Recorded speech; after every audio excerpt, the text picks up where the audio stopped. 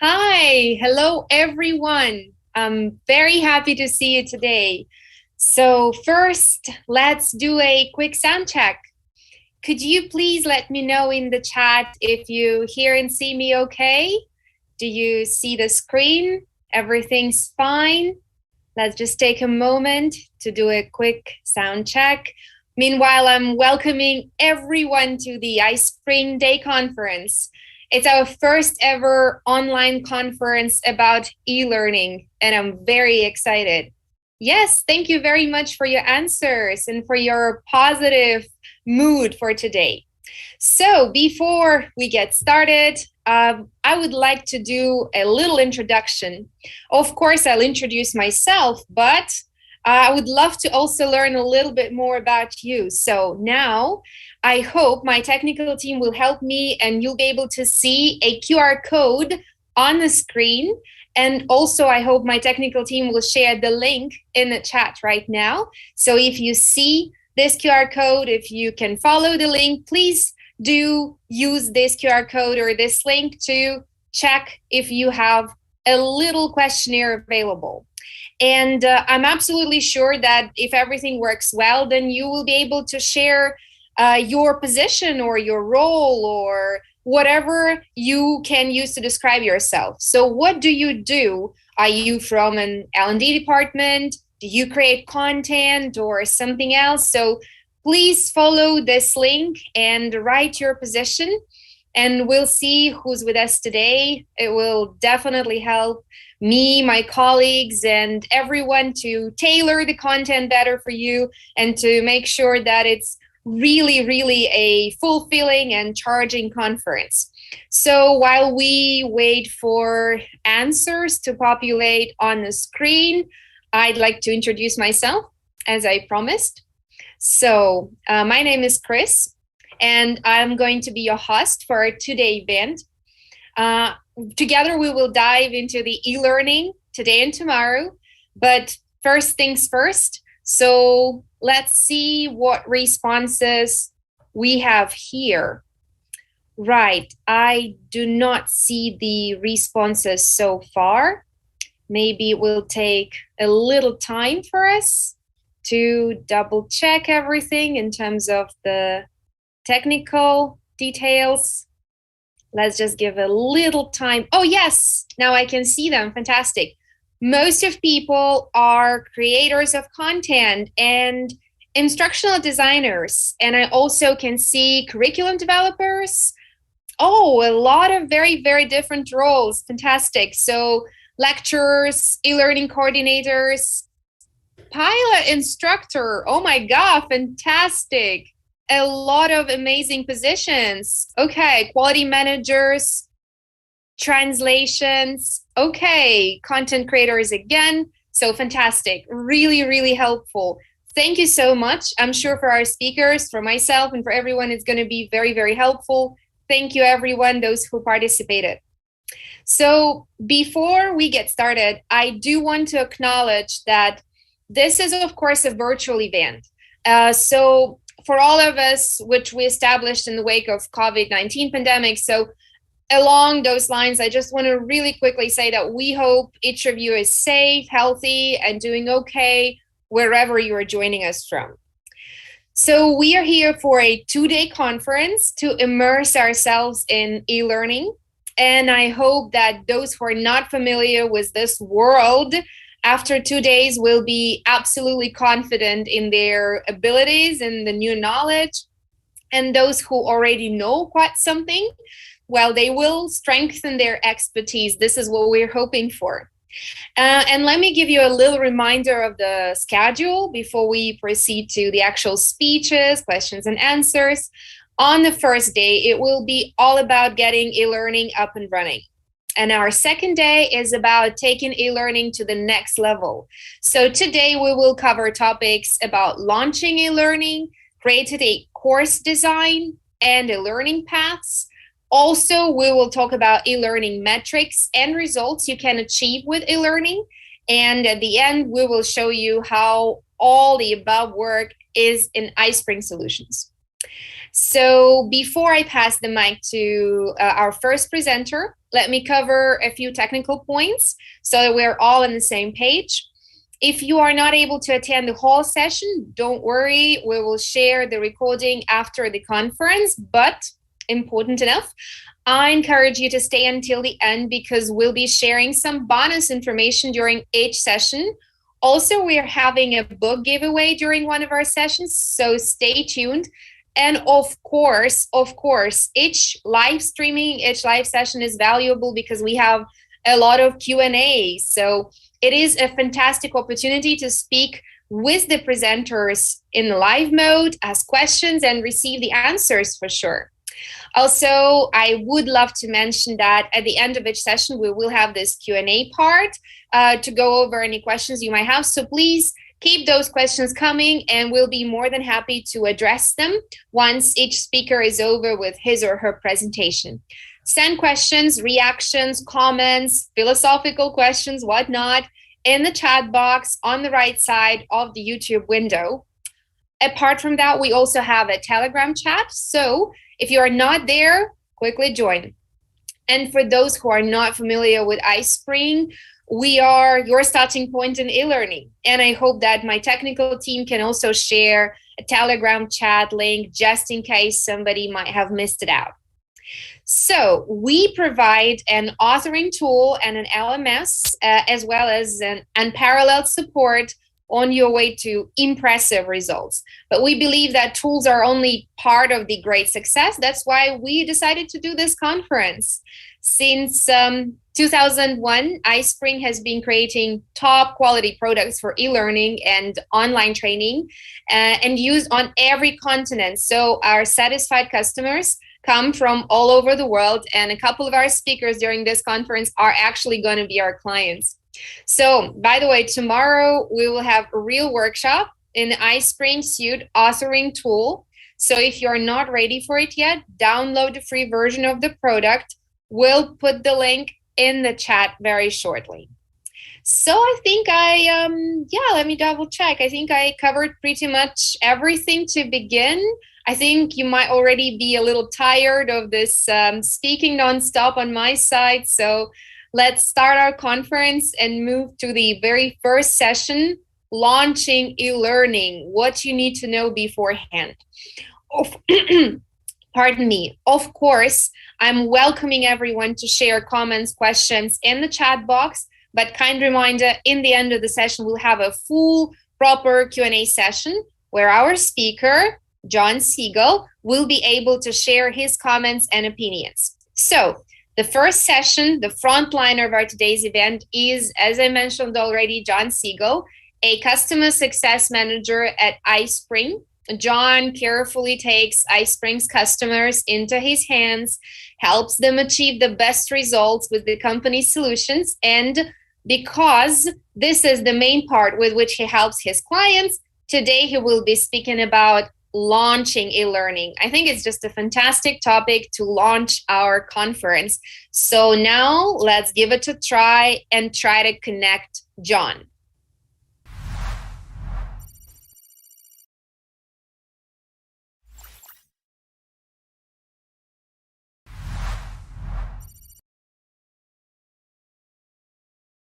How are you today, Chris?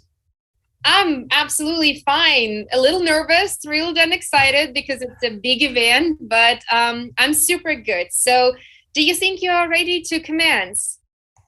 Yes, thank you for your kind words. I'm really happy to be here and to see you. So hello again, everyone. My name is John Siegel, and I'm a customer success manager at iSpring. Today, we will talk about how to identify the main objectives and business goals of your e-learning project, how to get your director on board with e-learning, how to choose the perfect LMS and authoring tool for your needs, how to save money while providing high-quality e-learning, a downloadable checklist for choosing e-learning software. Distance e-learning is a project. As with any project, before launching it, you need to define goals and objectives. If this is not done, e-learning will become a useless hobby that you waste money on. So stage 1, define goals and business objectives. The most common needs that clients come to me with are reduce employee training time, reduce employee training costs, increase the number of trained employees. But as you know, all goals must be in SMART format.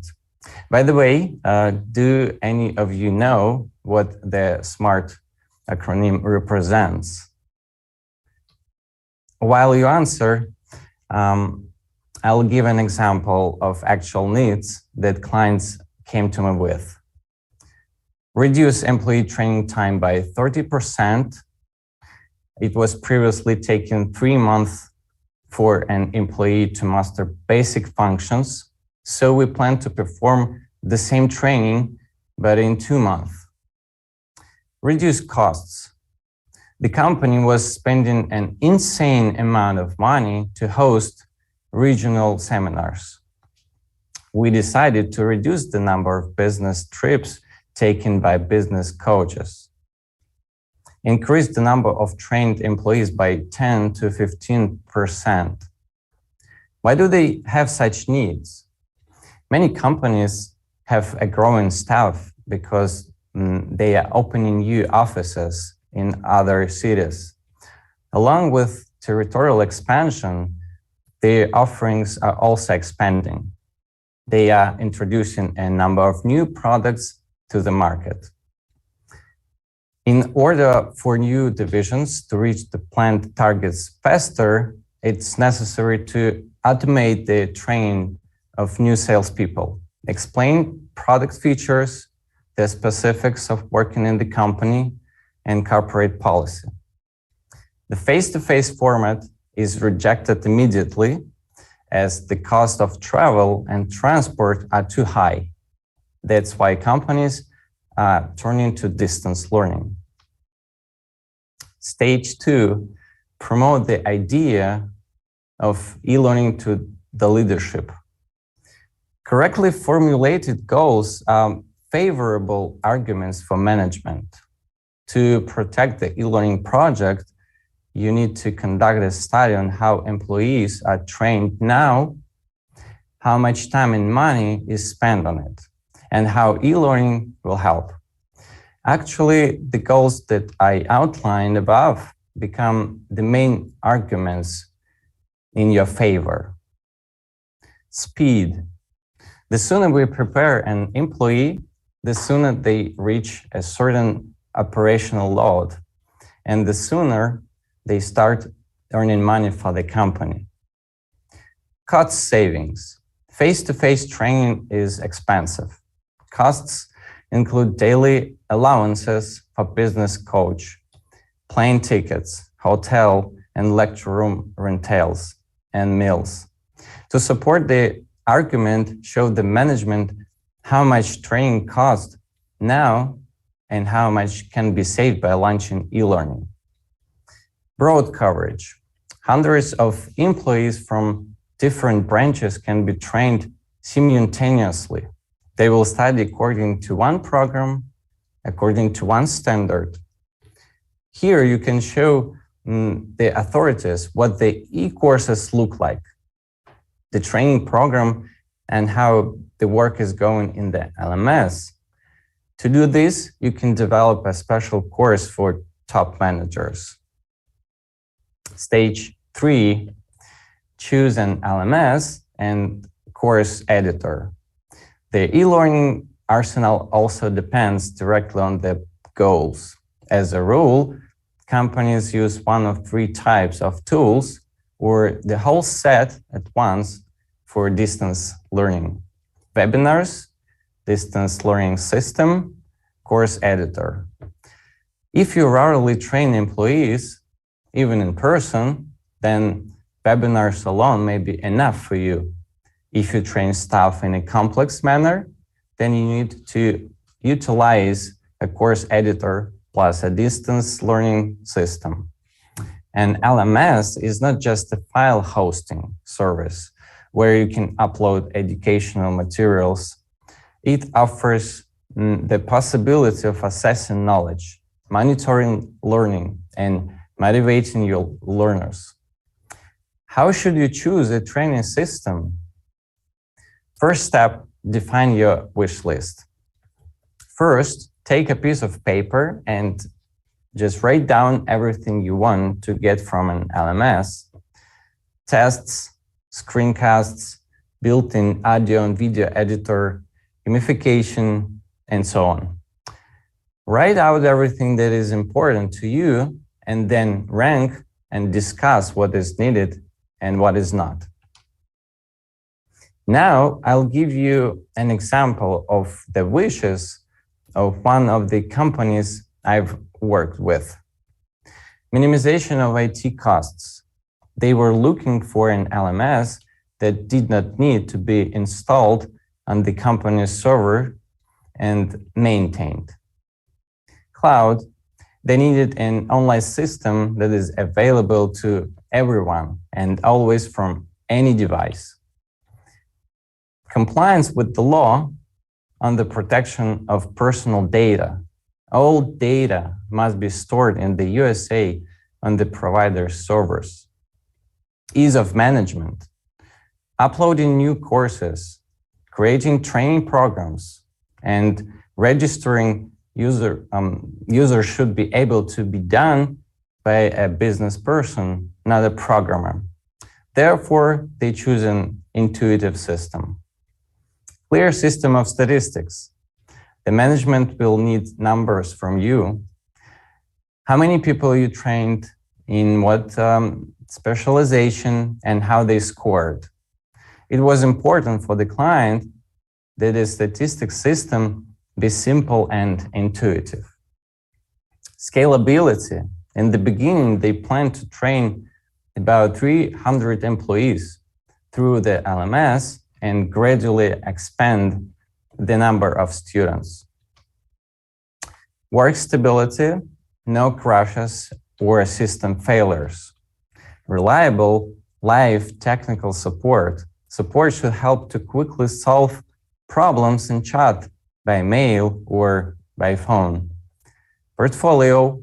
It was important for them to know that this system was already being used by other companies. Of course, our LMS met all the criteria, which is why they became our clients.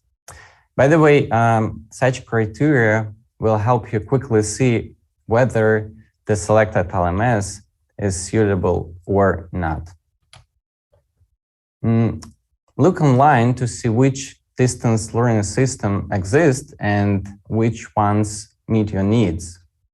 We will share via chat examples of e-learning system overviews, the 15 best enterprise LMSs to choose from in 2022, 15 top picks for SaaS LMS keep you ahead in the cloud, a detailed review of 5 employee training management and tracking software. Stage 4, estimate costs and form a budget. How to do it right? A distance learning budget usually includes license for the course editor and annual subscription to the LMS, estimation of costs for installation, debugging, and support of the LMS, how many people are involved in this, how much time they will spend on it, purchasing or renting a server if you decide to buy a server solution, content preparation. The company will order courses from an external contractor or develop them internally. In the case of the second option, then decide who will perform this task. Administration. It is necessary to hire a separate person who will manage the distance learning system.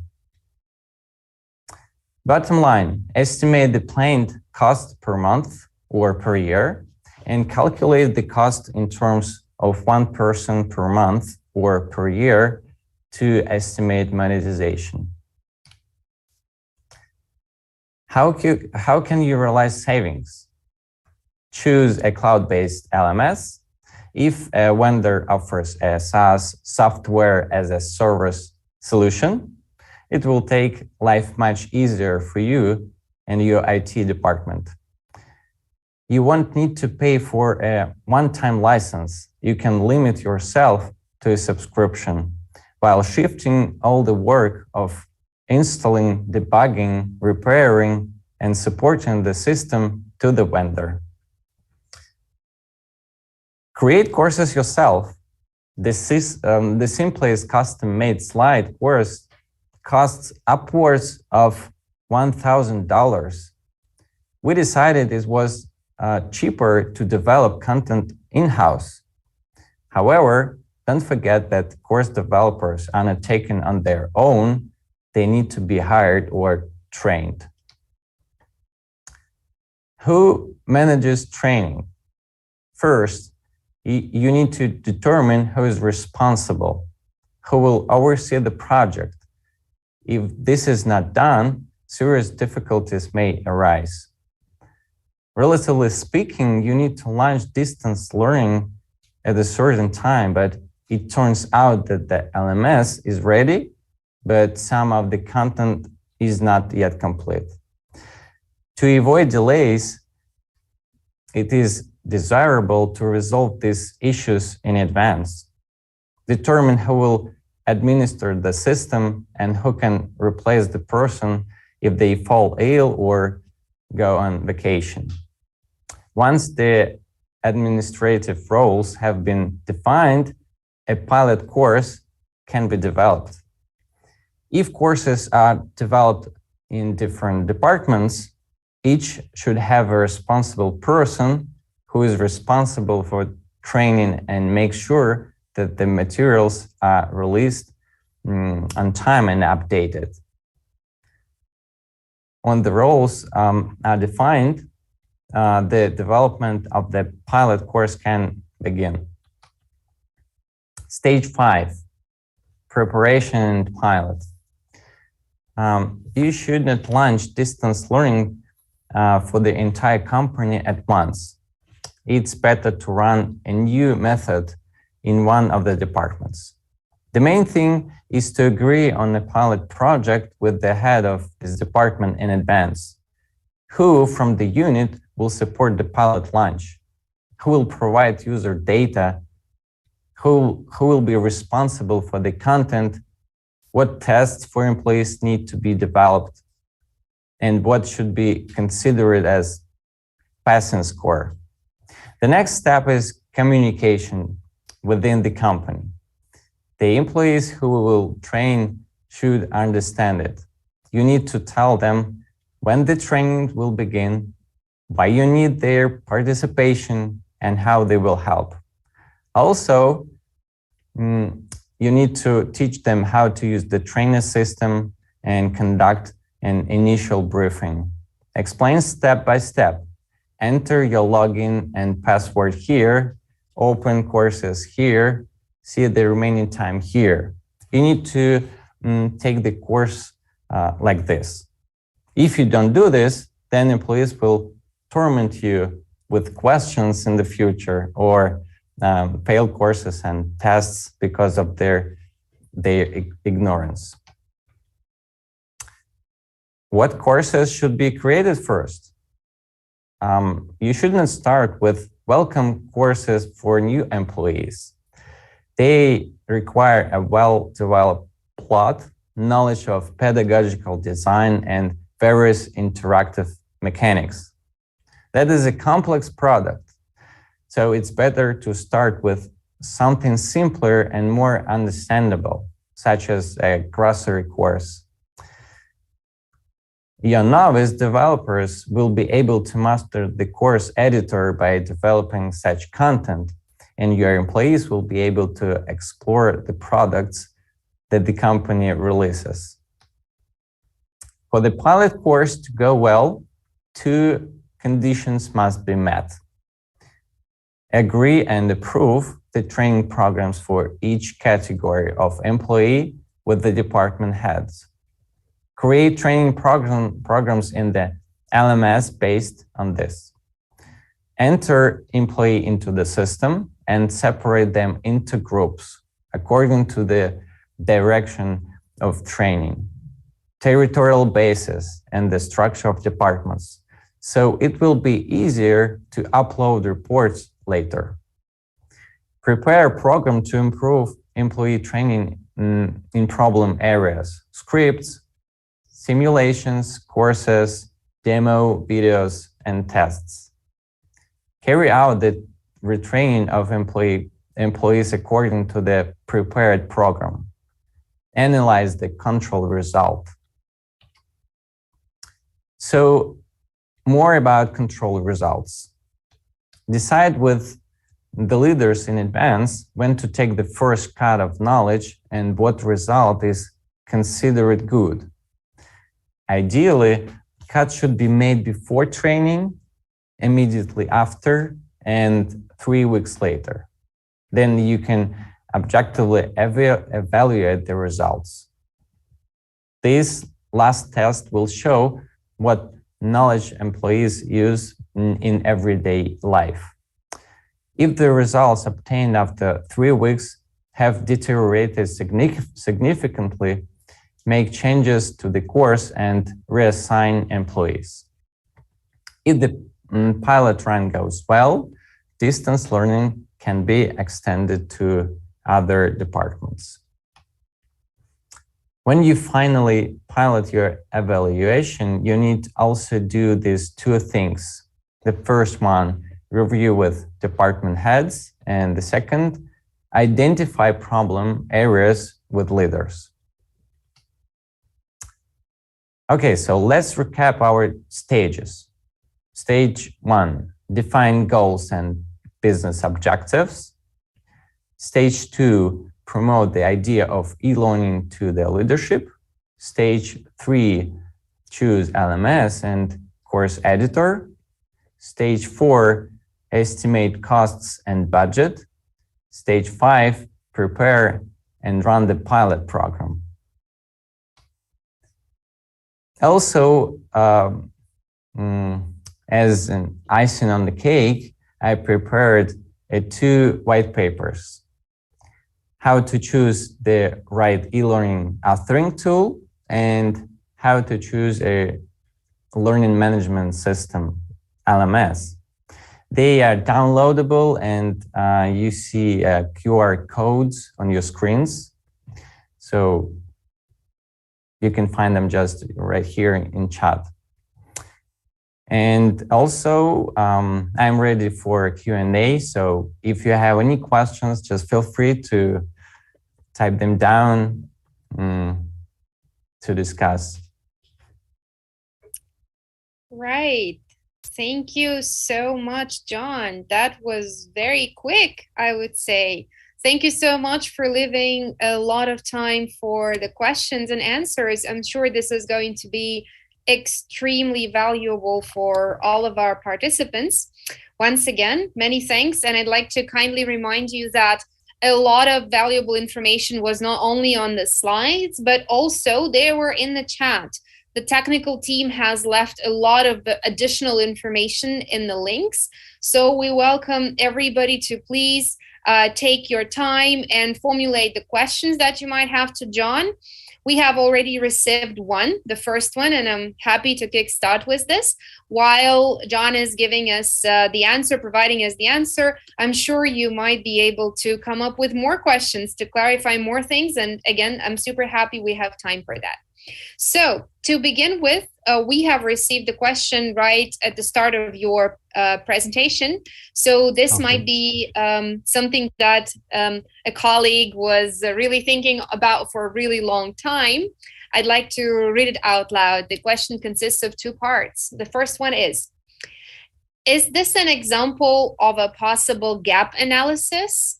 By looking at where they are and where they want to be based on the challenge the company has. I think this was a question related to one of your slides, John. Yeah, thank you. Thank you for your question. So every situation depends on many factors, actually. So it can take, for example, it can take a week, or it can take 6 months just to dive deeply into the project and to see what they need, what they are looking for, and what we can offer as a solution. So I think the best idea will be to discuss that with one of our sales reps, to dive, as I mentioned, to dive deeply into the project, and to see what we can offer. All right, thank you very much. This was the first question from David. I hope, David, this answer was satisfying. And if not, then please feel free to jump in and add more clarification questions, right? So we had a question from Mohammed about getting the slides, and I'm sure our colleagues from iSpring support will be able to cover that. While we have several more questions, the one from Sarah Jo, which is, do you have a favorite LMS? I guess you might have been expecting that question, John. Yes, of course, I have one. This is iSpring Learn LMS system. Yes, and I love it a lot. It's super easy to use, and you don't have to spend any time to launch a project with iSpring Learn, because this is a cloud-based tool, and you don't have to install it on your servers or something like that. So it's ready to go product. So once you purchase iSpring Learn, so you can just start working with it. So yes, my favorite LMS system, of course, is iSpring Learn. Right, of course. I was not having any doubts about that. So, John, we have more comments and a couple of more questions, so let's proceed. David said that the answer you gave was very satisfying, so super happy about this. Let's proceed. Cool. The other question we had is about, can we develop content on iSpring and use the SCORM on a different LMS? Is that an understandable question? Yes, yes. Good.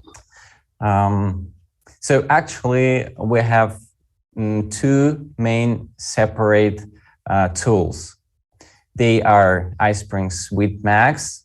This is our most powerful authoring tool to create engaging content just from scratch.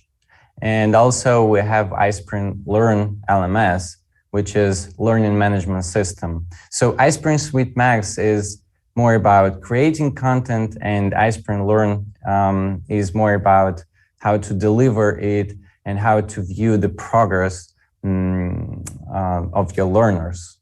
So first of all, you need to create content with your iSpring Suite Max and then upload to, for example, iSpring Learn LMS. But if you have a different one, LMS, iSpring Suite Max compatible with almost any formats like SCORMs, XAPI, and so on. So also you can create a video format and upload it to your YouTube channel. And also iSpring Suite Max comes in a bundle with iSpring Space. This is one more cloud-based tool, but it allows you to share your content. So you can upload it to the cloud and just share the link with anyone. So your users, your viewers can just take a look and just follow the link and take a look at that content. Yeah, thank you very much, John. I think this was super helpful for Juventus and everybody else who might have been interested in this. I'm very happy that we have more and more questions coming. Please don't stop the music. Please keep going. I really look forward, and I'm sure John is also looking forward to more questions, and we'll proceed. The other one that we have received is a pretty expectable one. It's about your second favorite LMS. Oh, second favorite. Interesting question. Thank you a lot for that question. Actually, I'm a little bit confused right now. There are so many LMS systems on the market, and so I can just give you just maybe one or two examples. This is maybe the Chebor or Articulate 360. So, so yes, I'm not sure that they are my second favorite LMS, but this is just what in my mind right now. Yeah, on the top of your mind. Okay, I think this was satisfying for Lauren, who was offering us this provocative question, and we are moving forward. Right. Yes, I think Matthew wanted to clarify if iSpring works with Canvas, but I believe our colleagues have already confirmed that. So we will proceed with a couple of more questions.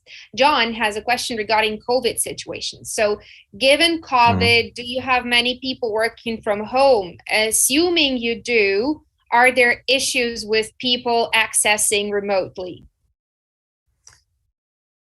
No, I don't think so. There are not any issues with people who work remotely. So we are living in a modern world. So I think this is just a part of our lives to work remotely.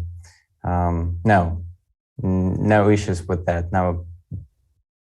I think this is good to know because, you know, a lot of different software systems and general different systems did have issues with remote access simply because of some geographical issues in different countries and whatnot. There could have been many different situations. So it's good to confirm that there was not an issue with iSpring. Right. And just one note.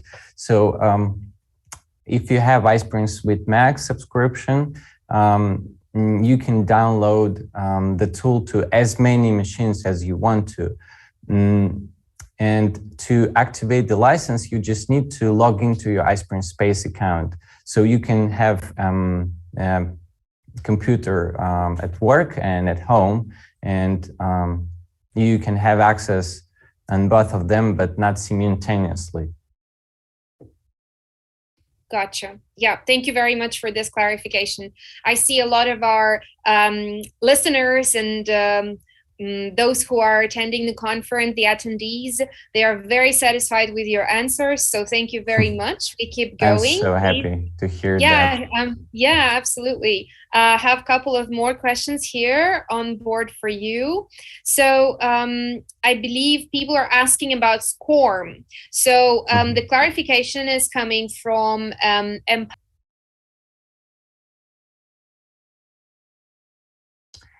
Actually, I'm not a technical specialist. That's okay. I just know that iSpring Suite Max compatible with SCORM, so you can create SCORM formats, SCORM files to upload to the LMS which supports SCORM. Mm-hmm. Yeah. Okay. No, I think John is totally okay if you are not able to entertain this question. We will just ask our technical team to provide some support in this regard, and I'm sure it's going to be all nice and sweet. And I'm sure, yes, actually, we've already received the answer from them. So fantastic job. Thank you very much, guys. So several more questions. Are you not tired, John? Are we good to continue? Yes, sure. Okay. Yeah. Okay, very well. So there's a question from David. It seems that after doing step 2, will that give you a direction of what LMS to choose with your clients? And has it ever happened that the wrong LMS was chosen? What do you do if this may occur? Okay, can you just clarify that one more time? Sure. I didn't. Absolutely. Yep. Thank you. Yeah, absolutely. No problem. What is more, we might have some technical difficulties sometimes. That's why I just want to be sure that everything is loud and clear. It seems that after doing step 2, it will give us a direction of what LMS to choose with your clients. Has it ever happened that the wrong LMS was chosen? What do you do if this happens? Oh, that's interesting question. It is. Actually, all my clients who I'm working with and who have chosen iSpring Learn, they didn't have any like questions like that, because we always trying to be in touch.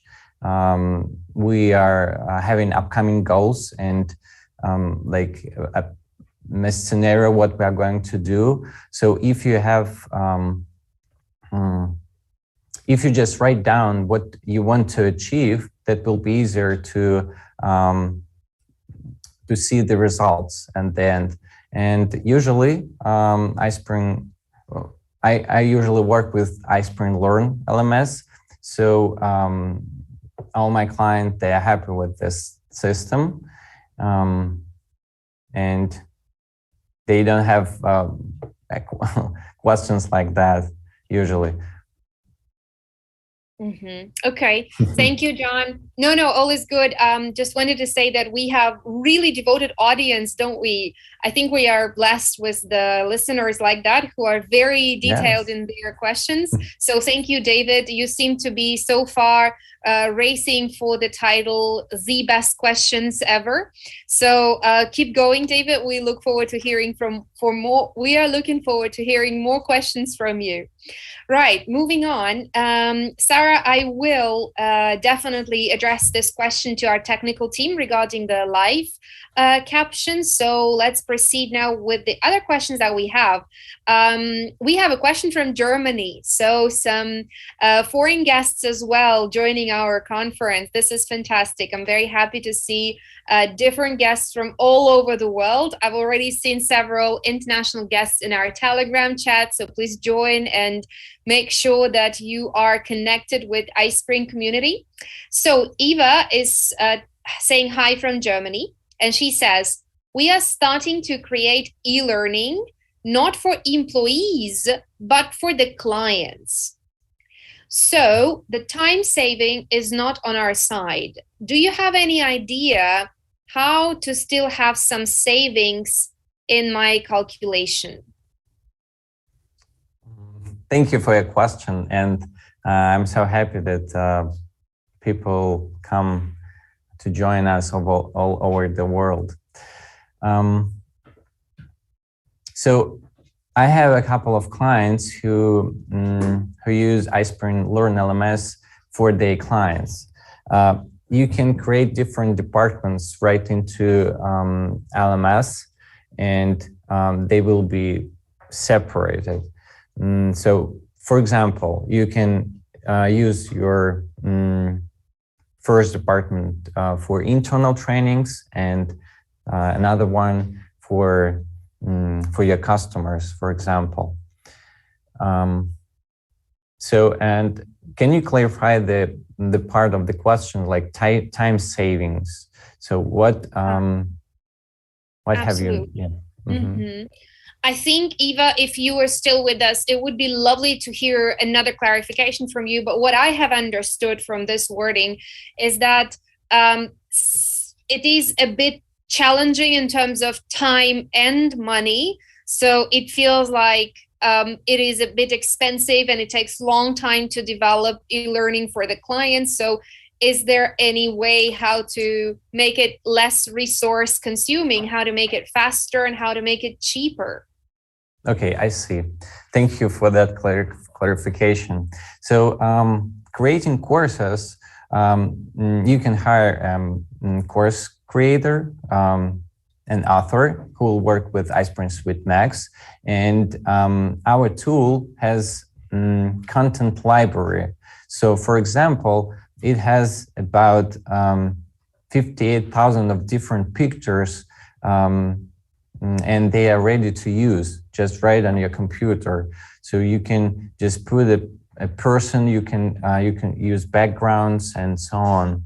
So you don't have to waste time on searching some content through internet. So it is already right here. So you can create everything from scratch, and you don't have to be a professional designer for that. But of course, if you hire a professional designer, he or she will be able to create content really fast. So you can save a lot of time. Right. Thank you very much, John. We have a comment from Australia, Sydney. John is saying that it's very nice to be with us at 2 a.m. Of course, we recognize that everybody joins from different time zones within the States and from abroad. Yeah, it is amazing. So we look forward to hearing your questions wherever you are now. So I'm sure we still have some time with John, and I'm pretty sure that it is going to be very helpful if you ask questions directly now. At the recording, you'll be able to review the answers, but you will not be able to ask questions. So please kindly welcome you to ask questions while John is still with us. We had a question, one more. Well, not a question actually, but a comment. A plus is the iSpring SCORM is compliant for 1.2 and 2004.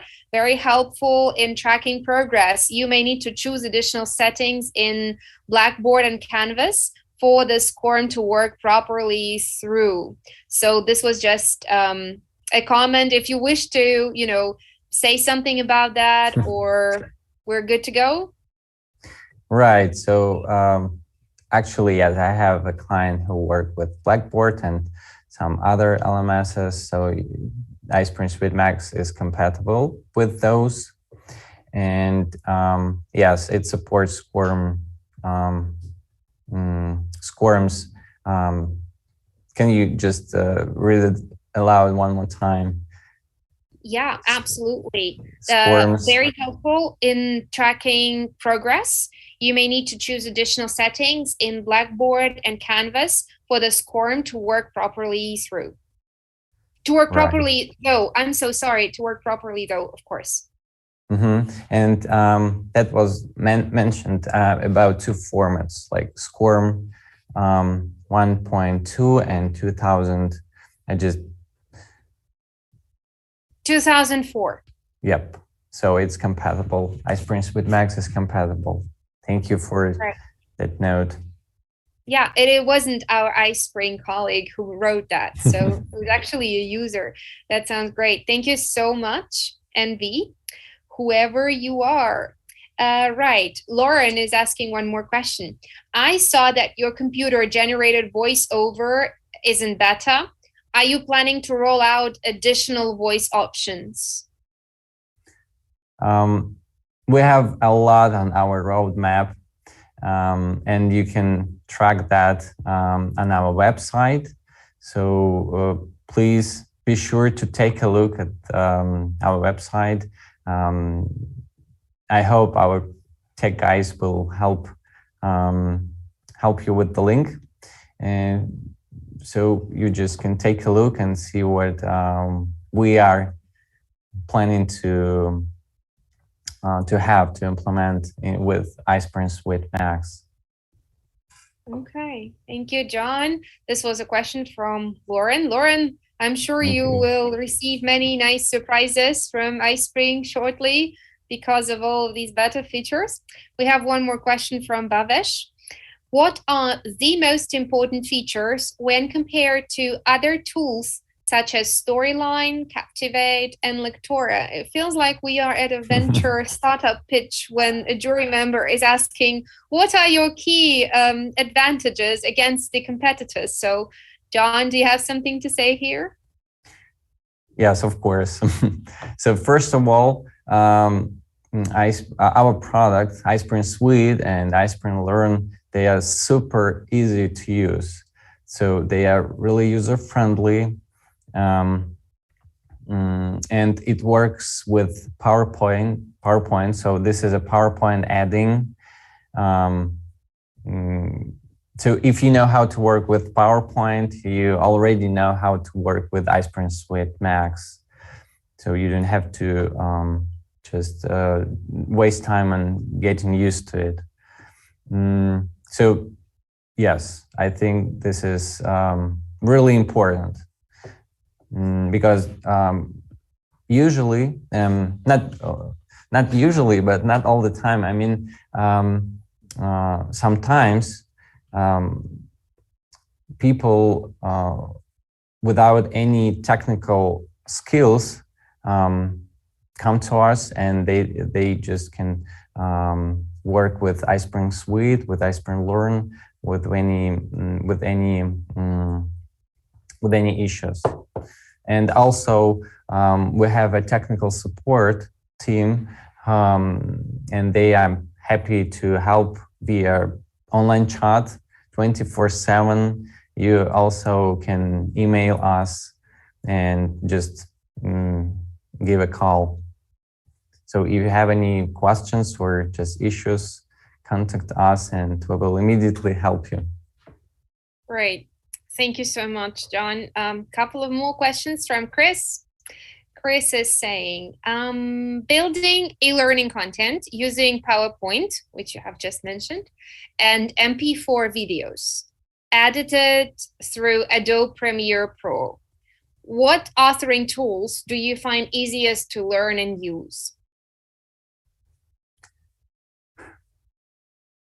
Okay, thank you again for the question. And can you just repeat it again, please? Of course, that is my job. Absolutely, I'm here to do that.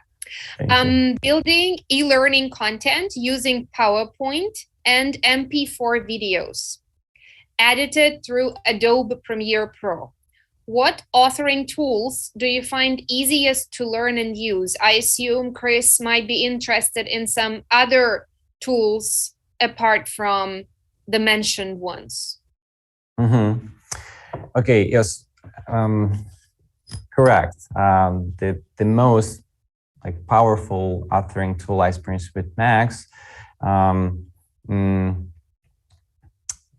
but also you can use, for example, iSpring Presenter, and we have lots of minor products to work with.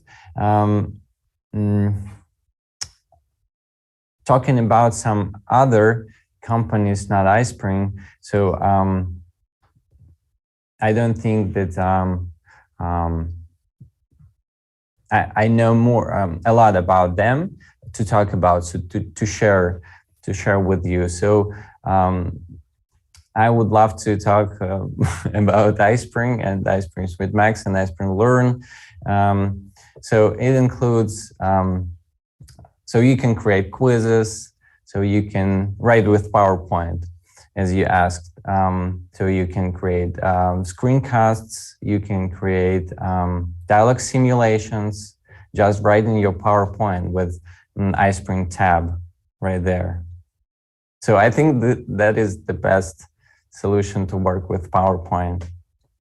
Right. Thanks a lot. I hope this is satisfactory. So let's see if, yeah, I hope, Chris, this is what you find useful. So I guess you also wanted to clarify that, Chris wanted to clarify, I also have a few SCORM courses, but have never edited them. Can I do that myself, and how? I wonder, John, if that's the question that you can answer, or that's a question to our technical team. I'm not sure I'm following. So you have a SCORM files? I have two SCORM courses, but I have never edited them. Can I do that myself, and how? Actually, you cannot do that with iSpring Suite Max, but you can create a SCORM formats with. So you are not able to open a SCORM file with iSpring Suite Max, but you can create it. Okay, I understand very well. Also, a question from Andrea. Does iSpring Learn have gamification elements, for example, leaderboards, badges, etc.? Thank you a lot for that question. Yes, it truly has. You for passing courses, you can award learners with badges, with points, and also you can see you can rank them. So you can see who is on the first place, on the second, and the third, and so on. Mm-hmm. Okay, that sounds good. I'm actually very excited also to hear such kind of questions, which help the colleagues who are attendees to better understand the product and the opportunities in general. Okay, so we still have several more questions, and they are popping up now more and more. That's great to hear.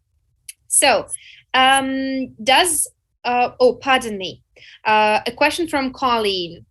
Using Poor LMS, not iSpring, we use all free systems, so no Camtasia, no Storyline, etc. How do we work around this? Did you try to present them with other LMS and how we would benefit? Do you have any ideas? Thank you for your question. I think the best idea right here will be to put you in contact with one of my colleagues, so you can dive deeply into your project, find things that you can present. So if you can share your email address or anything else, so we will be able to reach out to you to get back to you on that, and we will definitely help you with that. Right. I do have to skip several questions, unfortunately, because there are more and more questions coming, and I'm not sure we'll be able to cover all of them. But I do want to ask a question from a recent graduate. So it's David again. He says that he's new to e-learning development process, a new graduate. And what advice would you give someone like me to best get started? It's a very generic question, I guess, but also at the same time gives you a chance to provide a piece of advice that would be helpful, not just for the newcomers, but for those who are already in the industry. So what would be a best advice that you could give someone like David to best get started? Okay. Okay, thanks for the question. So first of all, you can just try to shop around to see what we can find on the market. And then you can just try to start free trials. So many of our competitors and we do have a trial. So you can just try the tools out to see how it works. You can try to create something, then upload to LMS. So, and also it depends on what you want to achieve. So that question you should always ask before launching anything, I think, in e-learning. So when you have upcoming goals, when they are defined, so you can step by step moving forward with that. So to start with, I would say that the best idea will be to shop around and just test different products out to try a free version of the tools. Okay. Yes, thank you so much, John. I hope David finds that useful. Apart from that, there is a question about motion animation in iSpring storyboarding. I assume it might be best answered by the technical team, and I've already seen them sharing some information with our attendees, but I still wonder if maybe you want to take this one as well. Is it possible to include motion animation in iSpring storyboarding? Also, do you have a function that allows you to use various transition effects from the latest PowerPoint features? So everything that works with PowerPoint will work with iSpring Suite Max, so you can use it. But it depends on what kind of animations you want to create and what is created. So yes, as you mentioned, our technical support guys will be happy to help with that, about what kind of animations can be like transferred to iSpring Suite.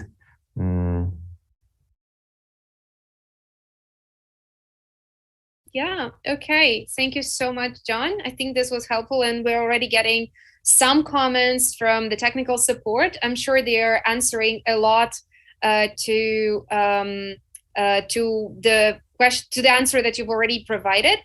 So there is one more. Yeah, there is one more question from Lena, and the question is also can the essay question be manually checked? Can it be fixed, or the editing options can be added to learn while doing assignment? So I want such questions to look user-friendly. Is it understandable for you, John? Yes, thank you for the question. Yes, of course, you can create an assignment and with iSpring Learn. And for example, you can ask the learner to share a document with you, so you can take a look, make some notes, and upload it back to the viewer, so they will be able to make some comments, or just can do something with this assignment, with this task, or what you have. Great. Thank you so much. I hope, Lena, this answers your questions. Again, if you have any other specific technical questions, feel free to shoot them in the chat, and the technical support will take over from there. John, do you know how many attendees do we have watching the live streaming right now? Do you have any guesses? No, maybe. Okay, let me just try. So let's say about 1,500. Oh, I wish. I'm sure it's going to be that many in the recording, but so far about 170 people are watching us right now online. Wow. But the good news is that, yeah, that still sounds great. And the good news is that this number is not dropping. So people are consistently with us. This is the most important thing, I believe. This sustainable. Thank you for sharing. I'm so happy people are joining, talking with us, and right. Thank you for joining this meeting. Right. John, are you able to entertain a couple of more questions, or are you very tired from the very, very attentive and detailed questions of our audience? So yes, I'm ready to answer a couple of more questions. So yes, feel free to read aloud. Sure. I do welcome everybody who hasn't asked questions yet. Please join our wonderful dialogue, a very authentic conversation, just as Sarah Jo has mentioned. I appreciate your authenticity, and thank you, John, she says. People really appreciate your answers, John. Thank you so much. Glad to know that. And yeah. Absolutely. Absolutely. Would like to just make a couple of comments about the technical issues while maybe you are bringing on board the very last questions for John. I'd like to say that, first of all, you might request assistance about Telegram from our colleagues in technical support. So I do hope that they will provide the link about downloading Telegram to your computer, to your desktop. It is available by a desktop version as well, so it's not going to be difficult for you guys. The other comments are all related to thanks, and we also have couple of people engaging in a conversation about some personal issues. So it's nice to see that the community is growing and you guys are exchanging some personal bits and pieces of information. Great to see that, really great. So let's see, a couple of last questions we have are about the support team. Again, from Lena. I have already written to support team and also some other suggestions. So hope they will be considered. Sorry, this is not a question. This is just a comment. Right. And I would like to probably ask you a couple of questions on my side, and we'll probably call it the end of the session with John. So I will ask one question that was always very intriguing to me. When it comes to the features that the clients appreciate about e-learning, you've already mentioned some advantages that you feel were helpful for the clients who don't need to spend money on airplane tickets, you know, accommodation, many hours of training, etc., etc. What are the most important things that your clients are telling you when it comes to appreciating e-learning? So once clients start e-learning instead of traditional learning, what do they appreciate most? Time savings, of course. As you mentioned, when people travel a lot to do face-to-face trainings, they spend, maybe sometimes they waste time just to get somewhere. So yes, first of all, when they start e-learning, they are so happy that they have time for something else, and they can develop more products, more courses. So they have more time for more important things. And what also they really like, we have lots of automated features like notifications. So once you, for example, when you have a group of new hires, you can create a special group. Let's say, let's call it onboarding. And you can set up a rule right in your iSpring Learn LMS when the user is added to that group, he or she will be enrolled automatically to a course onboarding. So you don't have to do so many like manual tasks. Right. It will be done manual automatically. operations. Yeah. Go ahead, John. I'm sorry I interrupted you. No.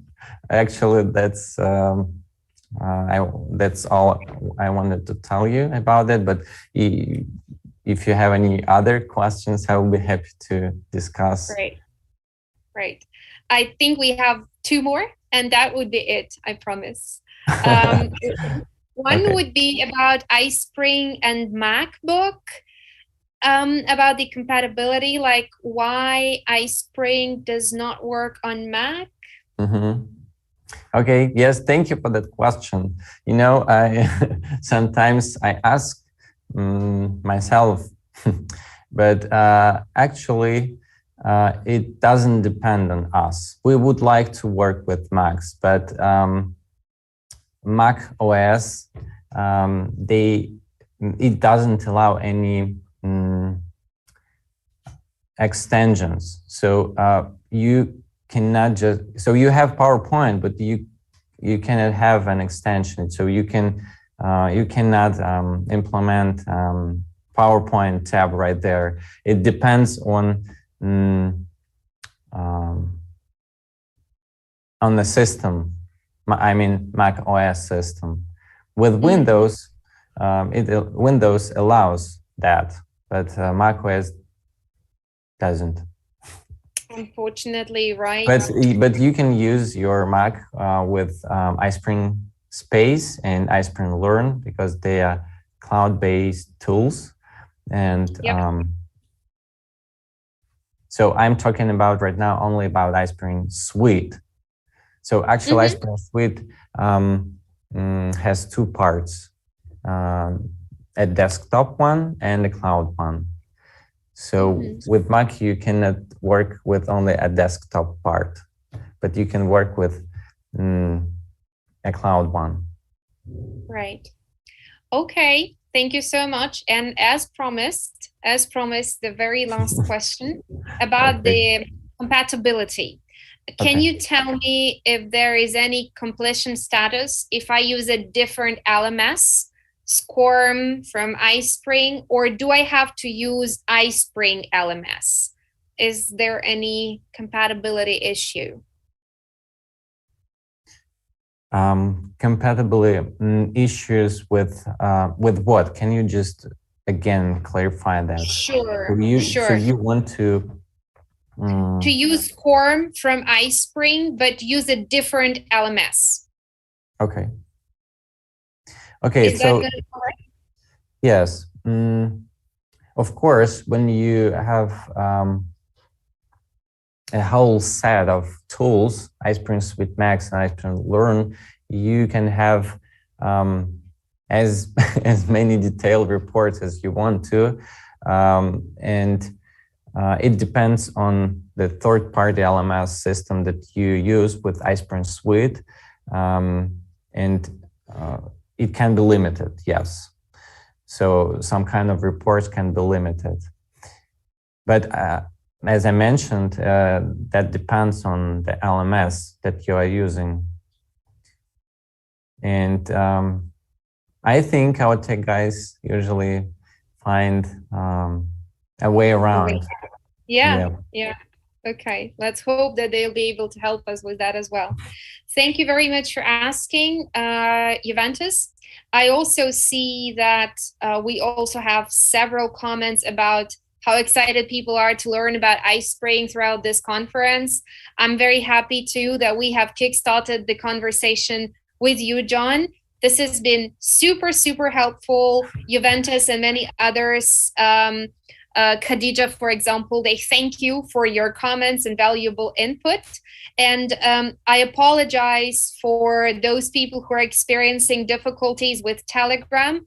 Christina, I'm totally with you. I understand that sometimes it might be tricky to set up, unfortunately, to set up such messengers on the desktop, but I'm sure our technical support will provide some article or advice on that to be sure that you're able to join our community. Wow, we have a lot of thank you messages in the chat.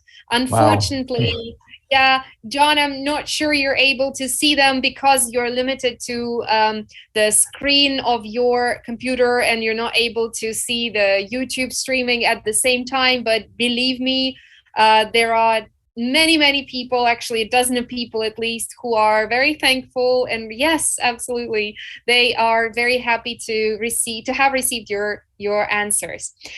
Well, John, am I correct that we are having some other guests from iSpring throughout the conference to also provide some more information about iSpring tools and services?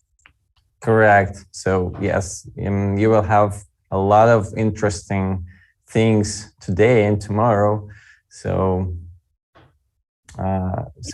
thank you again for joining this conference. I'm happy to be here, and I'm happy to share with you, and thank you for sharing your thoughts, for your comments. I really appreciate that. Thank you, Chris, for your support. My pleasure. Of course. Thanks again, John. Now, I'm sure we will all be able to share our supportive messages to John. He will be able to read all of them right after the streaming is over. So just as you will be able to see both the video, the presentation, meaning the slides, and the chat after the event is over, my colleagues promised they would share all of these materials with all of you so that you will be able to get back to them later on. And I'd like to once again say many thanks for the session. If you wish to disconnect now, it's perfectly okay. I'll just inform our guests and attendees about the next steps, right? Sure, yeah. You.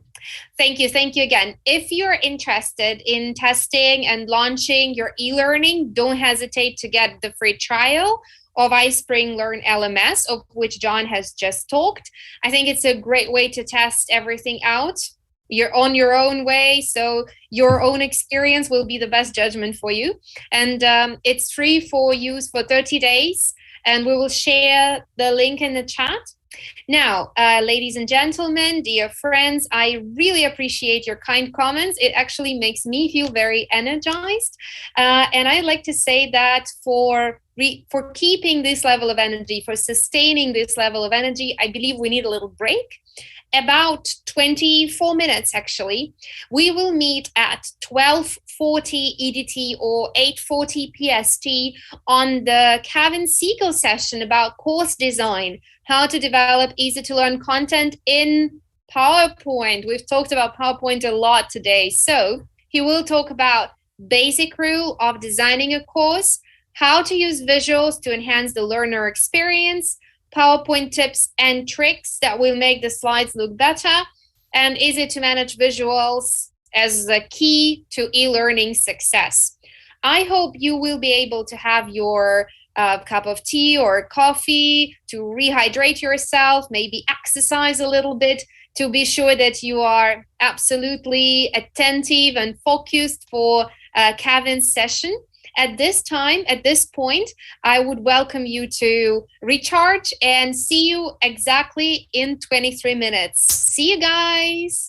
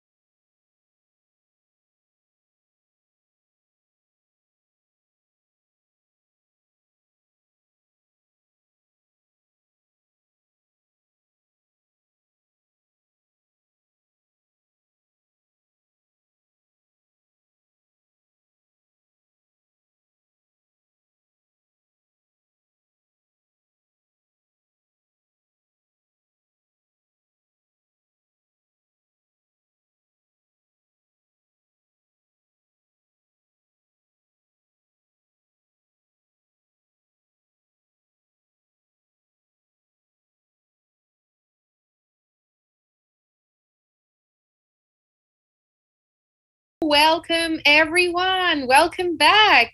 I'm very, very happy to see many people again watching us at the moment. More than 120 people. I can see more and more joining. Welcome back. I'm very happy that you have been asking questions during the break, and my iSpring technical team colleagues were all there to answer your questions. So just like to hear from you a couple of words in the chat about what you've done during the break. Maybe you had a chance to have your cup of coffee, or maybe you had a little walk in the garden, or maybe you had an important call, or maybe you just came closer to your nearest and dearest, gave them a hug or something. If that's not something too personal, maybe you could just share with us in the chat, and I'll be happy to learn about your activities and how you passed your time. So I do hope that we are ready to be back to our session while you're texting me about your adventures during the 25 minutes. I'm delighted to welcome our next speaker who's already with us. So if you are familiar with iSpring webinar series, then you definitely know this person. If you don't know what our webinar series are about, so subscribe to the newsletter and don't miss the opportunity to get more useful content. But let's not be too distracted now, because here we also have a very interesting and very useful session. I can see lots of comments from you guys, and it means to me and to our next speaker that you're very involved and excited and engaged, and I'm super happy about this. So we have Kevin with us. Kevin Siegel is a certified technical trainer, a certified master trainer, and a certified online training professional, as well as the founder and president of Icon Logic. I'm very happy to pass the mic over to you, Kevin. How are you today? I'm doing fantastic. Can you hear me okay? Yes, yeah, thank you very much. Was I fine with the introduction? Yeah, Didn't tell you anything wrong? All those certifications make me certifiable, and I love that. So thank you very much. So yeah, it's great. It's great to meet everyone here in the session. I am based in Cincinnati, Ohio. So I'd love to find out where people are. If they will just put it in the chat pod, you can tell me later where they're located. So I am in Cincinnati. So this session is a fun one for me because I am no graphic designer. Yet I am often asked to create graphic designs, and I don't have the support that I would love to have to do the graphic designs. And what I want to talk about during the session is some of the things that you can do. So let me just tell you, you did introduce me beautifully. There's a picture of me from many years ago when I had more hair and was a little bit thinner, I guess. But what I do for a living is I teach full time. I've been teaching now for 30 years, and most of the classes that I do are online. So when the pandemic hit, I didn't lose a beat. I just kept doing what I've always been doing. Not that I don't teach live on site, but I'm happier live online with no travel. And beyond that, I write books for a living. And you can see front and center in those books is my little picture of iSpring Suite 10. I've written a couple books on iSpring 9, iSpring Suite 10. And that book is available, and I want to let you all see that it's available on my website. But we also have a raffle. We're giving away 10 copies of the book, the digital version. So we're going to do a blind draw, and I have a form you'll fill out just with your email address and your contact information, and they're going to give that to you right somewhere with a link you guys can grab the enroll and register for that. It's going to be absolutely free. So fantastic. Yeah. Fantastic. So let's talk about our session, and you all let me know, and then you guys, you'll send a comment and let me know if this is absolute rubbish or if this is going to be kind of cool. I want to talk to you about when you design your e-learning, whether you design it in any program, but I'm specifically talking about PowerPoint, so that it can be right away ready for iSpring, which I love to use. Or if you want to use a different tool like this, these PowerPoints will import into Camtasia, into Storyline, into Captivate. The rules remain the same. Use good fonts, and we'll talk about what fonts mean, whether fonts convey strength or do they convey fun, trust. Fonts do convey trust. We'll talk about that. I want to talk about colors, and the colors that you use. Are they going to be accessible to your learners with disabilities? So there's a really cool tool. I'll show it to you real quick. I'll pull it onto the screen, and I think you guys can see this, confirm this. It's called the Color Contrast Analyzer, CCA. Are you all seeing that? Yeah, okay. So that is a free tool that you can download, Mac or PC, and it'll tell you if the colors you think you're going to go with are going to cause a problem visually with what is known as the WCAG, WCAG. That is an accessibility organization that pretty much says, is your content going to meet compliance standards? Okay. And it's something so easy you can do to make sure your color matches. Let me get that out of the way. I'll come back to it. I want to talk about some design makeovers. I'm going to show you some before and afters and kind of get your opinion on how does it look now. And I'm going to tell you, spoiler alert, there's one that is visually a kaboom with your eyes. You got to be careful. And it's been made over. And I just want to feel, do you guys think the makeovers are better? Now, design makeovers are like baking a cake. Some people are going to like the recipe and some people aren't. So designs are not, there's no one design that's going to fit everybody. Okay. So I'm just saying, generally speaking, is the design makeover better? And then I want to actually do a design clinic. And if you have PowerPoint 365, Office 365, you can follow along with me and actually do a fun activity with me in real time if you want to. You just need PowerPoint, nothing else. It won't cost you anything else. What do you guys think? Is this rubbish? Is this spot on? You guys thinking, no, I'm going to just go lay down for the next hour. What do we think? Are we getting any kind of feedback at all? I know it takes a little bit of a delay for people to comment. So what are we thinking? Is this rubbish? Is it spot on? What are we thinking? So far, Kevin, I've received so many comments about the geography of our participants. But apart from that, we'll get back to that a little later, I believe. I just want to say that some people are texting that you look awesome, Kevin. So it means that we have some fans of you, not necessarily of the design that you just mentioned, but let's me. have a look. Yeah, yes, absolutely. I thought maybe in a previous life I'd be a male model. I didn't do it. I decided not to. I decided to do this. Who knew? Yes. Who knew, So one other Kevin? one other thing that we do award cash prizes for the person geographically furthest from me. Don't I understand that you're personally going to give $50 cash? So we need to find out geographically who is the furthest away from me. You can figure this out later, not now. And by the way, not my money. No, not my money. iSpring money. No, don't talk to me. We have to discuss that with iSpring then. Anyway, speaking of the tools and the question that you've asked about rubbish or not, so far I have only positive comments like amazing, great stuff, fantastic, exciting, awesome, love it. I'm going to move on. Then I'm going to do it. Okay, I'm going to move. I was going to throw this away and get another one if you didn't like this, because I've got like 9 presentations prepared. Here we go. So let's talk now about fonts, okay? So fonts in e-learning. So basically what you all have to understand that there are 2 categories of font. Serif, you can say serif if you want to be slicker, but serif, and sans serif. And I have an example of both for you. A very common font being used when you go with serif. Those are fonts that have little feet underneath of them. So if you think of the letter T, the horizontal stroke on that T, that's a serif. And in print documentation, a serif font actually is helpful. It helps guide the eye across the page. So if I've got a piece of paper here and I'm trying to read it, the serif fonts actually guide me across the page. That is actually the reverse in on-screen visuals. What you may not realize is that if you use Times New Roman in your e-learning and you have a fair amount of text on your screen, which I'm opposed to, you've automatically made your content harder to read. You may as well make it really, really tiny and make it blink if you're going to do all that. You made it hard to read. So straight away, if you go with a sans serif font, and a very common sans serif font, Arial. You've all heard of it, Arial. Helvetica on the Mac. There's dozens of them.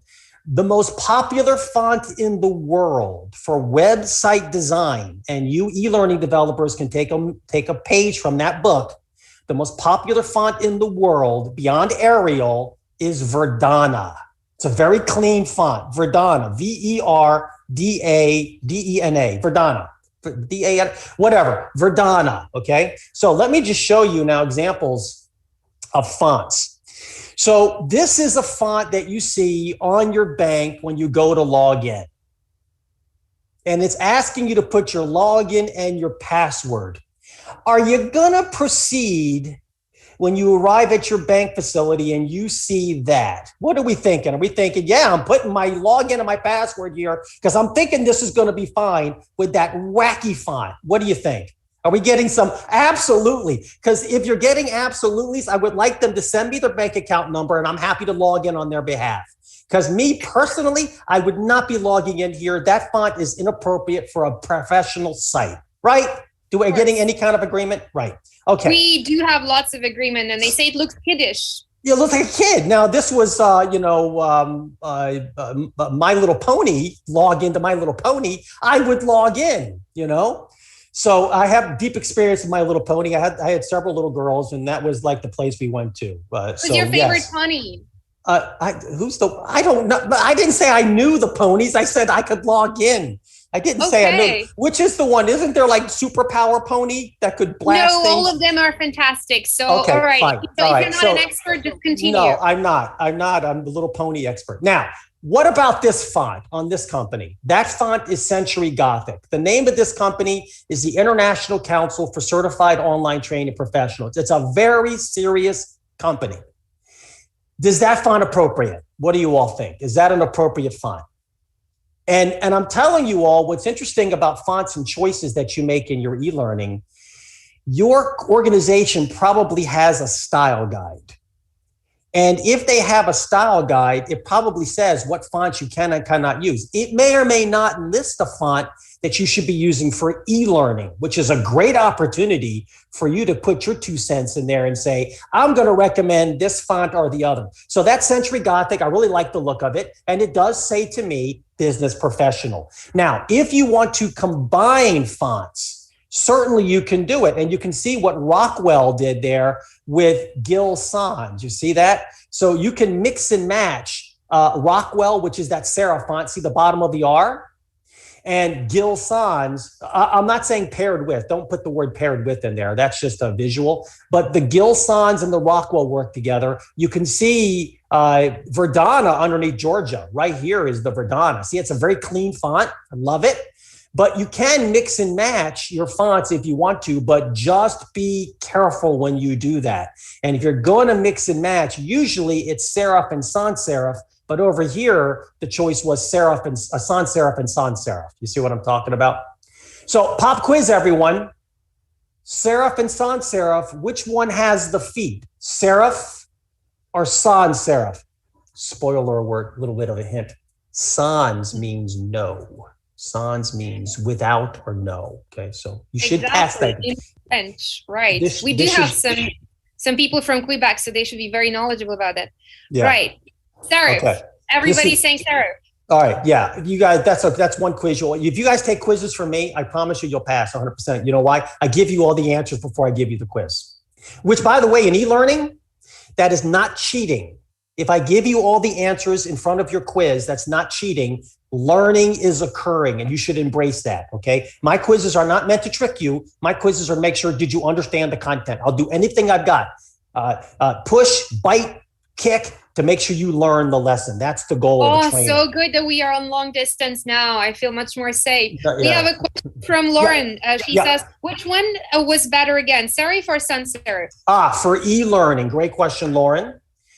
For e-learning, in my opinion, sans serif. In my opinion, specifically this font right here, Verdana. You can't go wrong with Verdana. And you know what? At the end of the day, you can't go wrong with Arial either. That's what you do. If someone wants to call you boring because you went with Arial, fine, but your content's readable. Rock on. There's Arial right there. Okay, perfectly good font. I just think Verdana, the way it was specifically designed for screen reading, and that's the kind of font I go with if I have my choice. Okay. Let's talk about color. So I want you all to take a look at these two boxes and tell me how readable is the one on the left? How readable? So you're proceeding with this questions kind of, implying a certain answer. Okay. Yeah, well, I don't know. I mean, you might be digging the one on the left. How do I know? I speak for no one. I'm just asking opinion here. Anybody think the one on the left is very readable? Are we getting any votes for yes? Because I'd be doing not readable. People are sending us emojis with the no symbols. So I assume this is difficult. And Lauren says it hurts her brain. Please, Lauren, we don't want your brain to be hurt. So here is the perfect example of the color contrast analyzer. You guys are going to dig this. You want to be accessible, don't you? For someone with color blindness? Come on. So I'm going to tell this tool to select the background color. So I use this eyedropper tool, right? Watch how hard this is. This is going to hurt. Oh my goodness. So I just moved the eyedropper to the purple. Boom. Now I'm going to go to the foreground color and get the eyedropper. And I'm going to move it over to the black text. And it really blows up these pixels so I can really see. There's the black. And it has failed compliance for single A, double A, and triple A compliance. And when you develop e-learning, speaking of iSpring, it is double A compliant. You want to be at least double A compliant. I think triple A compliant is beyond what we can do. Triple A compliant, the only way really to really guarantee your triple A compliance for accessibility is to have text, black text, white background, no graphics, no nothing, just text. That's compliant. It'll be read out loud by an assistive device. Of course, I wouldn't classify that as engaging e-learning either. Okay, so now I want to move the color contrast analyzer over a little bit. I'm going to try it again. Eyedropper tool on the purple, eyedropper tool on the white. I just got to get the pixels lined up. And it passes double A standards. Of course, triple A is going to beat you up. It's always going to say you fail. Triple A, by the way, is like hiring a home inspector when you're buying a home. And the inspector says, this house is perfect. I would move in right now. I wouldn't even think about anything. I'm not moving in. I'm like, you didn't find anything? Not a thing. Move in. No, no, no. Triple A means they're meant to bust your chops a little bit. They're going to find something. Double A, you've got to be meeting double A standards. Don't you love this tool, everyone? It's called CCA. It's the Color Contrast Analyzer. Google it. It's free for Mac and PC. I'm going to get rid of it. Okay.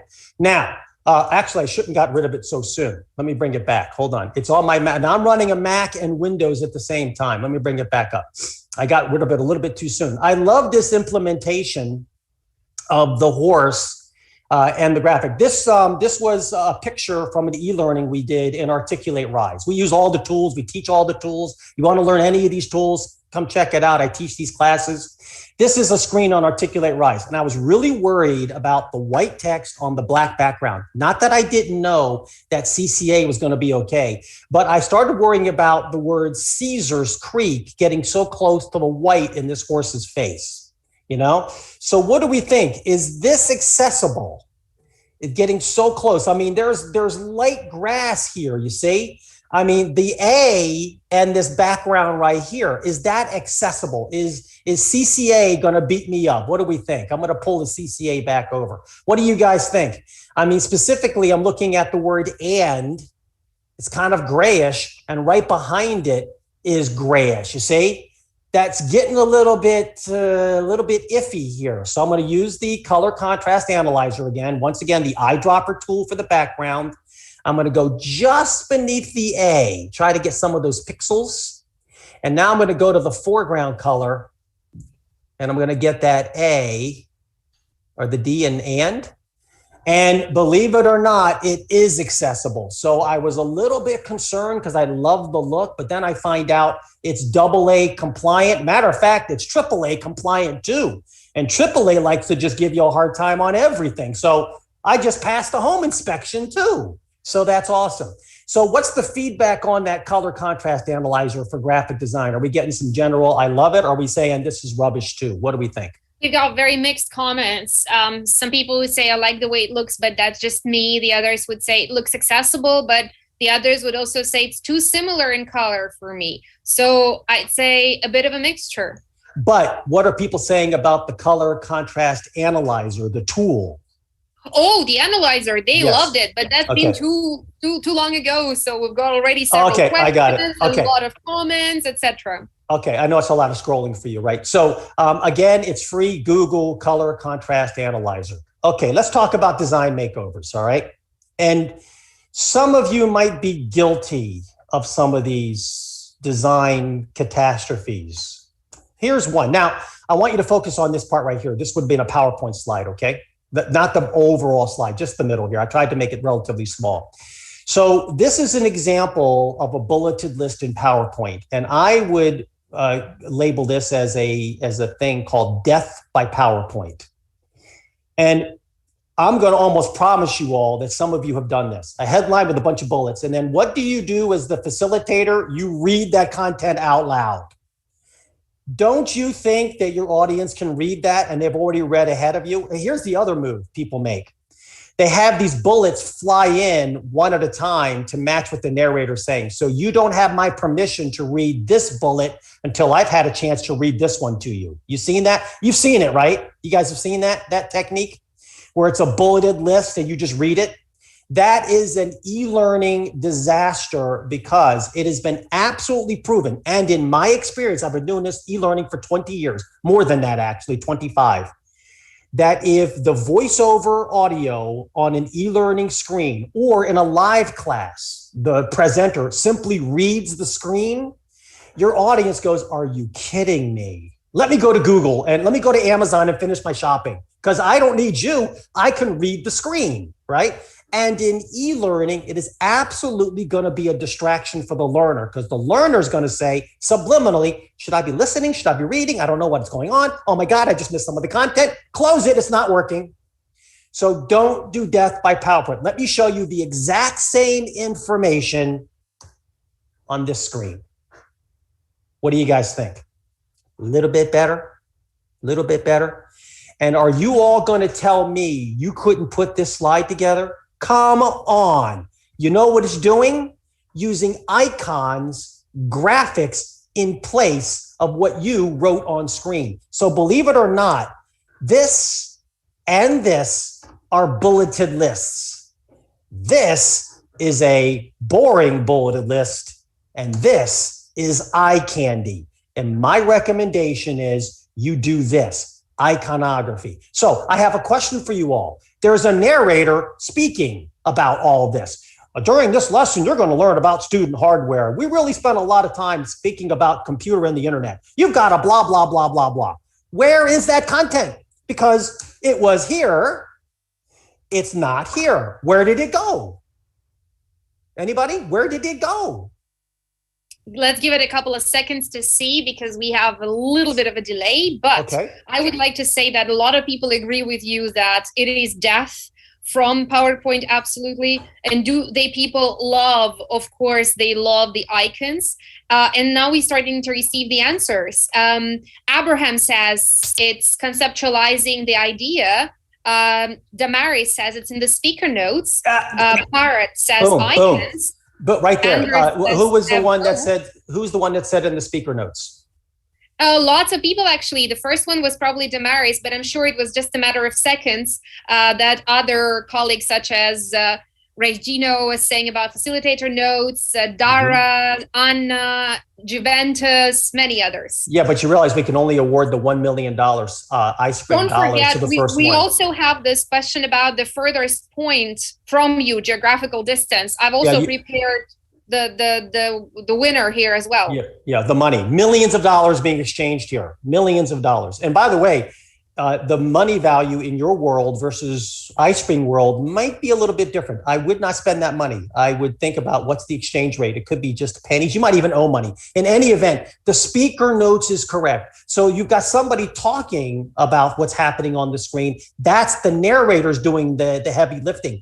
Listen, if your PowerPoint slide has everything right on the slide, what do they need the presenter for? But if you want to present the speaker voiceover, put it in the speaker notes because that actually in iSpring translates to the transcript, which becomes the interpretation of closed captions. It's not true closed captions. There'll be a CC button on your play bar, but the transcript becomes the captions. You definitely should include it. So you put the speaker notes in the slide notes. Brilliant.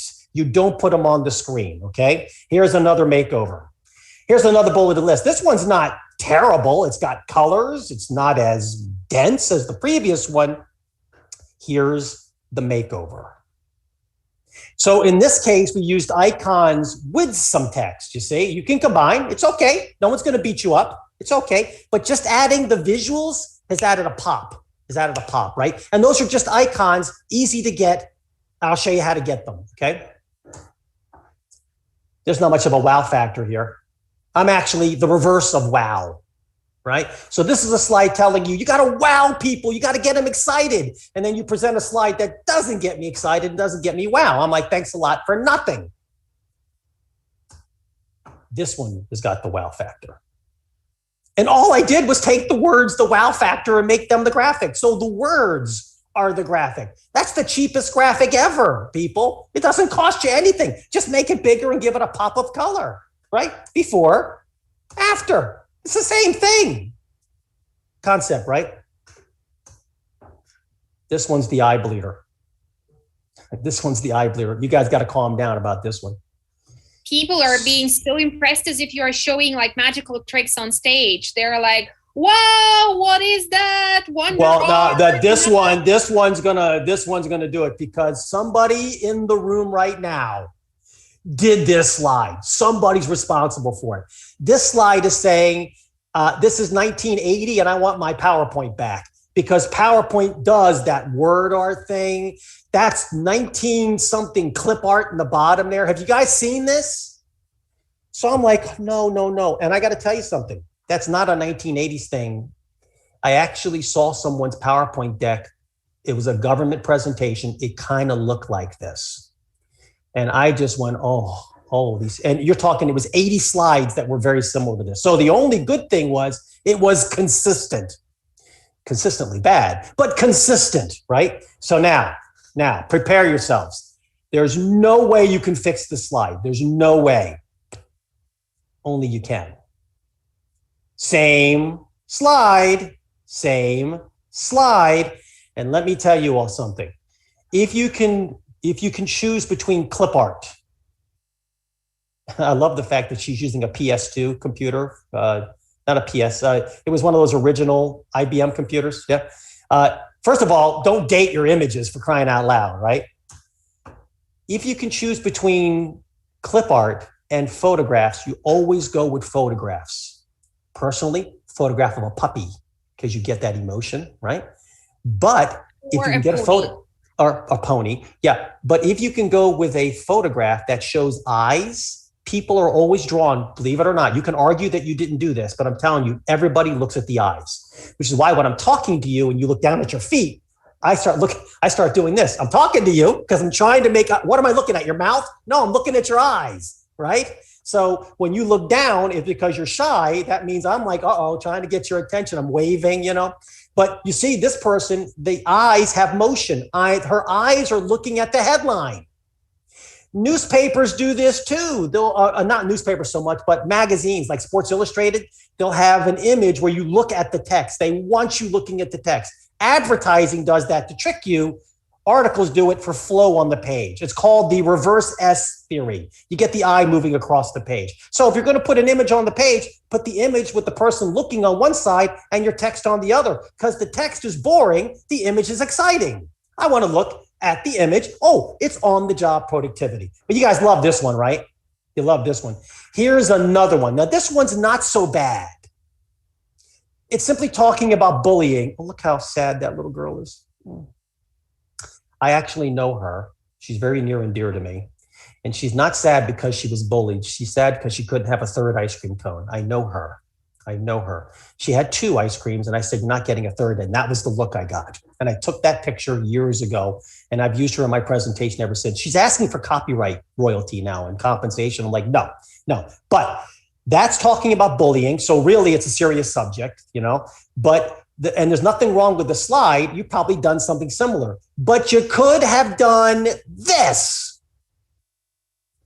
before. Bam. Wow factor. Before. Knock your block off, right? Come on. All I did was made the picture bigger, fill up the whole slide, right? So it bled off all edges. And I made the text on the left and right aligned it for visual appeal. And I am not a graphic designer. I'm actually a terrible designer. But I put this slide together just to show you what I'm talking about. And if I can do it, as incompetent as I am at design, you can do it too. What do we think? We digging this?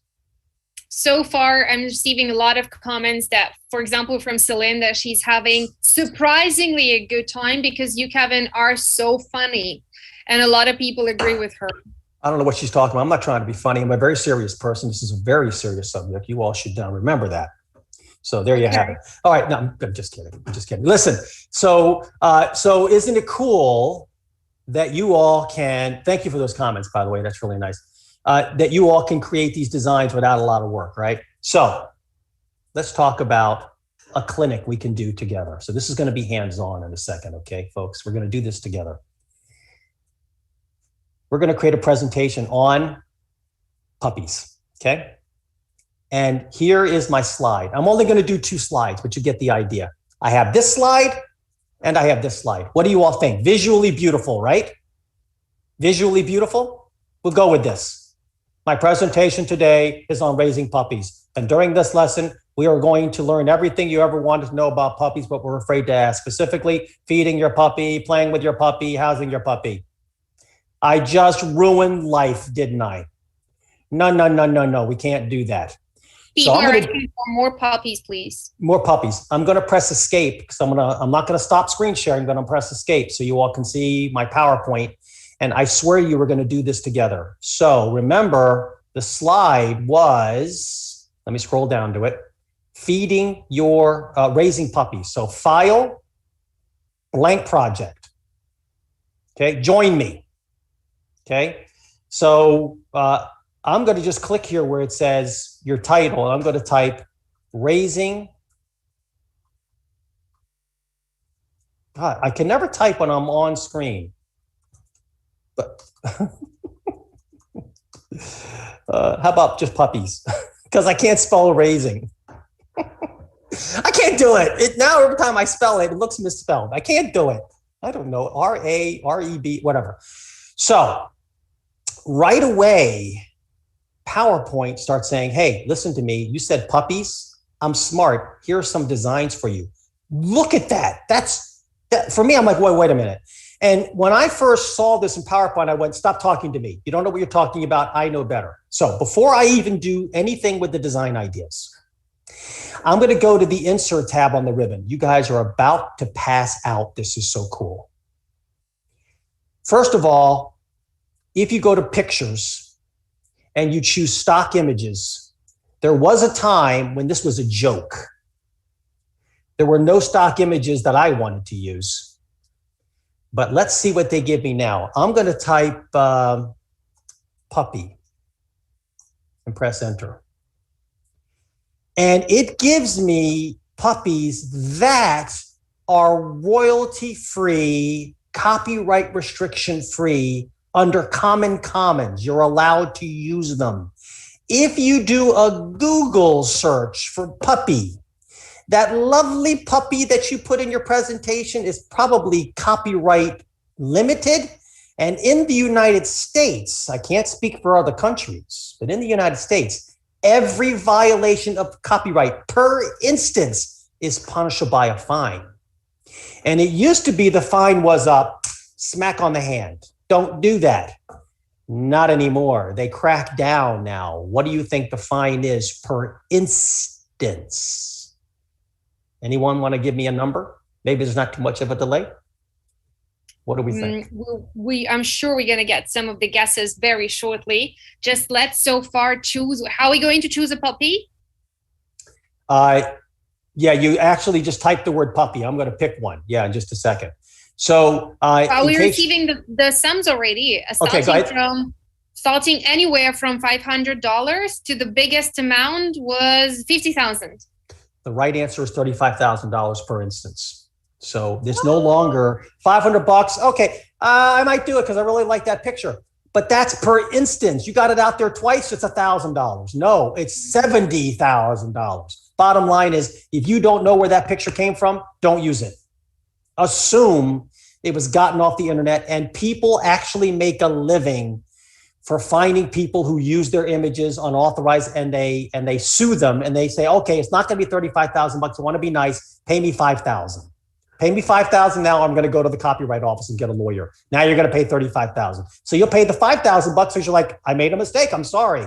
kind of a bummer. So look, I'm going to go with, I got to go eeny, meeny, miny, mo. I'm going to go with this one right here. No, can we please choose the Shiba Inu one? The what? The one to the top right corner, please, if I may. I've been a good co-host, right? Yes. I feel like I will do it. All right, so I'm going to pick that one only because I don't know, something willed me to do it. I just felt like that one called to me. So I thought this one at first, but I went, no, this one's so much better. So I'm going to click insert. Of course. Now check it out. So the puppy's going to get added, right? Okay. Now it's not any great shakes. I mean, it's floating in the middle of my screen. Now I got to resize. I got to move my headline, or I could stop fighting it and just go, what's this one going to do? Design idea. Boom, done. Slides done. Move on to something else. Don't like that design? Go with this design. Why are you fighting this? Just do it, right? So it used to be that PowerPoint was not very good with its design ideas. It's like, who designed that? These are world-class designs, I'm telling you. I've worked with some of the best designers around, and they would do something just like this. And now I'm thinking, well, if you were going to do that, why don't I just do this? And I think I saved a little bit of money too. I could do it myself. And each of these designs is appropriate for your use. It's just a question of which do you like better. Oh, I kind of like this one. I mean, come on, just go with it, right? Have some fun. I'm actually going to go with the one. I like full bleed images. I really do. You always saw that with the horse one. So I'm going to go with this one. Okay, now that's just one slide, right? We got to talk about what you're going to learn. And by the way, in the speaker notes area, I would cite something like, welcome to blah, blah, blah, right? So you put your speaker notes right there. And I'm telling you, if you've got iSpring on your computer, it's going to be an iSpring tab right there. And this is going to bounce into eLearning in 10 seconds. I'm telling you, it's going to knock your socks off. All the heavy lifting's happening in PowerPoint. And by the way, iSpring Suite also has a collection of assets you can use. No offense, iSpring, there's more in the Microsoft PowerPoint. So you use both, right? So I'm going to go insert a new slide. So I'm going to go to new slide, and I'm going to choose title only. And I'm going to type lesson overview. Okay. And I need icons to represent playing with your puppy, housing your puppy, that kind of thing. What can I do? Google search, right? Don't do a Google search. Insert. Icons. PowerPoint comes with icons too. So I'm going to type puppy just to see what they've got. Press enter. Oh, okay. I kind of like this one with the dog playing. Boom. Insert it. I'll put it to the side. Please note that these icons can be resized any size you want. They are SVG graphics, so no matter how big you make them, they will not blur like a JPEG or a GIF will. They are SVGs. Incredible. SVG stands for Scalable Vector Graphic. They're included for free. You don't have to think SVG. Just think, well, no matter what I do, it's going to look good. There's one picture. Icon, right? It's an icon. Go to the Insert menu, tab on the ribbon, go to Icons.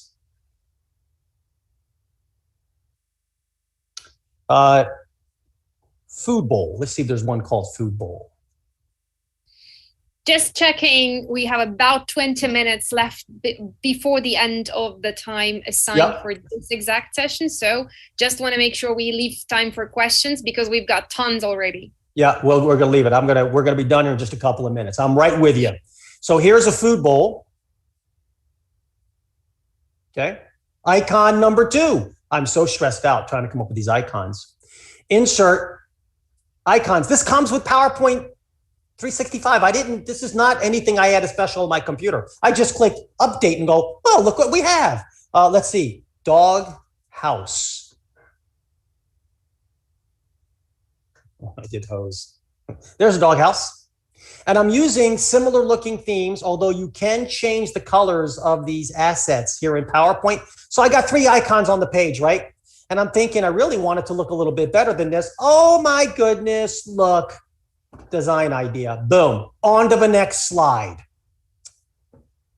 Anybody need a moment? I mean,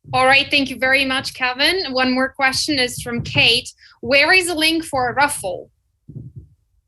Oh, the raffle. You guys have that, right? You guys are going to send them that link? I hope so. You mean iSpring team should do that, right?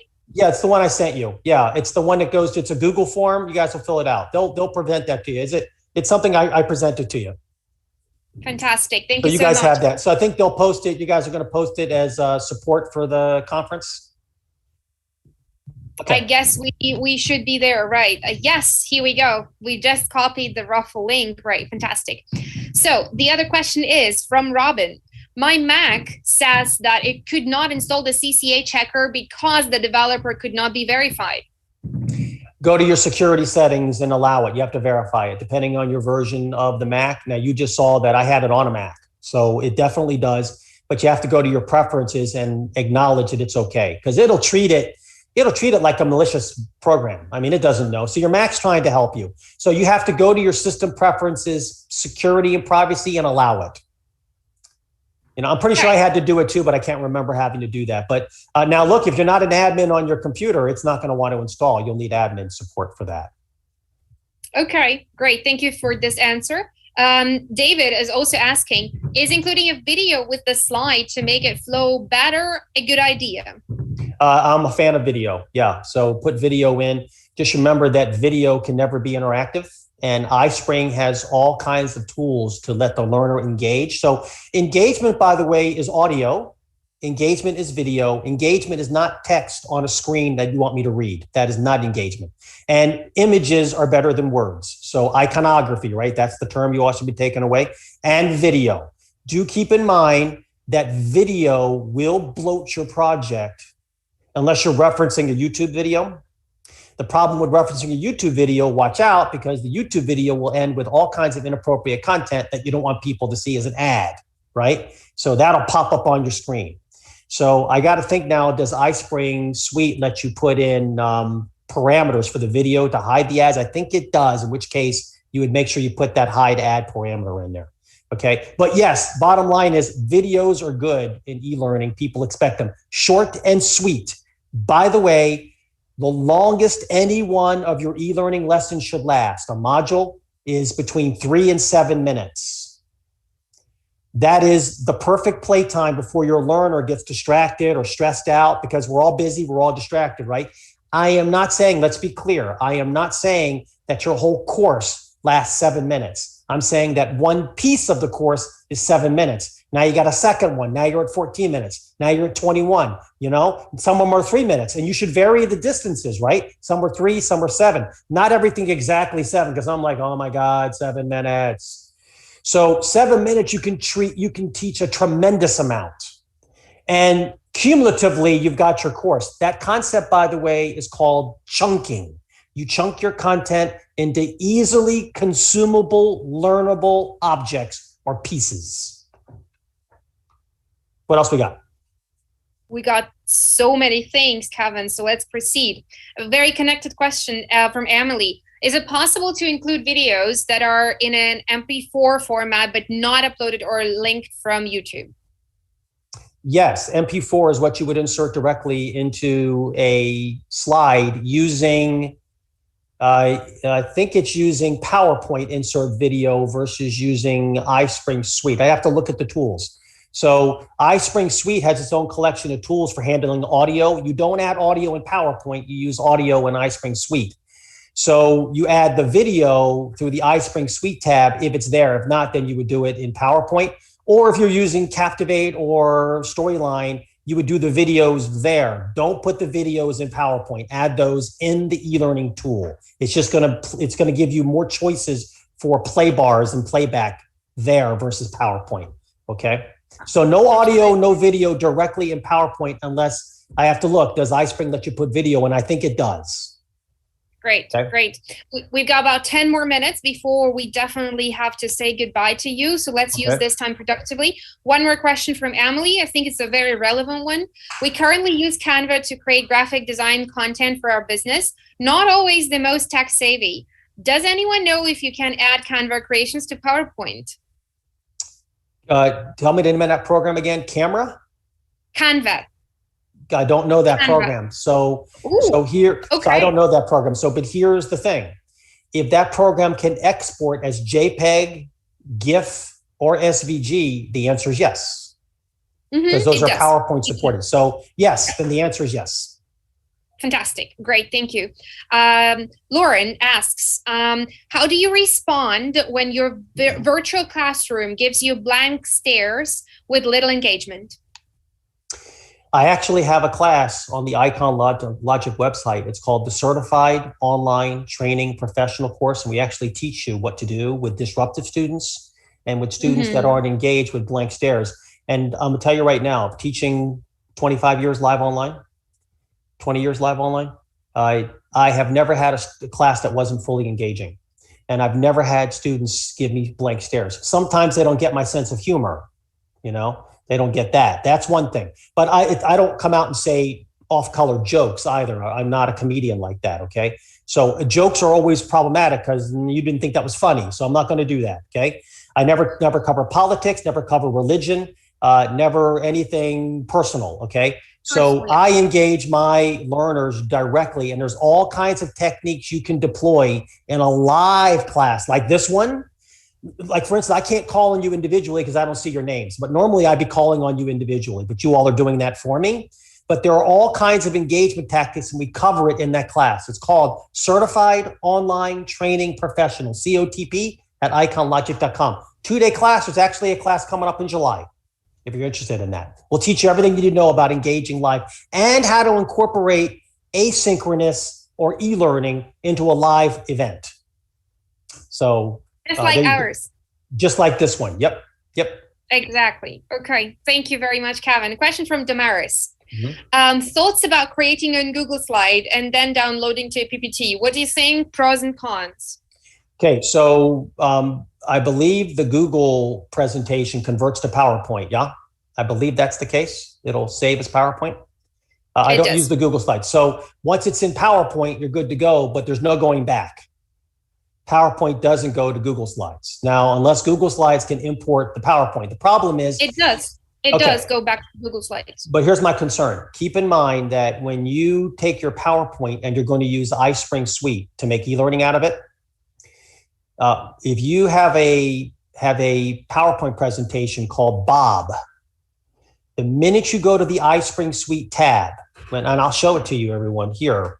The minute you go to the iSpring Suite tab, which is right here, and you start doing anything on these tabs, the minute you do anything, a folder gets created called Bob. So there's the Bob PPTX and there's the Bob folder, okay? That Bob folder contains all the iSpring Suite assets. You start going from PowerPoint back to Google, Google back to PowerPoint, it's gonna wreck with that relationship in that Bob folder. So certainly you can start in Google and create your presentation, come into PowerPoint, but don't go back and forth. I think you're going to mess up that relationship, okay? It's a strange relationship, but you think about it, iSpring Suite is making e-learning out of your PowerPoint. Where is it putting all of its assets? It's not putting those assets necessarily on the slide. So if you start adding audio in PowerPoint, and you can see here on the iSpring Suite tab, there is record audio or import audio, right? So if you start doing that, and by the way, I don't see video here. So video is going to be handled in PowerPoint, insert video. I just had to remember whether that's an iSpring Suite thing.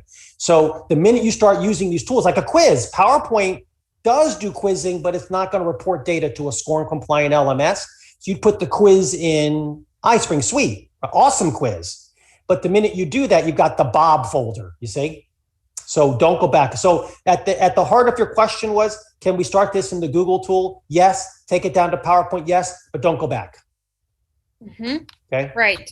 Thank you so much for that. One more from Khadija. I have sent you a request on LinkedIn a long time ago. Would you please accept that? And I've received also many other comments in a similar way. So I thought I would just raise this to attract your attention. We've got lots of fans of yours already, and after today's presentation we've got even more, so please accept their requests on LinkedIn. They're very excited to talk to you. So Khadija, send that request again, because I accept, I think, everyone. I'm non-discriminatory. If you want to follow, accept. Even the ones who start advertising to me right away, I accept them all. So yeah, Oh, you're send that very request merciful. again. Okay. Oh yeah, I'll just take, Okay. I say hi to everyone. It's fine. So if I ignored you, I must have sneezed when I clicked yes. I must have clicked no. So send it again. All right. Let's take two more questions and then proceed to the final remarks. The question is, can a custom folder of company branded icons and images be added to PowerPoint? Absolutely. And as a matter of fact, my lead designer, she has a PowerPoint presentation called Icons, and it's nothing but icons she's created. So she just keeps a slide with this. It's got hundreds of slides with thousands of icons she's built over 15 years. No, we don't give it away. No, she doesn't do that. It's a lot of sweat of the brow equity there. So she has a PowerPoint presentation called Icons. They're SVG graphics. She copies and pastes them into a presentation as she needs them. If she can't find it through Insert Icons, she goes there and she can recolor them to corporate brand as she needs to. So yes, any slide, you can put your icons on a slide. And what you do is if you want to have the icons in a live presentation, you just right click the slide and choose hide the slide and it won't output. You see? So you have this slide with all of your assets that you're going to use over and over and over again. The answer Fantastic. is yes. Okay, great. And the last, as I promised, Estella and many others were also asking the same question about the CCA, this tool that you've used. When they were Googling, they received a long list of options. Could you please repeat the name of the tool that you have specifically used? Yeah, it's called the Color Contrast Analyzer. I'll bring it up again. And color, C-O-L-O-U-R, the European spelling of that. Okay, Not the British American. spelling. Yeah, C-O-L-O-U-R. Let me bring it onto the screen. It's on my other monitor. There it is right there. Okay. Color, so you contrast, Google Color Contrast Analyzer, and Analyzer is S-E-R, not Z-E-R. Yeah, that may have been exactly. spelling as well. Yeah, okay. That's what I Googled and found it real quick and then downloaded it. Right. Okay. So Kevin, we'll be wrapping up here again, as I promised to finish in good time. I wanted to say a couple of things before we finish. First of all, it would be fantastic if you could share the link to your class, the one that you mentioned, the training in July, I believe, again with Nadia, and she'll be able to forward that in the chat with everybody, because people are asking multiple times about this seminar, the dates, the time, etc. So I think everybody's very excited and interested. And two more things. First, I want to say that the one who is really far, far away from you, the person who was supposed to receive money, I don't know whose money, I've got no idea, it's your responsibility from now on, is the person from Johannesburg, South Africa, the city I've been to. I loved it very much. We've been visiting with my husband. It is, I don't know exact number of miles from your city in Ohio, but I've just generally checked Ohio to Johannesburg. It's about 8,330 miles away from you. He wins. So wins $1 quadrillion. Right. In X number of Monopoly money. So you win only pride, not prize. How about that? Because you win. By the way, the link to that class is iconlogic.com. That's easy enough, right, everyone? And at the bottom of the page, it's in a feature class, online training professional certification. That is the certified class in July 21st, 22nd. There's more coming up. We got more on the calendar. That's the one available right now. Okay. Fantastic. So that's the class we're talking about. It's got the full description there and all that kind of good stuff of what that class covers. I would like to say that I really need to apologize to everyone whose comments, jokes, questions I haven't read out, just simply because we have received so many of those, and we have received a peak number of viewers. 185 people were watching us almost all the time. Very sustainable number of viewers during this live streaming, and I'm sure we're going to have more people watching the recording, because this was a fantastic content. And the very last comment of mine is that I have received an incredible number of compliments and words of thanks to you, including myself. It was a pleasure. It is a bit tiring working in front of the camera with not seeing anyone, literally not seeing anyone apart from one speaker all the time, and it's draining, but you've given me so much energy. I can't even imagine how much energy you've given to the attendees. So many thanks, Kevin. All right, awesome. Good to meet everyone. You guys stay in touch on LinkedIn, and you can send me emails if you have follow-up questions, okay? Email address is on the screen right now. You guys have a great rest of the conference. Enjoy yourselves, huh? Right. Could you just stay with us for one more minute until I officially finish this part of the session, so that we wouldn't break with the pinned screen shared? Okay. I want to thank you for the session. And in just a couple of seconds, we will move to the next session and the next speaker. We'll have to shift to another part of America in just a matter of seconds. Next to me, I'll have Emily Woods, an award-winning senior level development manager of learning and education with over 15 years of experience in design, e-learning, and instructional design. You can imagine the experience level she must have. And right now, we'll need to break for just a couple of seconds for me to connect with Emily. And at this point of time, I want to say goodbye to Kevin and see everyone in just a couple of seconds. Take care, everyone.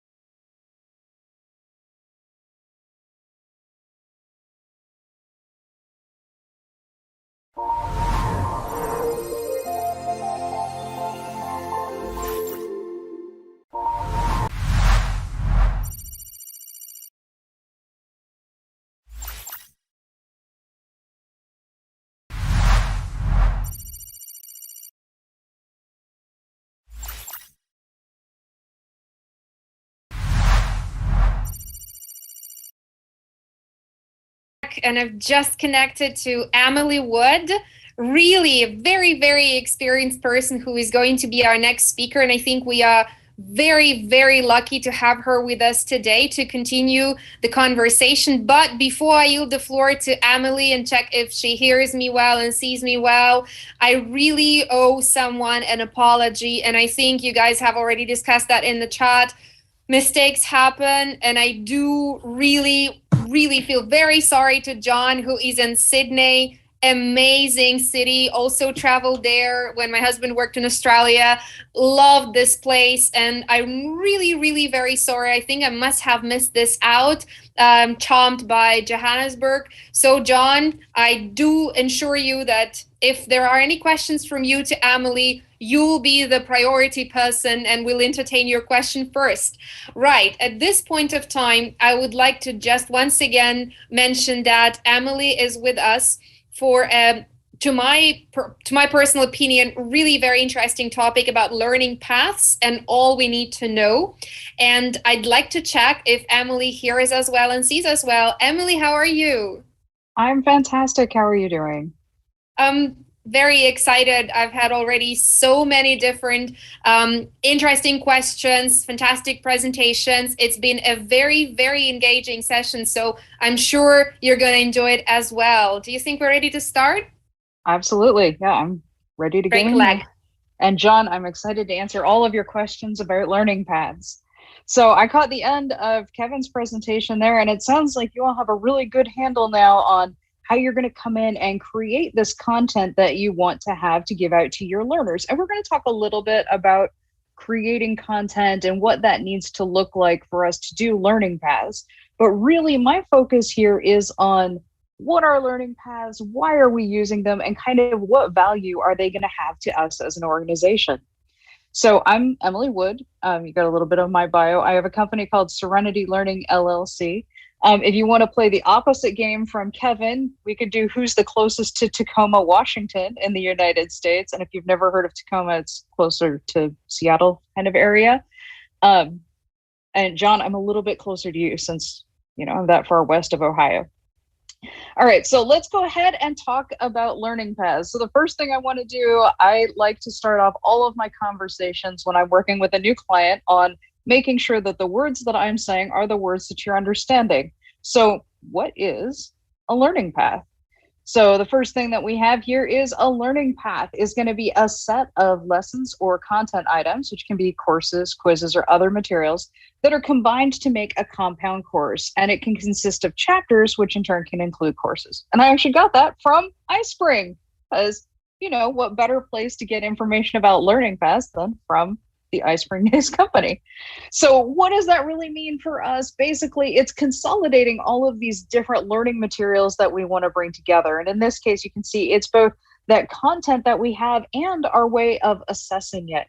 It's also important to note that the modality is not limited in learning paths. So a lot of times I will do a variety of different pieces of material that are going to come together to create these learning paths. And that might be a flipped classroom where I have people read information before they show up and come and join me for whatever it is that I'm going to teach.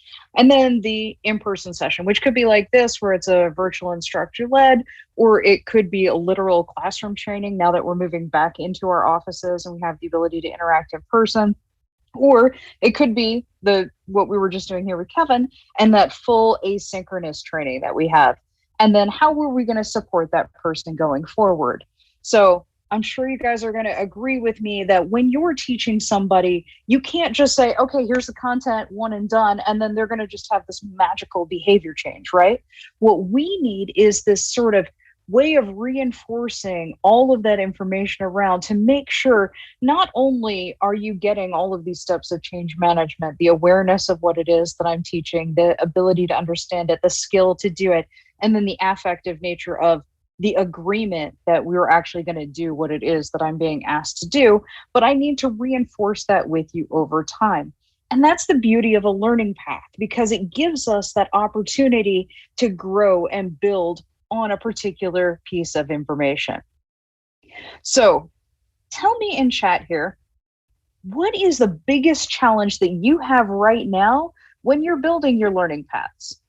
I want to make sure that I address the issues that you came to this talk for, to see what it is that will be most helpful for you as I go through, so I can sort of ensure I spend the most time on the things that will have the most value for you. Mm-hmm. Right. Maybe we need just a couple of seconds for the colleagues to type in the chat what they feel to be the biggest challenge with learning paths. And I'm sure just in a matter of seconds, we'll start receiving the answers. So the first one's from David: how to make it flow and remain interesting for the learner. At the same time, Juventus says it's about right engagement for the right content. Then we have Brenda, who says just getting started. So that seems to be the challenge. Eddie adds that it's executive buy-in. And I can feel that pain. Andrea says about learners' engagement. Brenda says about, Tara speaks about creating content for positions that don't have a lot of turnover. And I'll probably wrap it up now because we've got so many other opinions coming. And I'm very, very happy that we've got really a variety of very different opinions in the chat. Mm-hmm. Oh, and I like this one that just came in. Too many things for one topic and trying to prioritize how to present it and for how long. So this is really fantastic because that means that we have this content and we know that we want to offer it and we know that it needs to be over this longer period of time. Maybe our learners don't agree. Maybe our executives are a little bit questioning that. We can get into that more, but we're really trying to like parse out what it is that's going to make this effective. And I am right there with you. Engagement is going to be our problem, right? So a learner is only going to be limitedly excited about doing EHS courses. I don't care how many, environmental health and safety. There aren't enough times that it's like, hey, make sure that you wear the proper mask or climb the ladder the right way before they're kind of, glassed out, because it's the stuff that you feel like and it seems really obvious. And why do I have to keep taking this every couple of years just because it's compulsory from the government? So I'm going to talk to you about how we can manage trainees from different departments, sort of the diversity of audience that we have and how that's going to affect our learning paths. How are we literally going to develop the learning paths? And then the big thing that's important to me is the personalization of this content. So beyond having this learning path itself, how do I make it feel unique to you and unique to me when I come in as a learner to really have all of that information in a way that is going to build my engagement and really speak to the gaps that I have that I need to have addressed? Now, there are a couple of different things that we have when we're talking about how we might group our content. And so I did this Venn diagram here for us to think about what these different terms are and what they might mean. Now, for the most part, when we're going to talk learning paths, we're probably going to be using some sort of learning management system or LMS. Do you have to do that? Absolutely not. The benefit of using an LMS is we have that individual tracking for who's doing which parts. We get some of that SCORM data, what are they completing? How long is it taking them to do different parts? How are they doing on the tests? There are ways around that if you don't have that, but honestly, having an LMS for any of these three categories is going to make your life a little bit easier. Now, the three things that I have here, the first one is a catalog. And for me, when I'm talking about the catalog, I mean like literally every piece of material that the organization has, the books, the training, the schedule of courses that are coming up. It's just like the any and everything. This is the bucket where I put it. Then I have these categories. So I might have a category that's, EHS, it's like safety classes. I might have a category that's sales, building sales enablement. I might have a category that's transportation, talking about the different driving things that I need my learners to do. Now, that can be useful for somebody that's coming in that says, oh, I want to find a course on driving that's going to help me understand defensive driving techniques. Great. They can come in, they can search the catalog. They could go into the catalog and choose this category, which is kind of like a chapter, maybe that's, all the things that we have about driving, and find the one that they want. But we have this other kind of learner, and they're the kind that says, I have this goal. I want to go and I want to achieve something. There's a body of knowledge that I want to acquire. That's where a learning path can really be leveraged well, because for us, as the people who are developing the learning paths for people, we can come in and stratify that content in a way that'll help the learner where they're at right now. So for example, if I wanted to take a course on advanced defensive driving, I personally have like 6 different kinds of car licenses. I can probably just jump into an advanced defensive driving class and be totally fine. But somebody who's, 15, 16, they're driving their first car, they're getting that first basic level license, they probably need a little bit more foundational knowledge for that person to be successful. So a learning path could be something like learn to drive safely, where they're going to have all of these different courses that come together. And at the end, I have this huge terminal objective that's now I am going to be a safe driver. So one of the questions that I get asked a lot is, who is it that's developing learning paths? Like, how do we decide who gets to come in and make these decisions and what we're going to do? And this is where we're going to have that combination of instructional designers and learning managers, if your company has somebody in that kind of role. And then really, you need that executive buy-in. So the organizations where I typically work, I'm working for somebody who's like the head of HR or the head of product operations kind of person. So that person, the sponsor of whatever you're doing for the organization, is going to be one of the people. But then the other person that's really going to be involved is that subject matter expert who's helping you define that content that you're working with. So I would work with that person and say, okay, let's look at what content we have and then figure out how this is going to make the most sense.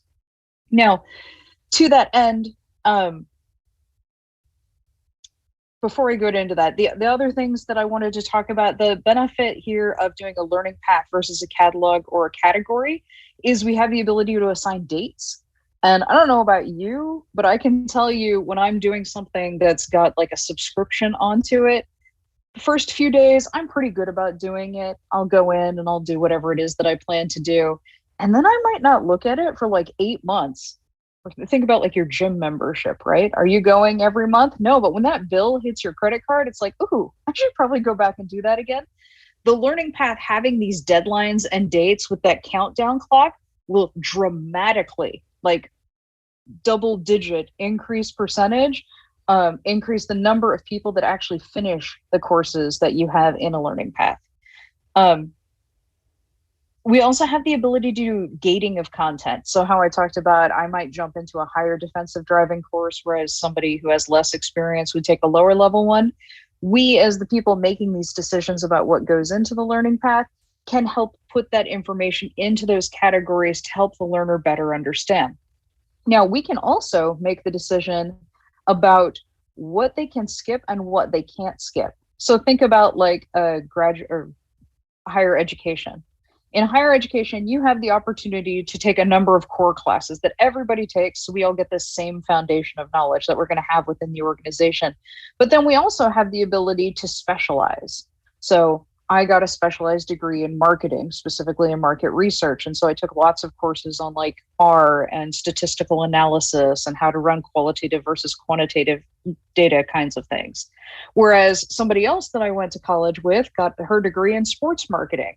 So she took lots of courses about like affinity programs and how to build brand loyalty. And so while we both have marketing degrees, they have very different sort of ways that we specialized within marketing to best suit the needs of what we wanted to do with our lives.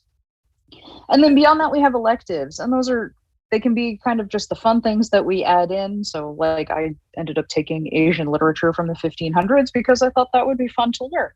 They're like the categories of things that we need you to know something about it, but it doesn't necessarily matter so much which one it is. Or that's where we could have something where it's got multiple levels in it.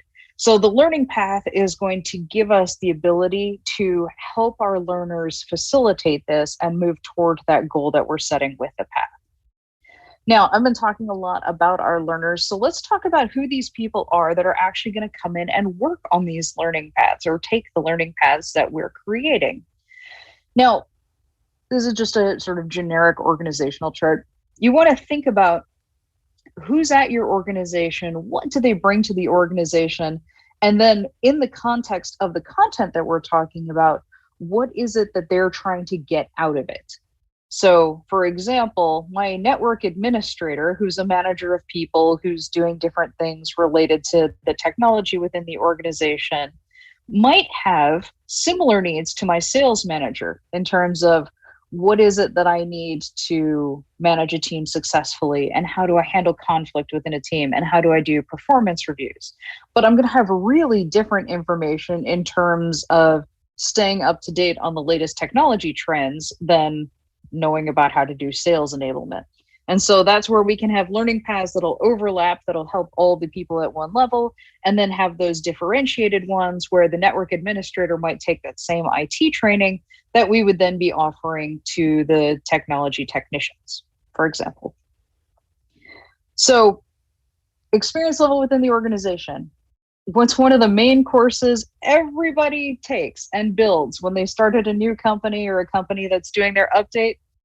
Inevitably, you go to a conference and there's going to be at least 10 different courses that you can take with somebody about new employee orientation.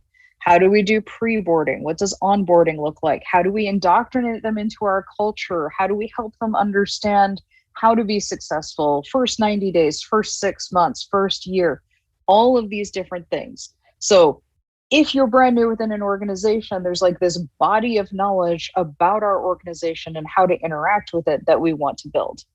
Then we have the experience level within the role. So I could be brand new to the organization, but come in with 15 years as a car salesperson.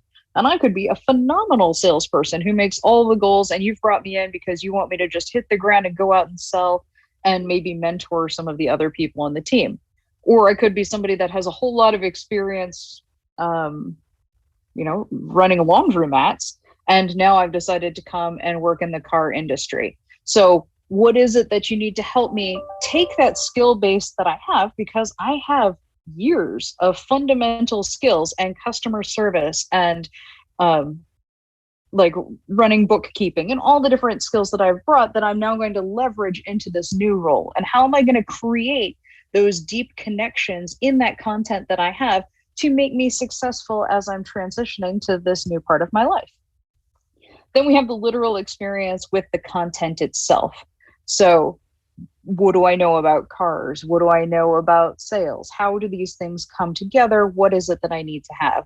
So you can do a lot of adaptive types of learning, both pre-testing people before they go into different parts of the content, or gating it, where I could, test out of whole sections of the content if it's something that I'm already really successful at.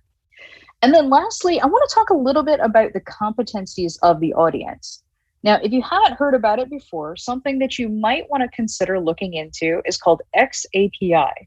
It's a language that's been around for about 10 years now, where you can add additional information about somebody's knowledge acquisition and learning acquisition that can apply to things outside of your learning ecosystem. So maybe one of the skills that I want to build with somebody is how to become a new manager. So I'm going to make a learning path about that. With XAPI, I could have something like, one of my goals is to lead a meeting where I have to write an agenda and then be the timekeeper and then keep the meeting on track, and then how effectively that I do that. And then the people who attend this meeting that I'm doing could score me.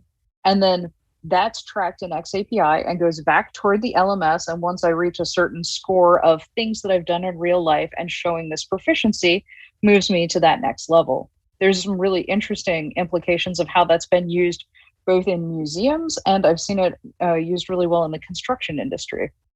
So taking my ability to actually demonstrate what it is that I'm doing and how that's applying in the real world, and then connecting that to the knowledge. Because hopefully you've heard of the 80-20-10 rule.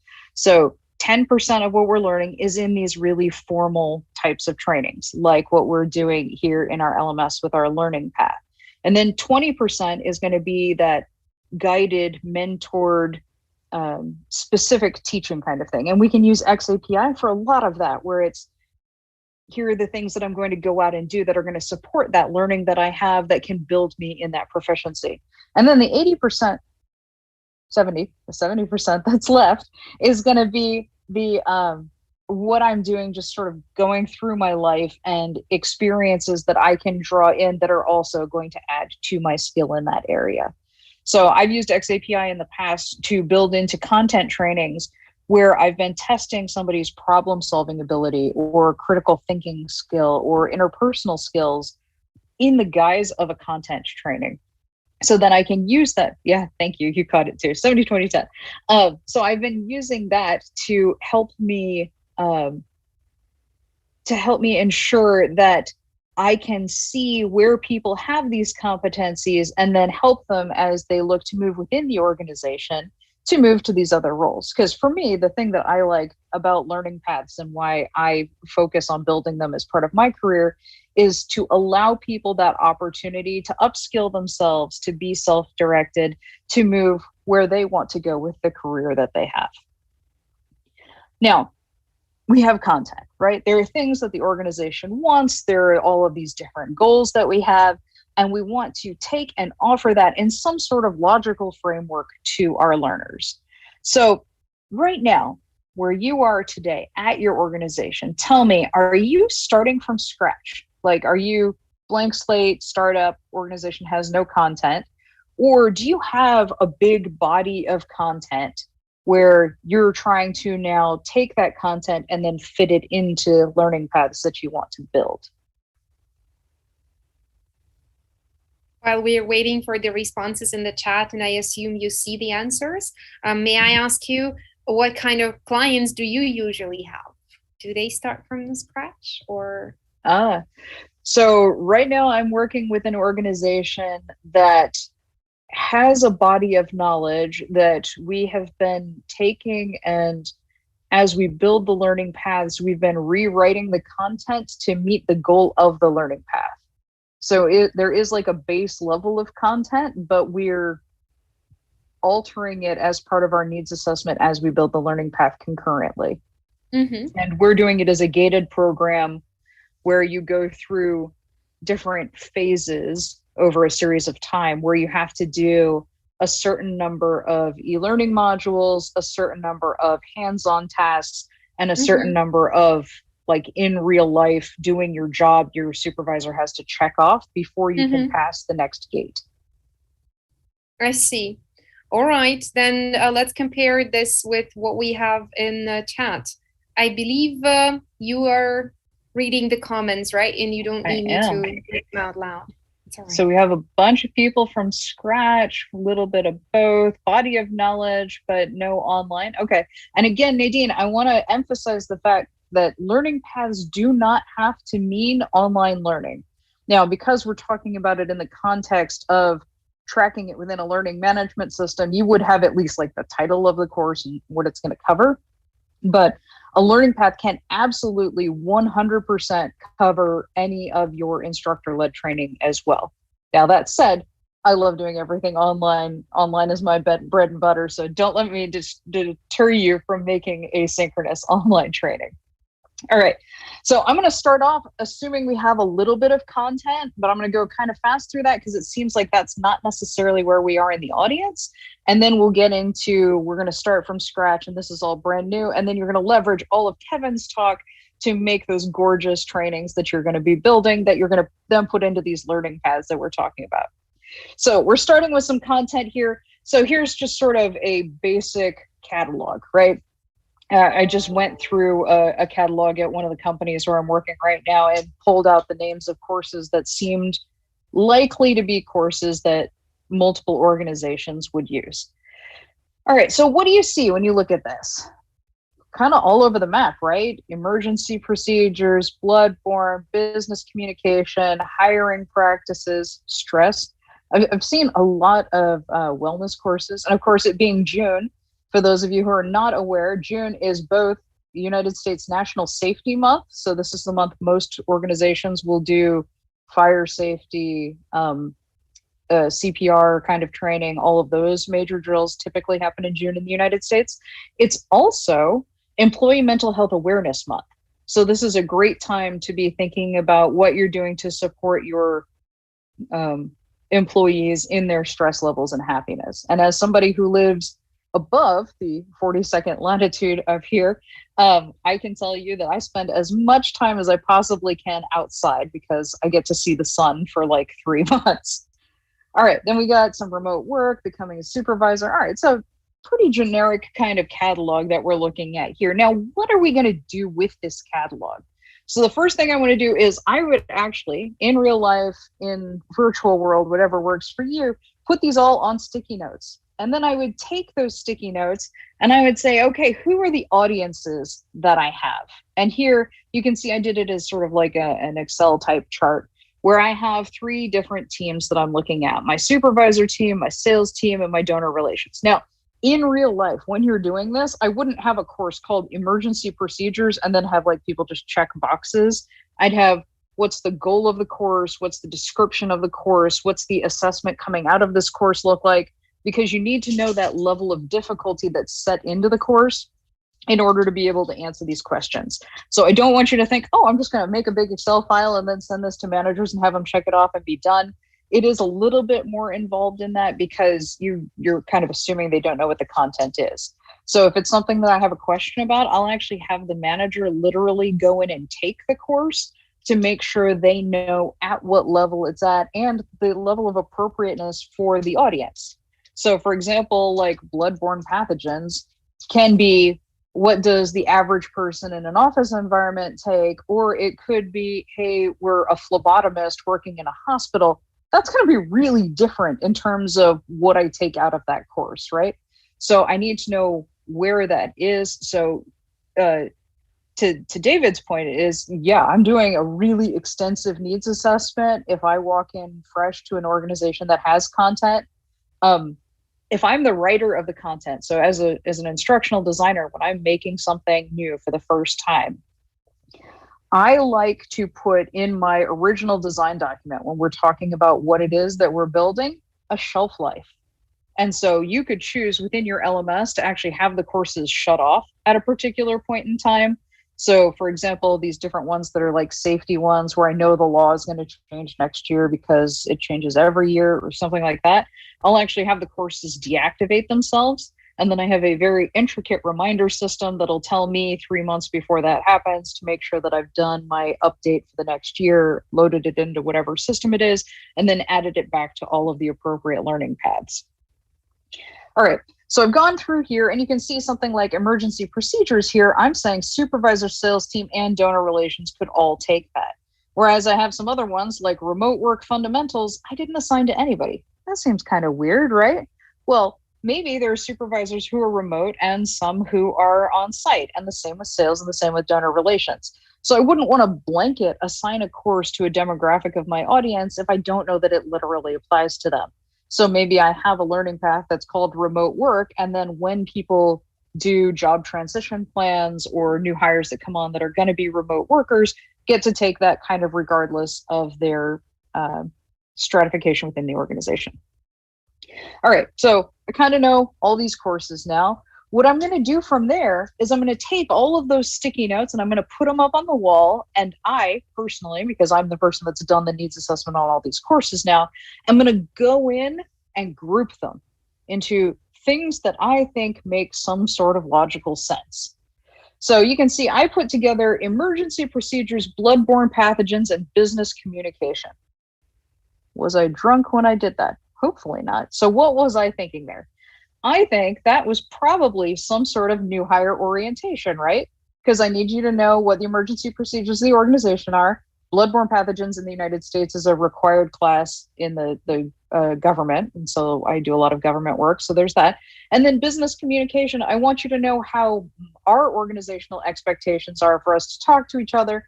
So I put those together.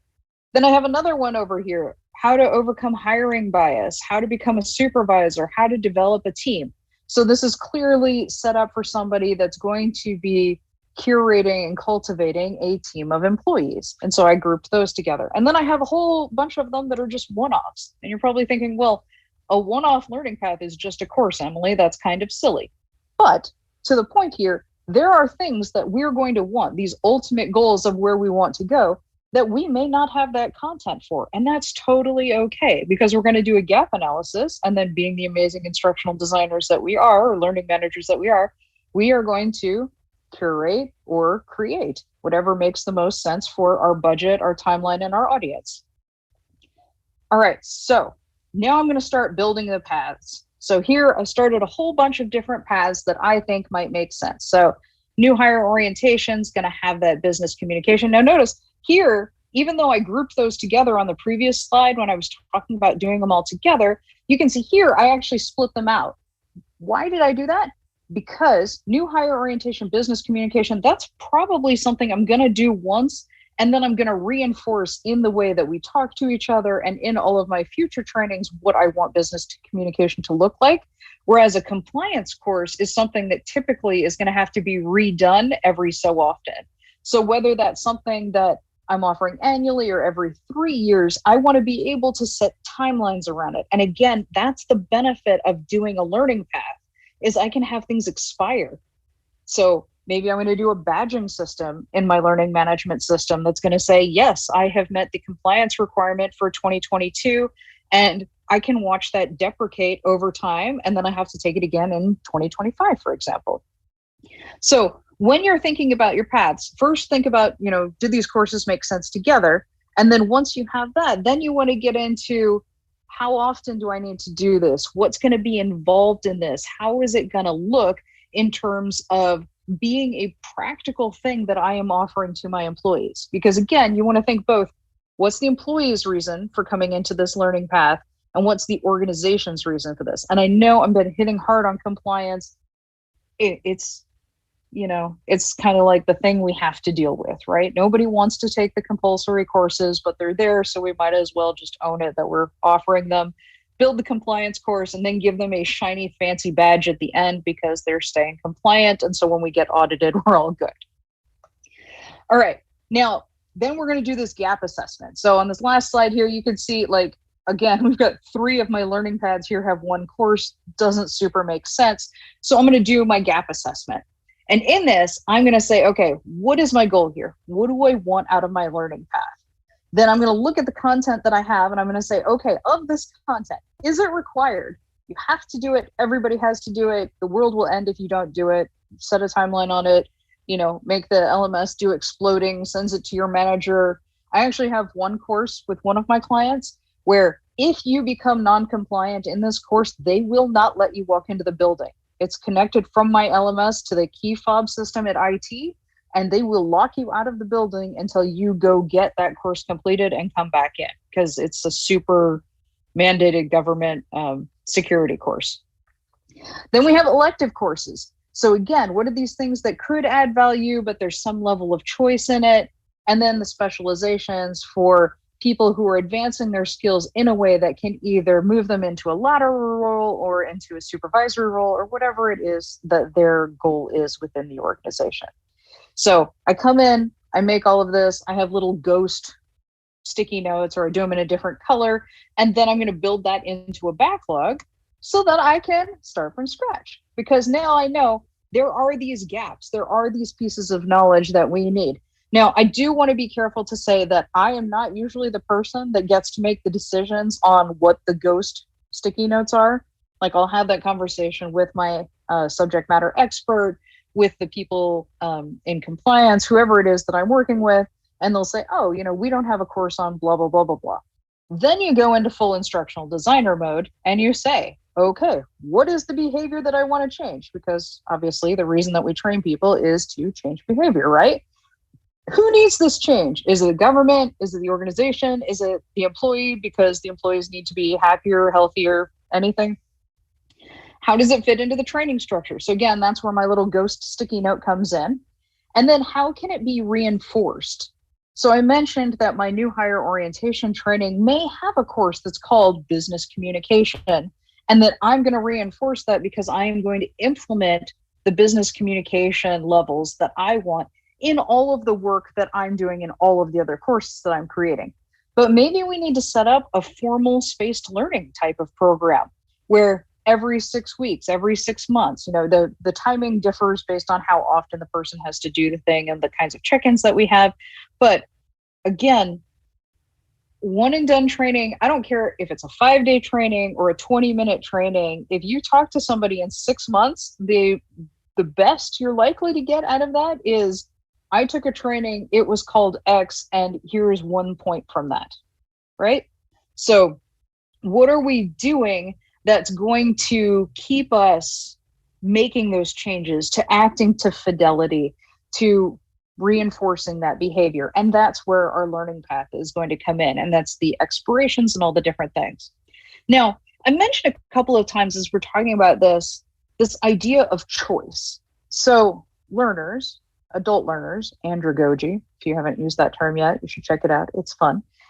They like choice. So even though you're putting them into a path and you're saying, this is what you're going to do, and this is what why you're going to do it, you want to make it as flexible as you can. So if there's a whole bunch of content that's like a base body of knowledge that somebody needs to do, if you don't have to say, take it 1, 2, 3, 4, 5, don't. Just say, take these 6 courses, do it whatever you want, and your learners will be significantly happier about taking that course. Now, are you going to have the ones that are just going to go down the list 1 through 6? Absolutely. But for those ones like me who are a little bit nuts, who are like, ooh, I really want to do topic 4 first, Sure, let me. Does it really hurt? And then you gate it to that next level of sophistication that you need from them. I like to use this term, and it's a little bit nuts, and you're probably only ever going to hear it from me because I think I made it up. I like to think of the interoperability of the modules you're creating.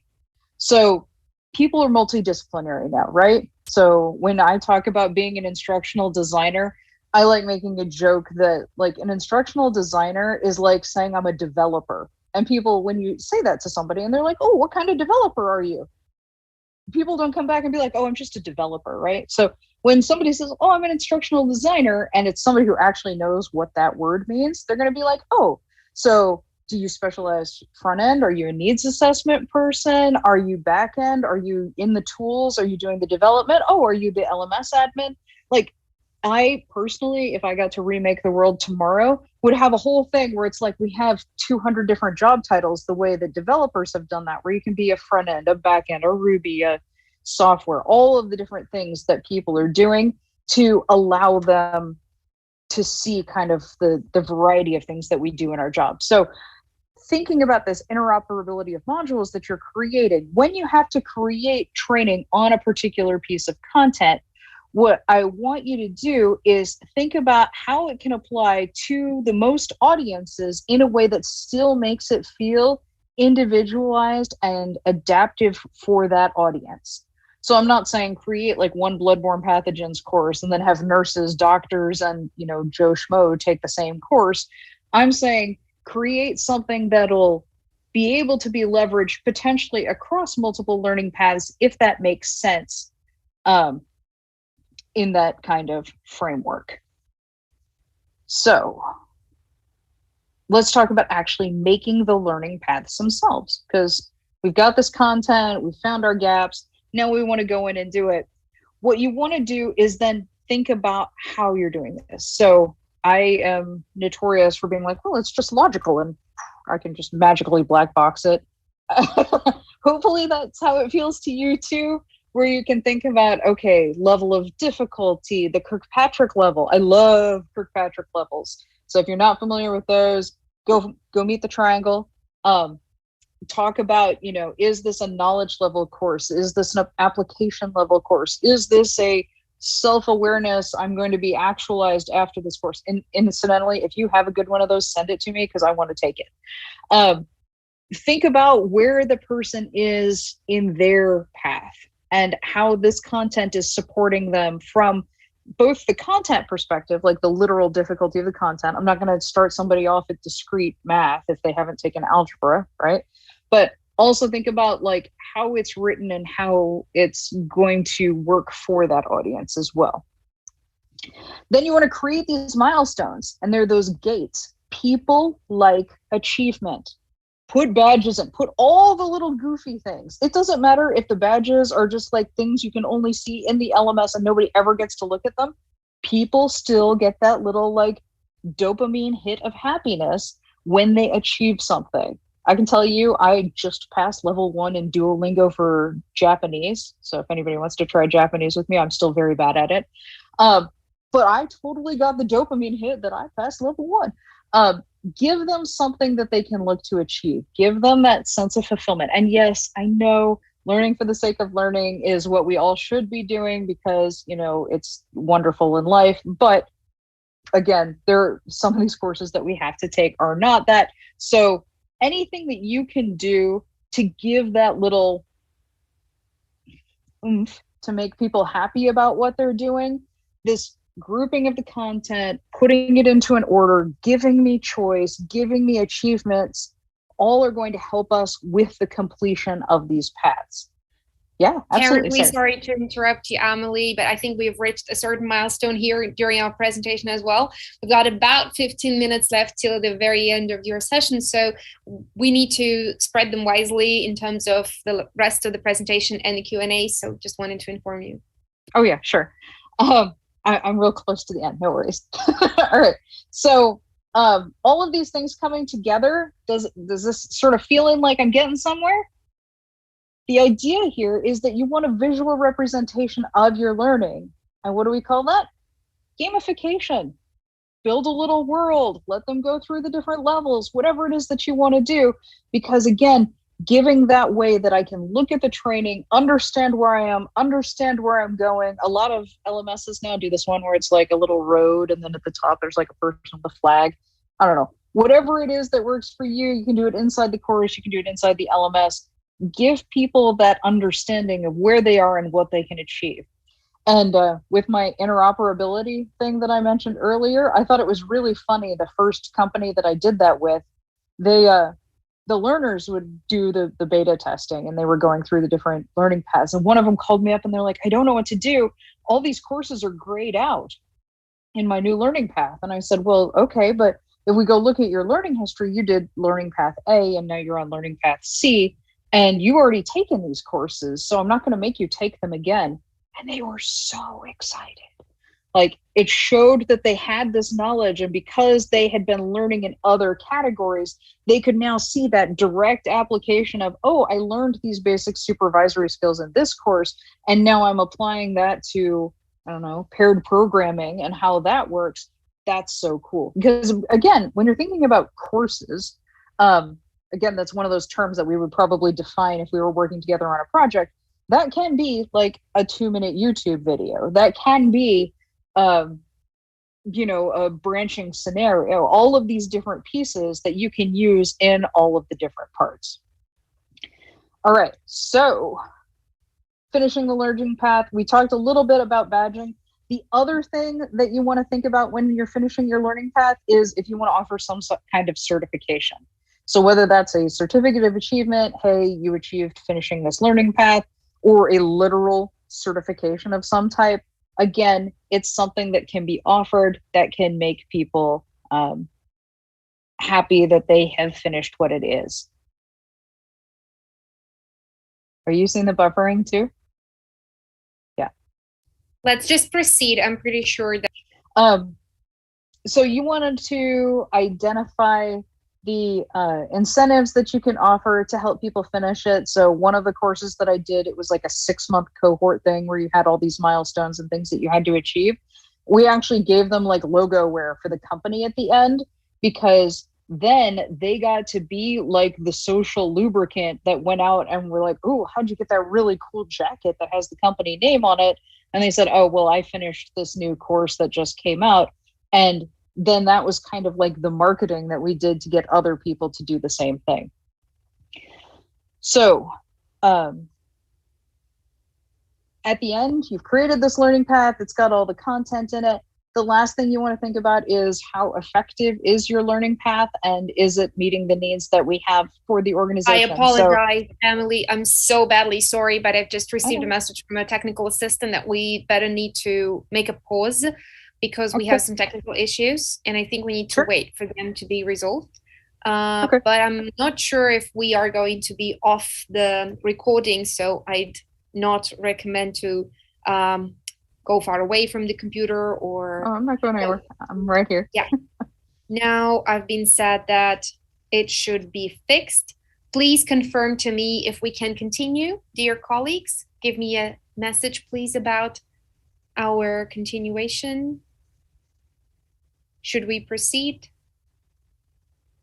Please text me if we can move on. It means that we can, right? Starting from the point where we finished, or? Yes, okay. Yes, please, Emily, continue. Sure. Okay, so at the end, we've got this learning path. We're happy with what we've set out. We're going to beta test it with a group of users, because you always want to test with a smaller group before you do wide deployment. So the things that you can test on, first off, completions, like how many people are actually finishing it, and think of it like a marketing funnel, right? So you're going to have a huge number of people that are going to start, and then a percentage of them finish, particularly if you don't set a deadline and it's not compulsory. So don't be upset if you see that you have like a 15% finish completion rate on something that's optional. If you've got over 30, I would say you were doing a fantastic job and you have a really motivated workforce, and you're going to get up into the 80-90% on stuff that's compulsory for everybody, because you're going to figure that some people will start it and then leave the organization before it's finished. Look at the scores. Are you gating the information the right way? Are people actually able to pass the different courses? If they're not passing the courses, what is it that's causing it? And then ultimately, the reason that we do training, the reason that all of this happens is because we want to change what a person's doing on the job. And so it's one of the hardest things that I've had to learn in life is that people's reason for going to work is not to take the training that I write. I mean, I feel like that should be a thing because I wrote it. And so why wouldn't they want to take it? But their reason for working is to do the job they've been hired for, right? So looking at that Kirkpatrick level 3, observing them on the job, are they actually doing what it is that's our goal? So hopefully that was helpful in telling you about learning paths and gave you some best practices. I'd love to answer any questions anybody has, and please feel free to connect. And thank you so much for having me. I'm so happy to have done iSpring Days with you. Yay! Thank you very much, Emily. I really enjoyed the whole presentation. And on the one hand, it was just exciting to hear about the learning paths. On the other hand, it was a real pleasure to see how your slides matched Kevin's expectations in terms of icons, photos, and all of this visualization that actually proves that was a great preparation done, of course, not only content-wise, but also design-wise, visual-wise. All right, thank you so much. Hopefully everybody caught all of the slides have paths on them. That was the goal. Okay. I see we have received several questions during the actual speech. So would you mind if I read them out loud for you? And please, we'll try to cover as many as we can. Mm-hmm. Please don't switch off the sharing of the screen, just a kind reminder. And the first question came from Anna, and she was asking, I work for a fire stop manufacturer, and our courses are meant for the learner to properly install our products. So how do you create short learning modules when the material is very technical? Okay. Surprisingly, one of my clients right now is the same thing. So what we do is we focus on the different parts of it. So for example, like I have a module on how do you use this kind of tool to do this sort of installation. So like these types of screwdrivers for this type of thing, so that we can do lots of little short modules, and then they can have proficiency checks. So can you use all these different types of screwdrivers? Do you know how to choose the right screwdriver for the right head of whatever screw nail type thing that you're using? Now, when it comes to the literal assembly, you're going to have to break it down into the parts that make sense for the person to stop. So like a lot of the stuff that we're doing, like the line's moving, right? And so you have to do that assembly within the speed of the line movement. So I would probably do it where it's the process and then maybe have like pause points in it where the person could stop it if they needed to go back and watch it over again, or have buttons that are like, hey, I didn't see how this worked. I'm building one right now where like you actually have the tool in front of you and you click the tools off the wall and you do the assembly within the module. But again, think about your levels here. So first is the knowledge level. Do they know what to do? Do they know how to read the instructions? Can they follow the instructions? Like putting it into a sort order and procedural. And then moving them up to application. Can I use, or skill rather, can I use all the different parts? Like I know what the instructions are. Can I literally do what I'm being asked to do for each part of it? And then that higher level, the application level, okay, I know the instructions, I know how to use the tools, am I assembling it all together? So that's how I would think about building that out. Right. I even wonder if that is not confidential, and maybe you could just share at least a couple of screenshots with Nadia. No, it's not possible. No, sorry. No, it's all right. Just a wild guess.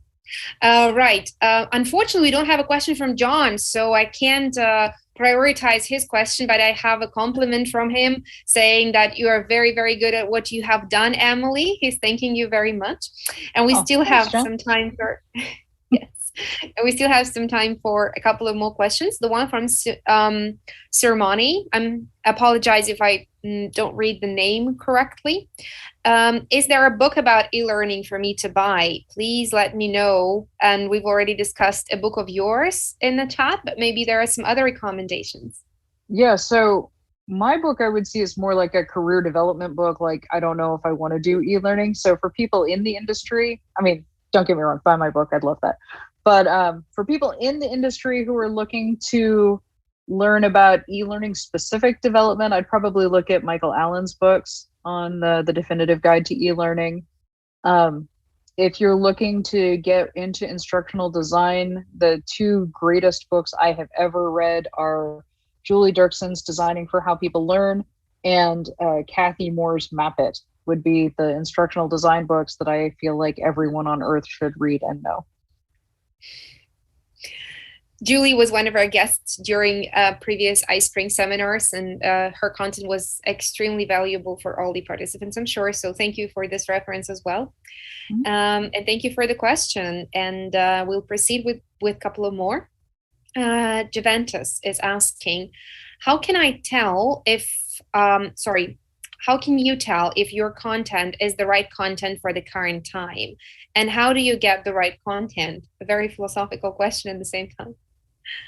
So how do I know if my content's for the right time? So when I'm doing my needs assessment on existing content, the first thing that I'm going to do is go in and take it, like literally like a learner.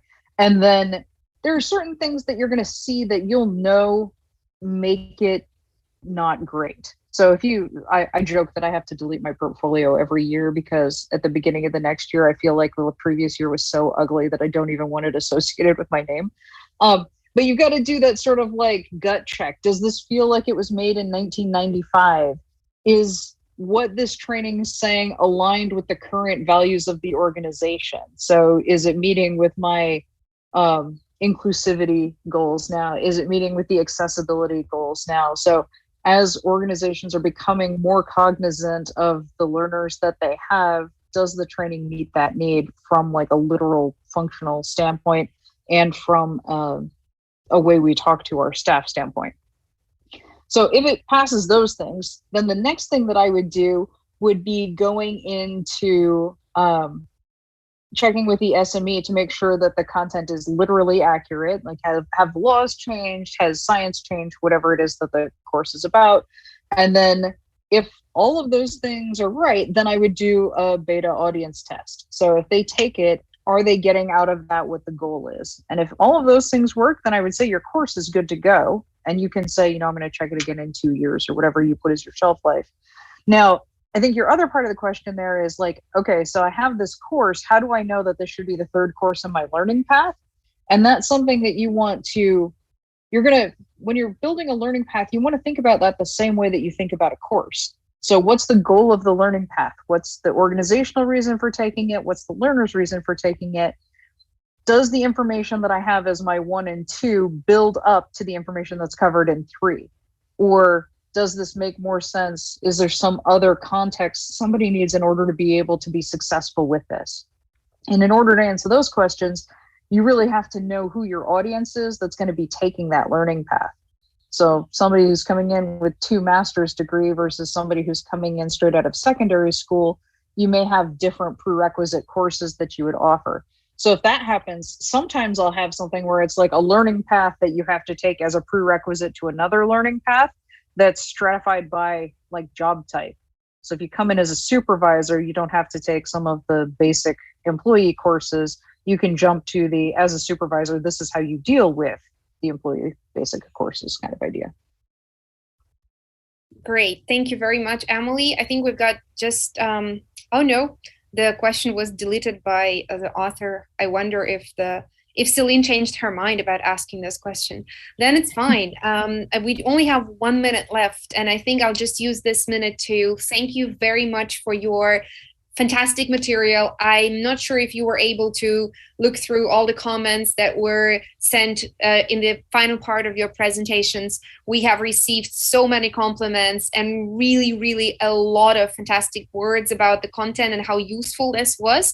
And people are constantly asking about when they're going to receive the slides and how. So we assure you guys, you will receive the slides. Emily, we really appreciate your effort, and it was a fantastic opportunity for us to learn from your experience. And thank you so much for having me. I'm so thrilled that I hopefully helped some of you today, and I wish you all the best of luck in making wonderful learning paths and gorgeous training that creates behavior change. Right. If you don't mind, would you please stay with us for 1 or 2 more minutes for me to be sure I close the session with the proper screen shared? So I would love just to inform you before we say goodbye to Emily. You might leave also some compliments, nice comments, words of thanks, hearts, or whatever you want to leave while I'm finalizing the session. A virtual round of applause to Emily. I'd like to say that now we are approaching a break.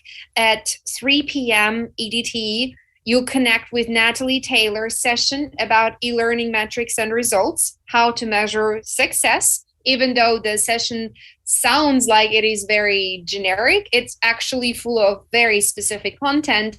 And we will talk about how to measure the effectiveness of your e-learning program by viewing LMS reports and linking them to the company's metrics, formulating expectations, how will e-learning benefit your business, how to link e-learning metrics with KPIs, why saving money on corporate training isn't the ultimate goal, and how to identify and fix issues in business processes with e-learning analytics.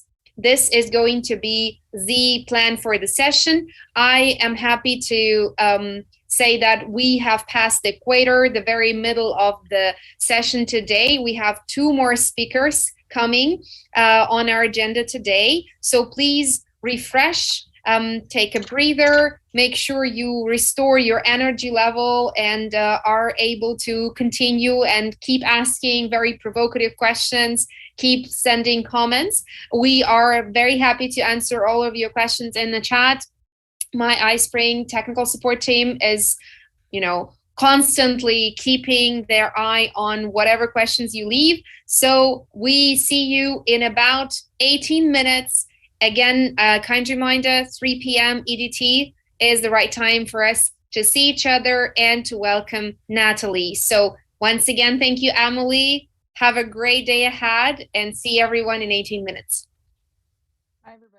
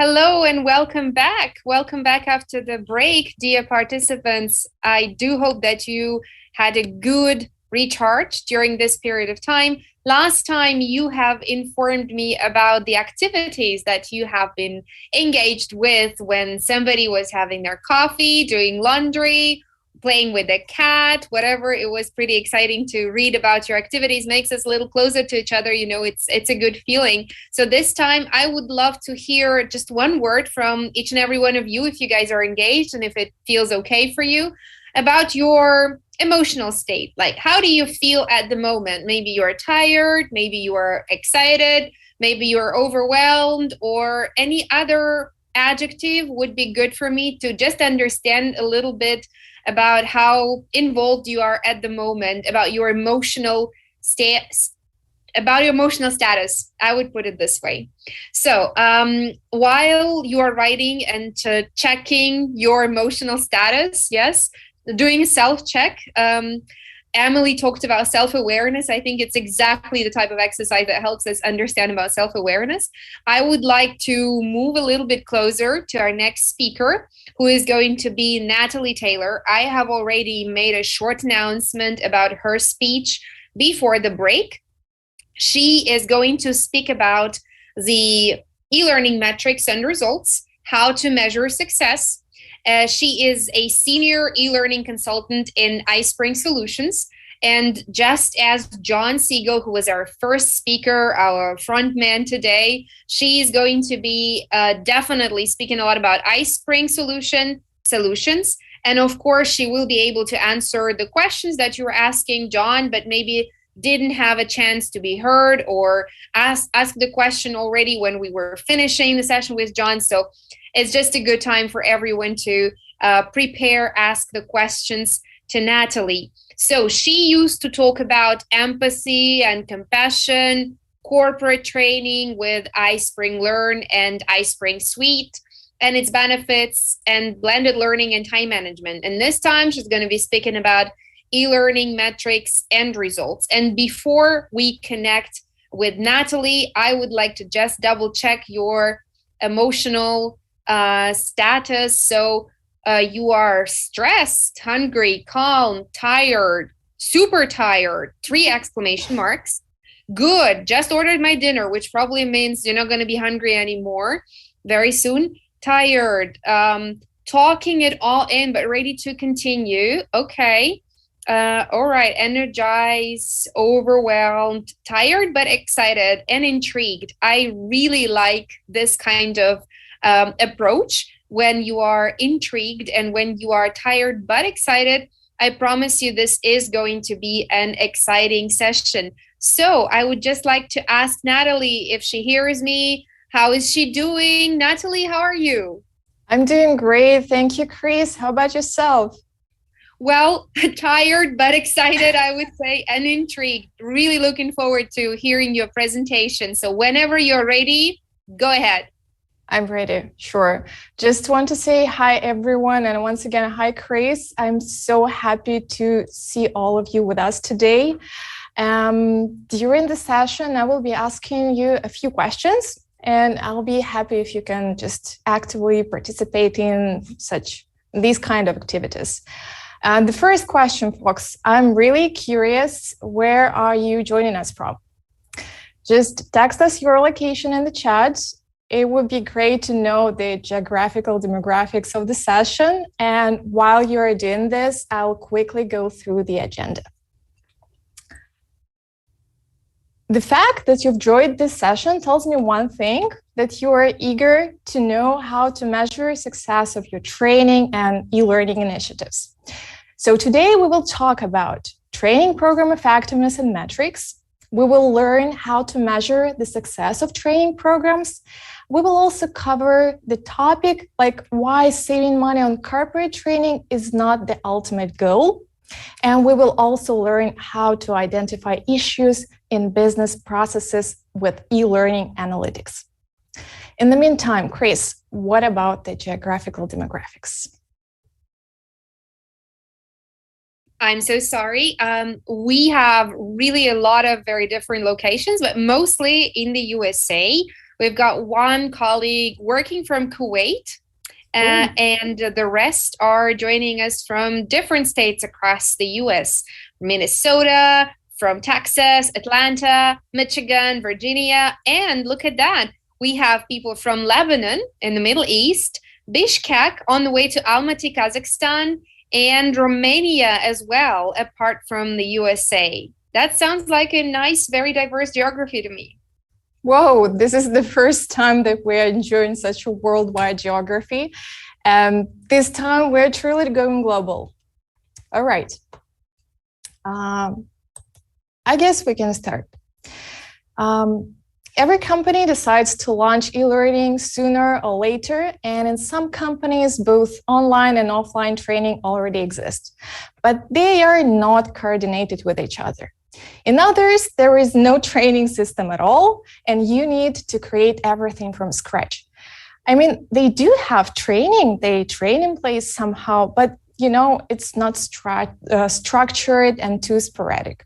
In any case, we usually have chaos in the beginning, and that's totally fine. I mean, why not? So now the next question to you, dear audience. Is there anybody who launched e-learning and faced no roadblocks? Wow. We'll see a poll in the chat. Just reply yes or no. If yes, of course, you're a genius. So you will see a poll with the reply options. You have ever launched e-learning and faced no roadblocks? Click yes. If you experienced some roadblocks, click no and share your experience. So thank you. That would be lovely to hear the actual comments, right? Like the opinions, not just the yes or no, but the comments are more than welcome. Definitely. There is no doubt that it's a challenging initiative for launching e-learning, and a lot depends on your previous relevant experience. If you're on your own, working in a team of passionate people, so many factors come into play. In the meantime, Chris, what's going on in the chat?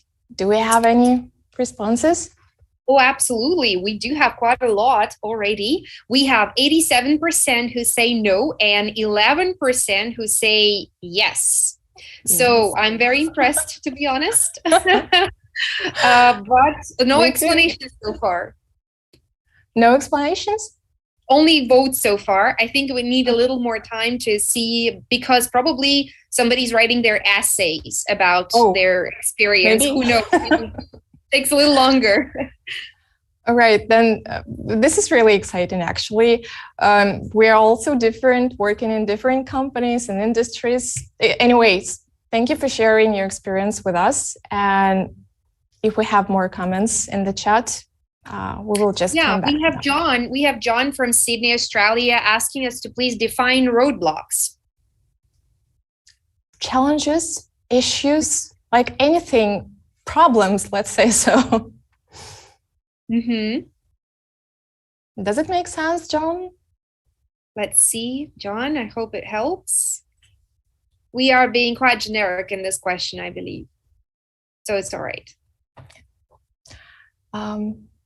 So shall I continue? All right. Yeah, I do think so. We only have a couple of comments now about the limited budget, which was the probably biggest roadblock so far. Yeah. And wanted to also comment that it was an issue to stay focused during the launch of e-learning. Yeah, absolutely. All right, then, thank you once again.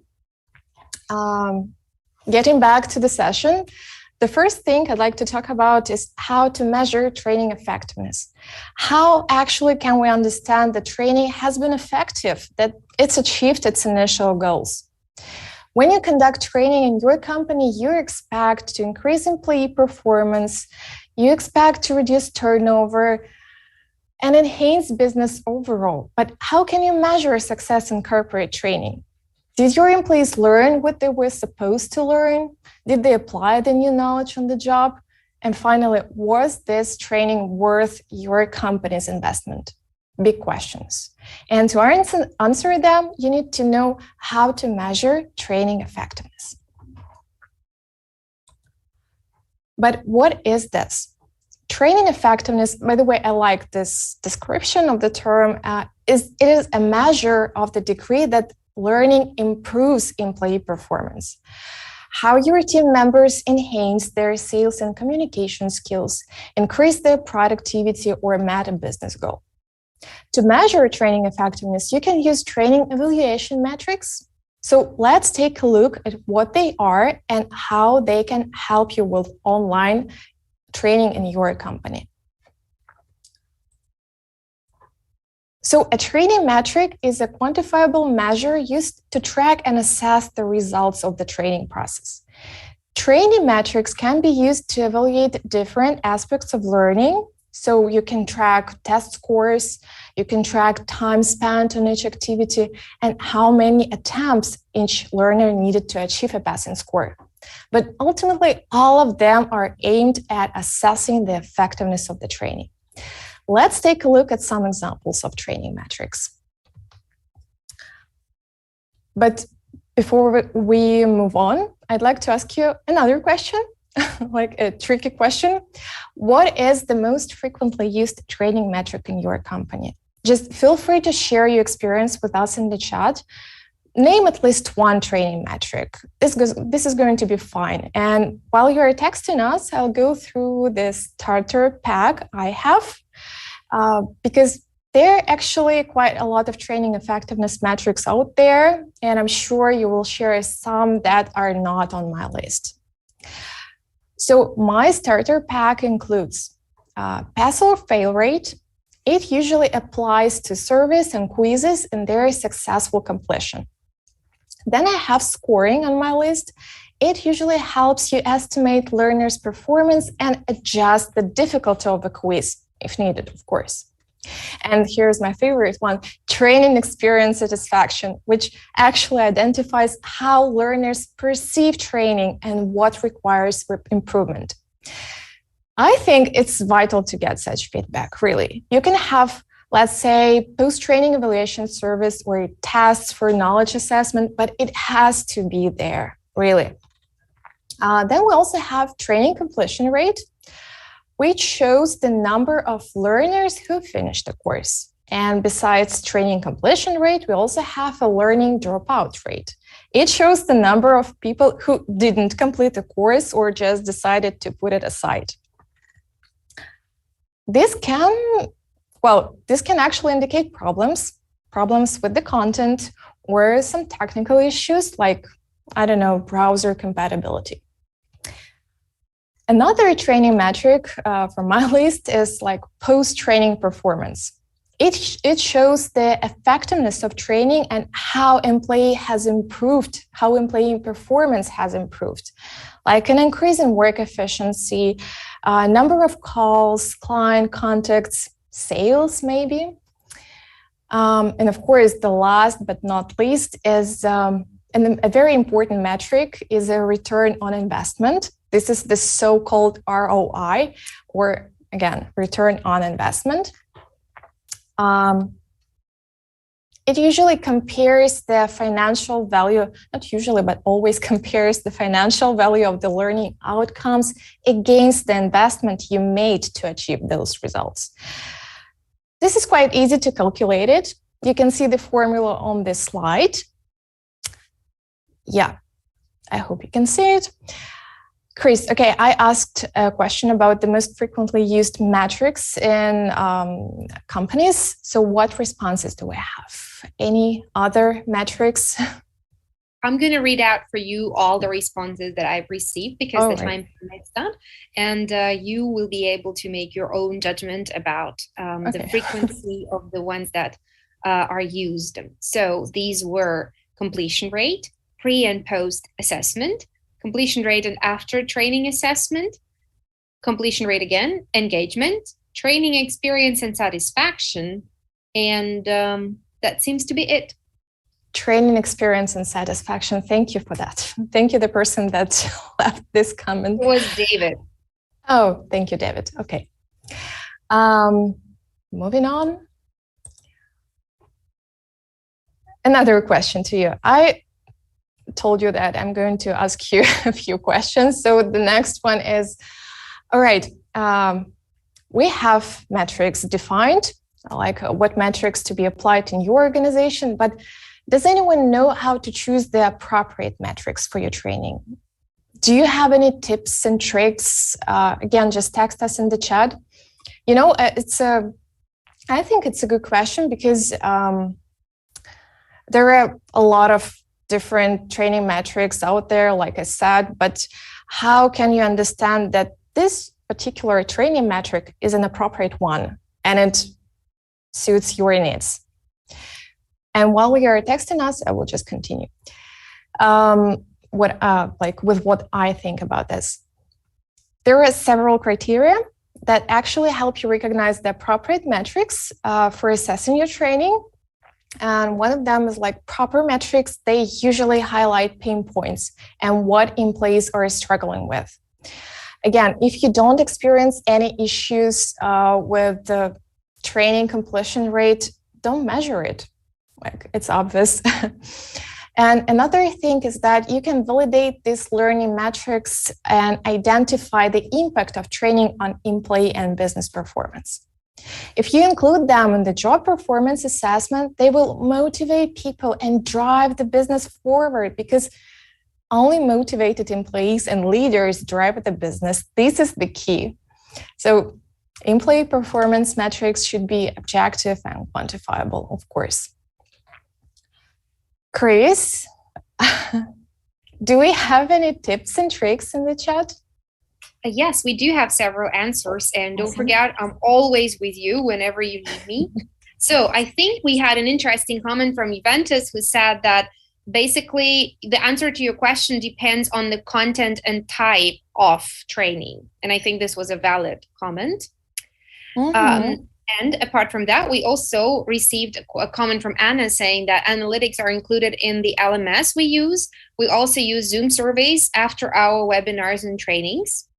And then a comment from Celine, depending on the general learning objectives of the courseware.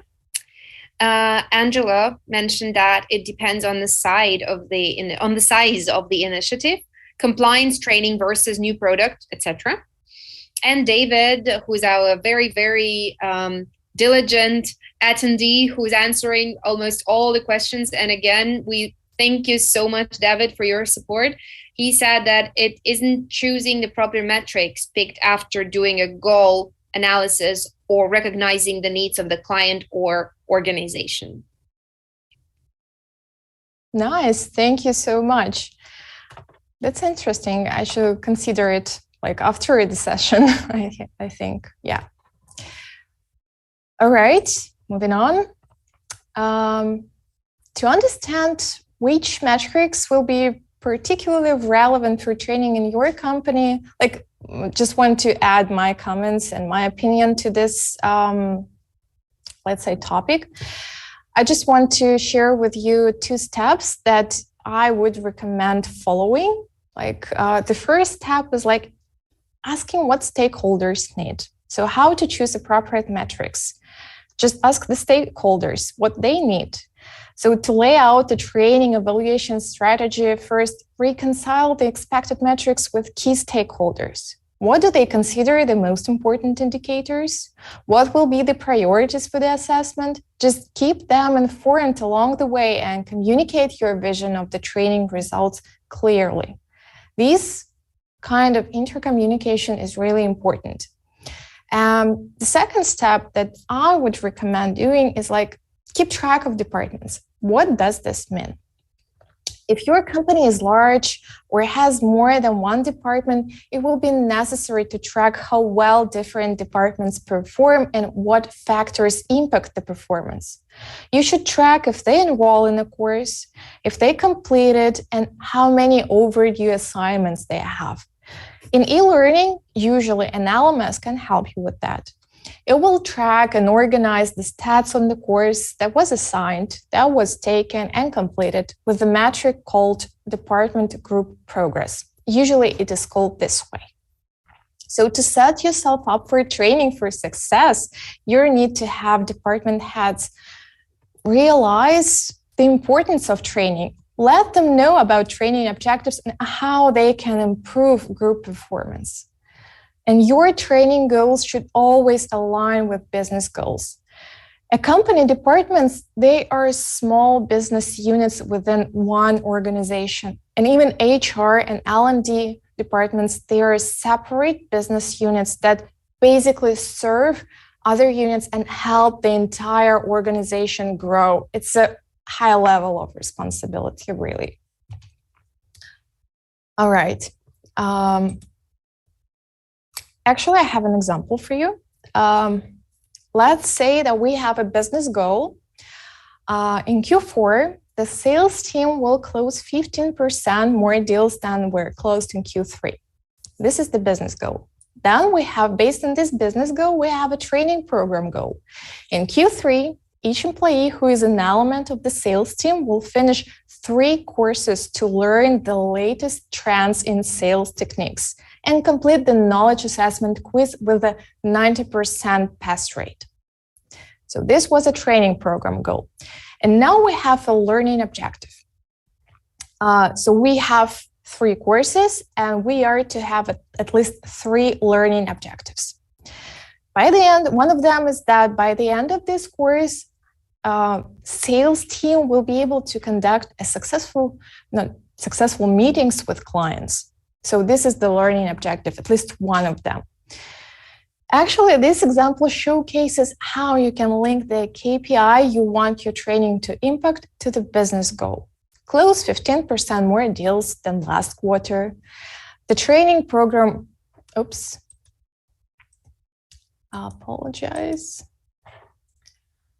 The training program goal is the qualitative goal of the entire training initiative, that is, educate salespeople.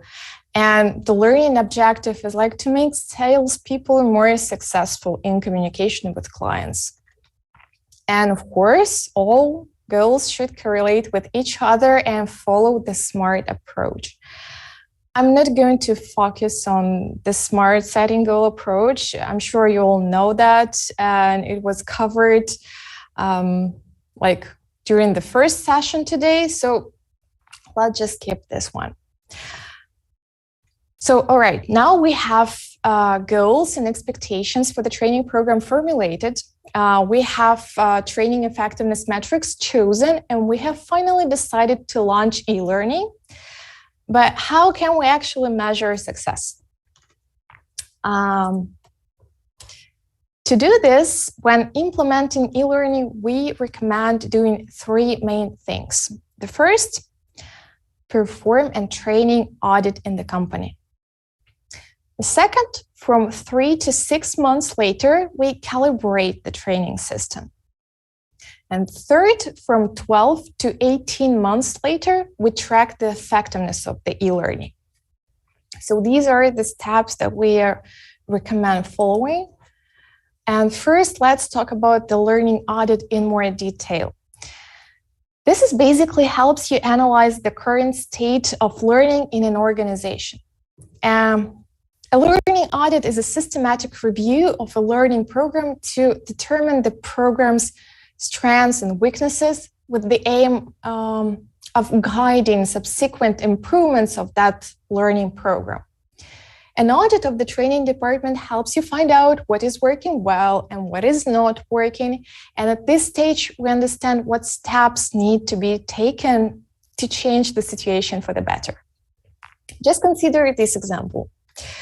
Let's say company F sells chairs, and a new chair appears in the collection every 2 months.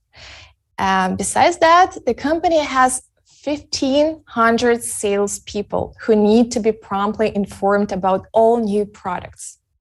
And the audit identified the following issues. So the first one, the learning process in the company was unstructured. There was a lack of resources. I mean, corporate training managers, HR managers, mentors, because the learning itself, it was chaotic and usually came from more experienced people, employees, all the way to less experienced. And the third issue that was identified, is that a lot of time was spent on certification because certification results were checked manually. So it was really time consuming. And to solve the issues that have been identified, a step-by-step guide was created. It was recommended going to the model of compulsory basic training, where learning materials for beginners were are collected in one place and can be assessed at any time. It was recommended making it more structured so that employees can easily navigate the learning materials when they want and when they need. And of course, after developing and implementing the basic training model, it was recommended reallocating these training resources. I mean, HR managers, corporate training managers, just assign them with other duties. Those managers who previously were involved in training. And the third step, transfer the certification process to a test format. In this case, all test results, they are automatically calculated by the system, and certificates are issued automatically as well. So most of the problems identified during the audit were solved by launching an LMS, and the other issues were resolved as they went along. All right. Okay. And since we are talking about the learning audit, like a first step, I'd like to let you know that iSpring also offers this service. We have recently launched the free training program checkup. And basically all you need to do is to answer 14 simple questions. We will share with you some practical recommendations on how to take a new look at the better numbers for your business. We work on it with a team of L&D and HR experts and try to make it as simple as possible, but valuable. I'm not advertising this, it's just that I'm talking about e-learning metrics and how to measure success today, and the training program checkup is my project. So just in case you're interested in such a quick and free checkup and you don't use any iSpring products yet, feel free to reach out to me on LinkedIn. You can see the QR code on your screens, and if you scan it, you will be directed to my LinkedIn profile. Just shoot me a message and I'll be happy to help. So I hope you can see the QR code on your screens.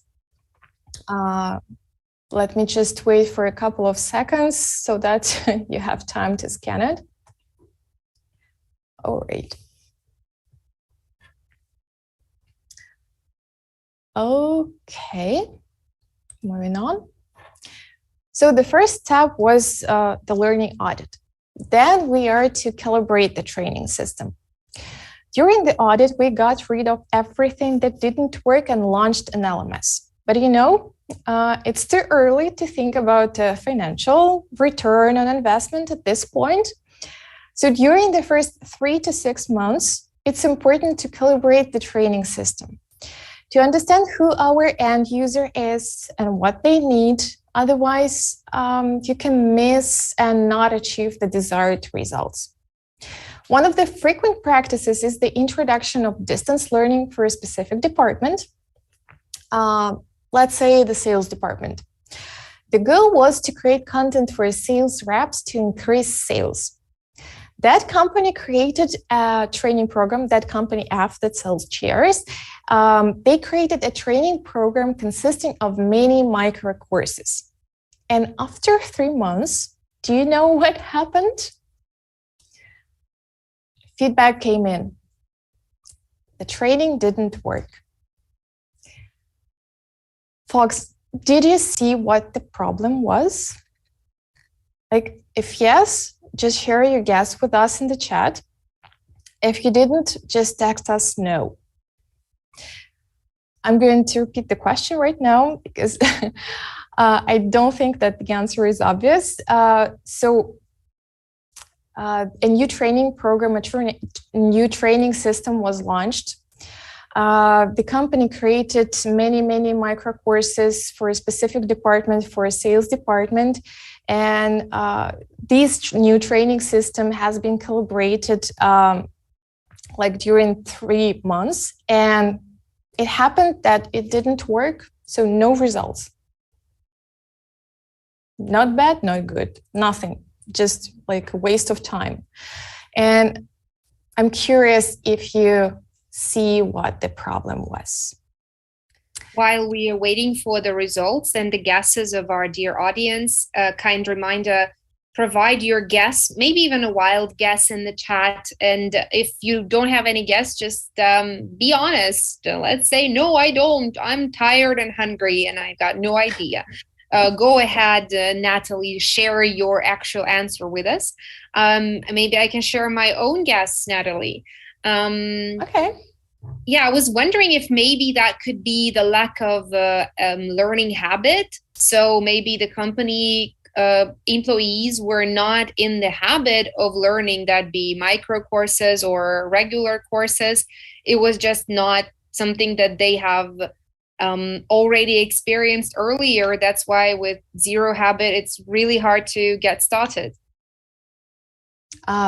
Okay, I get you. No, that's not the right answer. I'm sorry, Chris. Okay. No, it's all right. Do we have any other responses yet? Not at the moment, because I believe it might take a little longer time for the audience to answer this kind of question. So it feels like maybe they're texting us or making, I don't know, writing an essay or something, perhaps. Let me just repeat the question once again quickly. So after 3 months, during 3 months, the new training system has been calibrated. It has been verified, and the training system was consisted of many micro courses, and it appeared that this kind of training didn't work. The company didn't get any results, just nothing. Okay. And I'm curious why. Let me share some of the suggestions that were now on the chat. They appeared finally. Javanta says it was a new LMS. Matthew shares that it was reinforcement. Then let me see. Anna is curious and she's saying, was it the timing of the follow-up? Andrea shares the lack of communication. Sarah Jo says it's too many micro trainings. Matthew clarifies that it's reinforcement and accountability. Ali Muhammad says, what about those who do not, an extra comment here.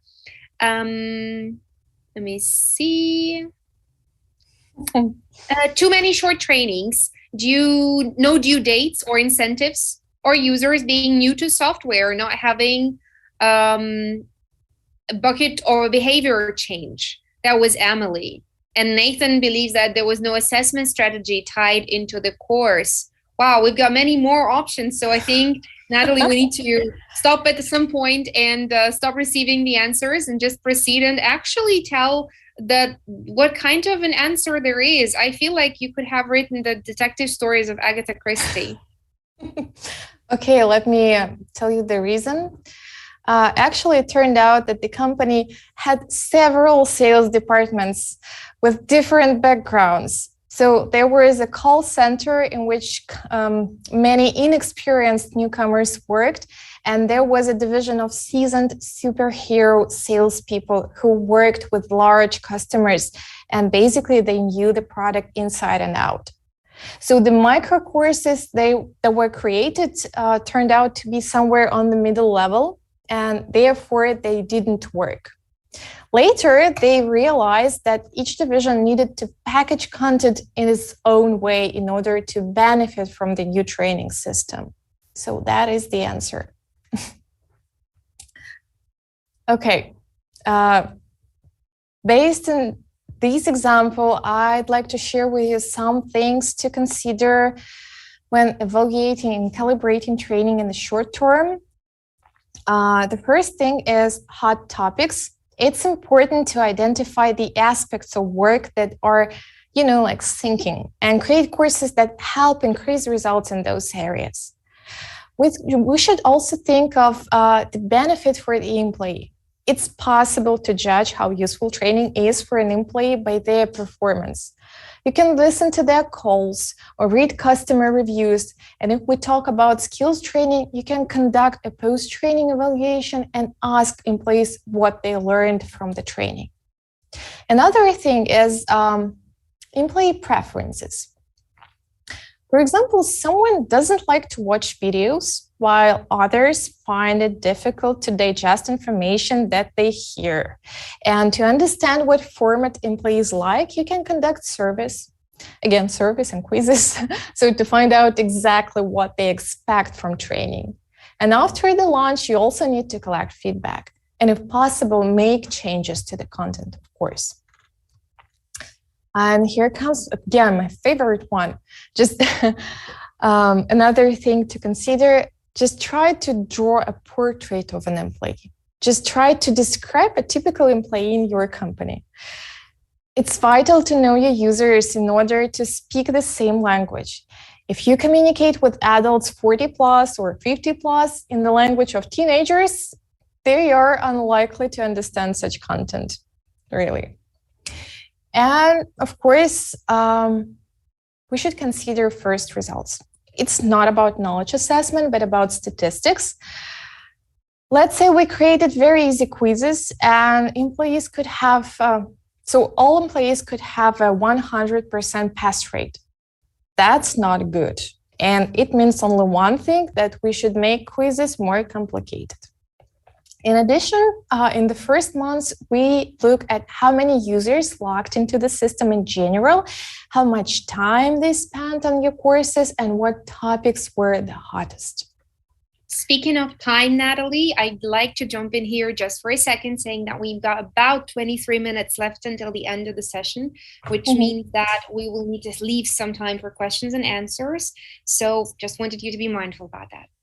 Okay, thank you. Thank you, Chris. We're actually coming to the toughest part of the session, evaluating the effectiveness of the learning initiative. Why am I saying that this is the toughest part? Just, dear audience, just text us quickly any suggestions. Why am I saying that this is the toughest part? So we performed a learning audit. We calibrated the training system, and now we need to measure the training and evaluate training effectiveness. So do you also think that this is the toughest part?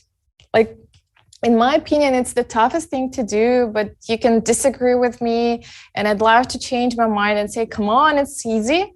It's very important to analyze the effectiveness of learning strategies to show that it is producing value for the company. Like, do we have any responses yet? Not yet.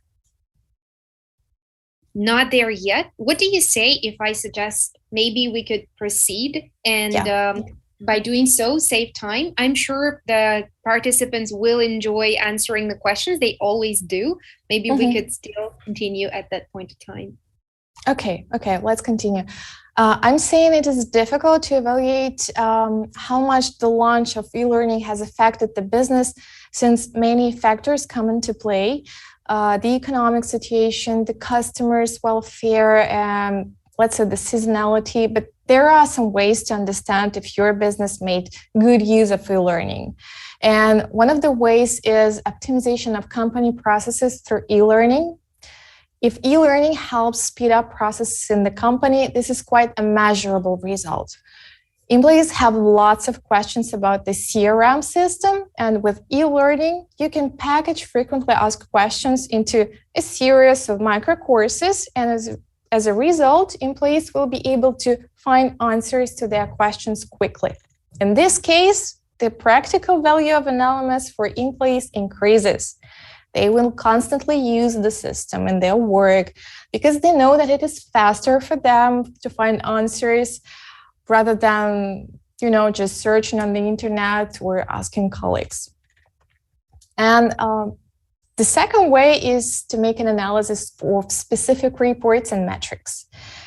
It's challenging to identify direct correlation between training and profit, but we can track some specific metrics that have been increased as a result of the e-learning launch. Just a quick example. A company is dissatisfied with the performance of the call center. They are constantly getting bad reviews, and employees close only 40% of transactions. And after analyzing the calls, they see that the sales team don't actually know the product well. And therefore, they develop a product training specifically for call center agents. And after training, the close rate doubles. So in this case, we can say that the training directly affected sales KPIs, right? You can also consider using the Kirkpatrick model to measure training effectiveness. Maybe you know, but it has 4 levels: reaction, learning, behavior, and results. Chris, do you have just 2 more minutes to cover this part? Just want to be sure that we finish by, let's say we finish in 4 minutes to make sure we leave time for questions and answers. Sure, absolutely. Just want to briefly cover the Kirkpatrick model, how you can just implement it in an LMS. So the first level is reaction. This is aimed at defining how learners feel about the training. Again, you can use online polls and feedback forms, and you can use these kind of questions like how much new information did you receive, were you engaged with the content? And I'll say an LMS can help measure success on this level because it allows to carry out reaction service and get user feedback that can be actually tracked right on the platform. Very easy. Then the second level, learning. At this level, you evaluate the increase in knowledge, increase in skills and attitudes after the training has been completed. Again, you can use online quizzes, you can use real or simulated tasks, and with an LMS, you can actually track progress because it usually allows to see a breakdown of completion rates, of score results, and attempts and answers. The third level is behavior. This is aimed at evaluating how the training has influenced your employees' performance. In other words, if they apply the new knowledge in the workplace. Again, you can use surveys and quizzes and interviews with mentors and put this all into your LMS account. And last but not least, fourth level, results. This actually brings us back to the business goals for the training set in the beginning. So if your goal was to reduce employee turnover, to reduce training costs, you can measure it, right? So just to sum up, appropriate initial actions at the start are the key to a successful launch of eLearning. Here are the key actions that need to be carried out in the first year that eLearning is being implemented. So the first action is perform an existing training system audit. This way we identify the gaps. Then set goals for eLearning based on the results of the audit. Then implement eLearning, actual implementation with development tools, with an LMS. Then we need to verify the effectiveness of the training program based on feedback from employees. And finally, we evaluate the effectiveness of the training in the context of business development and optimization of existing processes. This was just a brief summary of the session. I think we're ready to start the Q&A session. I'll be happy to answer your questions. So, Chris, do we have any so far? We do several, and I welcome dear colleagues and attendees to please share their questions in the chat box. Natalie, thank you very much for going through so many informative slides with us. I know it's not easy to shoehorn a lot of information into such a packed period of time, so my appreciation to all the effort taken. Let's begin. Ready to go for the questions? I am. Yeah, well, we have a comment slash a question, but I would say a comment that I think would be nice if you could react to that, from Abraham, who says that he uses or they use the Kirkpatrick model. However, the client is not always cooperative in order to acquire all the information they need. So I was just wondering if maybe you could comment on this situation and give your piece of advice about that. Oh, that's interesting. So this Kirkpatrick model is used for client training, or what? I didn't follow this. Yeah, I guess perhaps Abraham could clarify more, but I believe that Abraham might be developing a course for a corporate client, and the corporate client is not exactly always cooperative in terms of providing the necessary data. Well, clients are always right. So I guess we have to deal with this. Yeah, but this is like a deep philosophical question, I say. Yeah. Just try to make a meeting, to arrange a meeting with your client and make them understand that you are trying to make something better for them. Mm-hmm.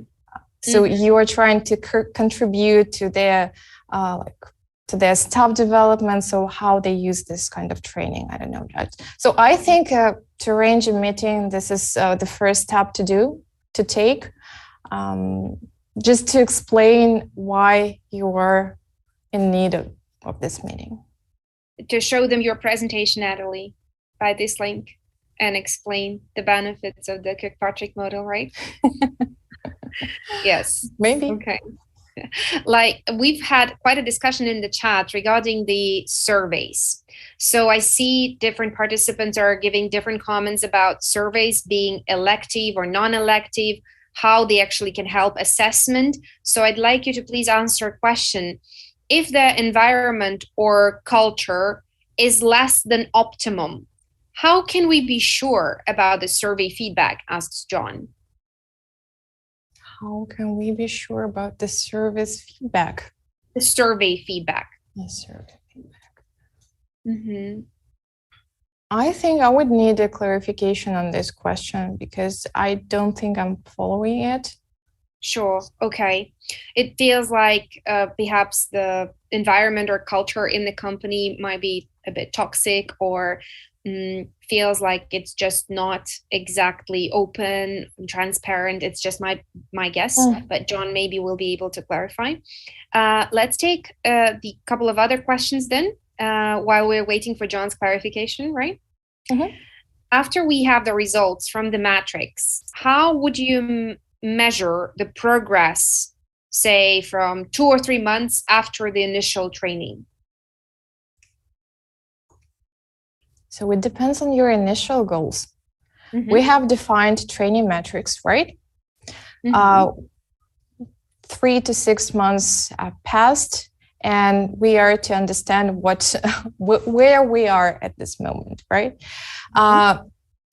We should take into consideration the initial goal. Again, to think of a business goal that was at the very beginning of your initiative, to look at training system goals, training program goals, and just try to correlate them.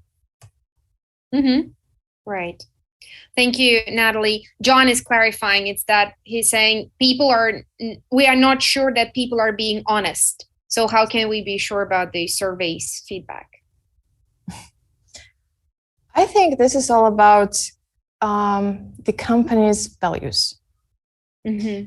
So, and this is, it relates to the onboarding training. So how you onboard your employees. If you feel like your employees are not like they are not saying the truth. They are not saying how they feel, how they really feel.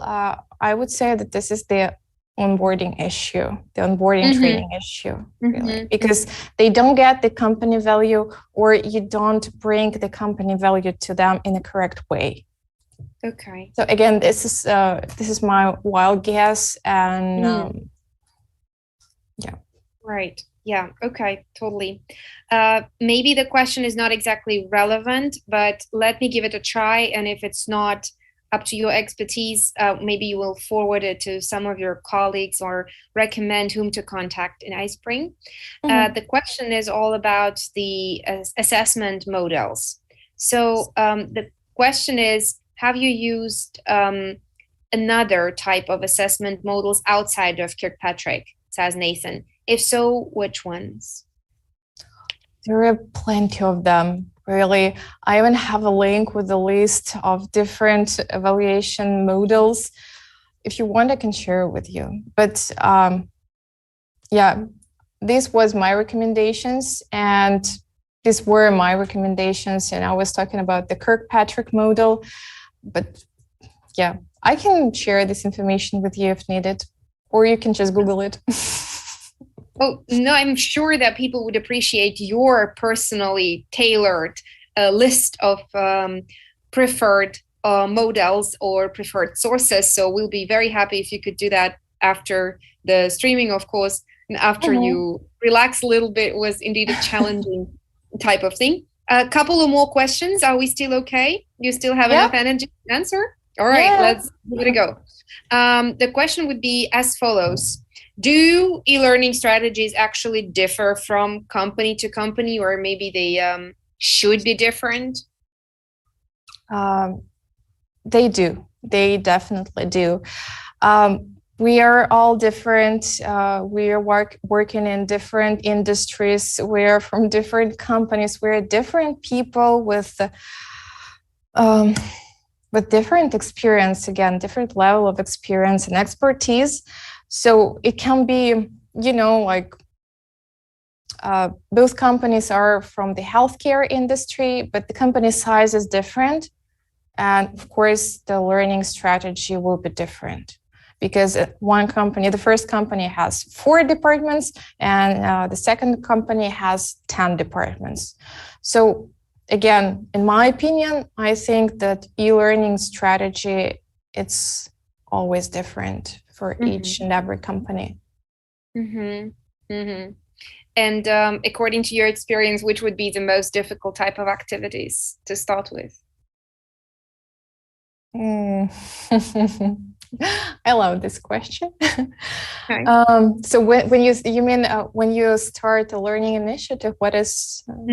Yeah. Again, it's a deep philosophical question.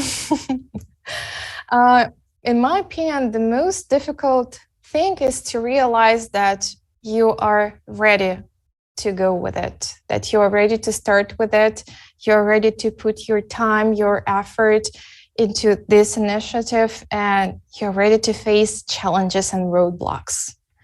So this is the toughest thing. And it actually comes together with the second part, to make the top management certain that this will work. I'm ready for it and I will make it work. So let's say 2 the most difficult parts when you start such an initiative. Yeah. We have a very important question in the chat, Natalie. I'm really thrilled and excited as well myself. I was thinking about that, but I didn't have enough guts to ask you. But since our colleagues and attendees are asking, then I have no moral choice apart from asking this. Your t-shirt has some coordinates or numbers or whatever. Does it relate to your LinkedIn, or what is that all about? Or maybe this is somehow related to iSpring official tax-paying number, or what is that? Nothing like that. Just some coordinates, nothing more. Sounds great. Don't pay attention on this. Okay, okay, very well. Then, Natalie, thank you very much. I believe people are really waiting for the list. They said that would be very helpful, and they are looking forward to receiving this message from you. Also, we have received quite a number of answers to your last question, which we didn't have a chance to discuss during the actual session. So I'm so sorry. Please accept my apologies, Natalie, and everyone who have provided the answers. But I'm sure it was engaging for the audience. So let's then call it a day for you, Natalie, and I am looking forward to hearing more information from you next time during the other webinars or during the other conferences. I'm sure this is not the last one. Would you like to highlight something in the very end, like a final line or a summary of the most important things that you want the colleagues to carry away from your session? Yeah, just a couple of words. Implementing the learning and making any changes in people's strategy can be tough, and you all know that. But there is no doubt that employee training plays a significant role in every business success. I always say that people are the most powerful and irreplaceable resource, and it's vital to contribute to staff development. So if any of CEOs listening to me, just keep them in mind. So such initiatives should be thoroughly planned and discussed step by step, understanding how things are going now, setting goals, aligning them at all company levels, sharing experience, and measuring success, of course. It's critical. Yeah. So these are like my final words. Really appreciate you being so active. Thank you for your attention. I hope you enjoyed the session. Thank you, Chris, for hosting my session, my part of the session. So yeah, thank you so much. Have a great day. Yay! Thank you so much, Natalie. I have lots of comments in the chat about your answers being really great and about the words of thanks to you. So again, many, many thanks. I would love to join these comments on behalf of our participants, and we'll be moving on. Last but not least, we're saying goodbye to Natalie and saying hello to Tiana. So before I formally check the sound and ask the questions to Tiana, I would like to just make a super short introduction to make sure that we are well prepared to hear from her and to learn her wisdom. What is more interesting, she's connecting from a very far away place. I'm going to make a super short random survey in the chat. I wonder if people know where Tiana comes from, where this country is in the global map. Tiana is connecting, I guess she was just choosing the country to live in based on her name. She is Tiana, and she lives in Trinidad and Tobago. So it will be very easy to memorize Tiana from Trinidad and Tobago. So Trinidad and Tobago is a pretty small country, but maybe there are some professionals who know where it is. So if you have any guesses, please shoot them in the chat box. We'll be happy to learn. And I'd like to introduce Tiana now. She is an iSpring Learning and Development Manager in the Sales Q&L department. She's a huge fan of sales and loves to talk about solution selling, She will share with you how sales onboarding is set up now in iSpring and why it needed updating. So just before we proceed with, I'd like to once again say, if you want to implement everything that now you learn from our sessions, you're more than welcome to get a free trial of iSpring Learn LMS. I think it's a great way to test everything out at your own pace. As I said, it's free for 30 days of use. So my colleagues will share a link in the chat. And I can't wait to switch to our very last session, which is a case study about onboarding in the iSpring sales department. So Tiana, do you hear me? Do you hear me well? Do you see me well? I can hear you and see you perfectly well. Thank you so much. Thank you for a nice introduce. I really enjoyed it. Did anyone guess at all that I'm from Trinidad and Tobago? Let's have a look. I have questions about your full name. Maybe people are wondering if your last name starts from letter T, but no, it's not. Doesn't. Sorry, it is Tiana Ray. So let me see if we have some of the guesses about Trinidad and Tobago. I guess we don't have the guesses, but we have comments. We have a comment from Glenda. She says it's beautiful there, and I'm jealous. Absolutely. Yes, absolutely. Come visit. Yeah, they got a great 4-person bobsled team. It's an island that I love, says Zassi. And Zassi also says that she loves Trini culture and food. So that's right. And we have one participant from Trinidad, Janella. Janella is from Trinidad. So, hi, Janella. Yay, thank you for joining us. Yes, it's good to see your fellow citizens. You know, maybe we're close by. I'm just in Arima. Just come visit. You know. Thank you so much for that. You know, it was just like a pleasure to get to know a little bit of the audience. It was very nice. Thank you so much for that, Chris. So shall we begin? What do you think? If there is anything that constrains us from that, let me know, because I can't wait to start. No, absolutely. I totally enjoyed all the speakers. I hope the audience is still, pretty warmed up right now for me, so I'm still hoping that I will get some views, and some live participation would be greatly appreciated. You guys can shoot any questions while I'm doing the presentation, and feel free to shoot them in the chat. So Chris can read them to me, so we will stay in touch, so I know what is going on exactly. Okay. I do want to say, while I was listening to Emily, thank you so much. Because I am in charge of onboarding and global sales, I would have to say that I did like the point about praising people for achievements. I probably didn't think of it very nicely. I only gave so little points, and maybe I'm thinking right now I need to implement some badges as well, so it's a good idea. Thank you so much, Emily. So I do want to share today with you a story, because some of the speakers, I saw them, they put in a chat that they would like to learn more about iSpring. So this is like an inside information for you guys. We're going to share our own case, how we decided here at iSpring to change our existing onboarding in the sales department. And I will tell you why we decided. I will tell you what we have achieved. We haven't achieved, I would tell you, super duper results, meaning that not because the onboarding is not great.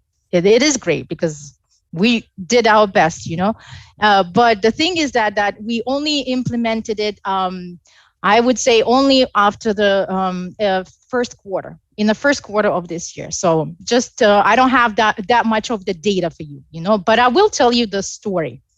So back in 2021, when I joined quality sales and learning department, I have to say that it was a great idea from the iSpring point of view to implement such a department.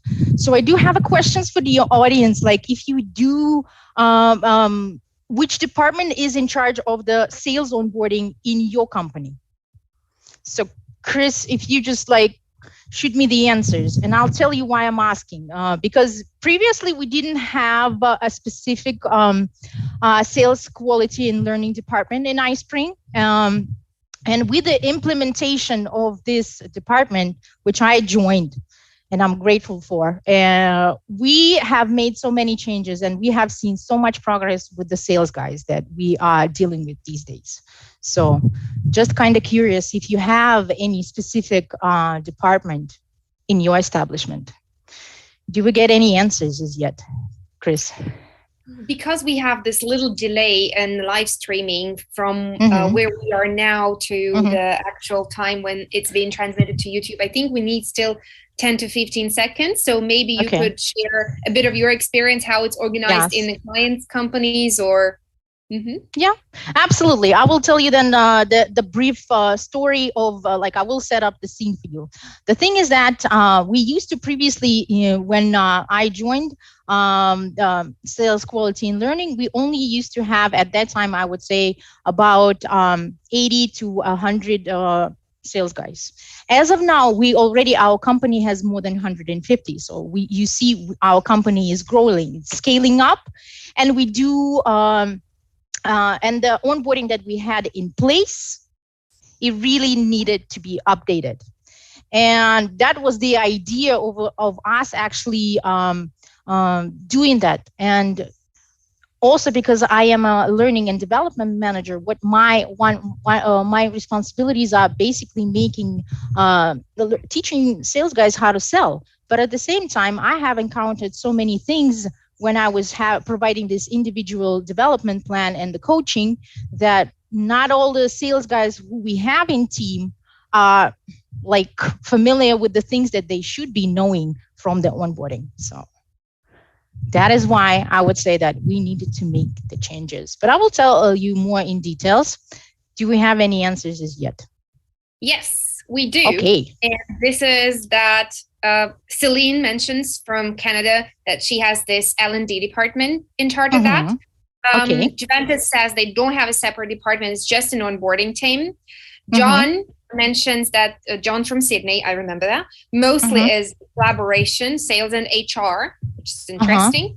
David mentions that our company doesn't have an onboarding system, and Estella answers that this is HR, and I'm sure we're going to be getting more comments shortly. Okay. And while we're getting them, I would kindly like to remind you that we do have this option of the shared screen, and we still see only your beautiful face on the shared screen. Yes, absolutely. Sorry about that. I'm going to move on. No, it's totally fine. Yeah, I'm just excited. Yeah, this is what I was telling you, that we right now, that's great that everybody shares me. I just do want to say that to those organizations, if there are any CEOs in the building, I just do want to let you know, guys, if you want to scale up your business, you would need to think about implementing an L&D department in your sales. And I would strongly recommend to just like, scaling up is impossible without sales. It's just simple as that. So if you do want to scale up, you would need a bigger sales team, and you do need a great learning and onboarding system. Like Natalie mentioned, that onboarding is actually, it's not only about skills and assessments, how to test their knowledge, but it's also the values that your company presents. And this is what we're going to talk today about. Okay. So as of now, iSpring has 150 sales rep, and they are located all over the globe. Like you can see, I'm also, because I'm in sales department, I'm also in Trinidad and Tobago, and we cover 24 zones. And most of our employees, they do work remotely, and we do get about 4 to 6 new employees a quarter. And our onboarding is 90 days. So the first 90 days are very crucial. And after these 90 days, when they pass the onboarding, they actually get to me, to the learning and development manager. And I have to say that the onboarding program that existed before this year actually did not perform that well with the guys. And we have encountered challenges. And those challenges we found out during the sessions that we had with them. And we realized that our sales guys, they sometimes even confuse just simple thing as just like sales stages. They're not sure what kind of lead they're dealing with. And if it's a warm lead, if it's just like a person from the outside, if it's a cold, they very fishy about that. They don't know. And they're not aware of what kind of questions they should ask different stages, meaning like, when do you ask the menu type of questions? When do you ask open-ended questions? During what sales stage?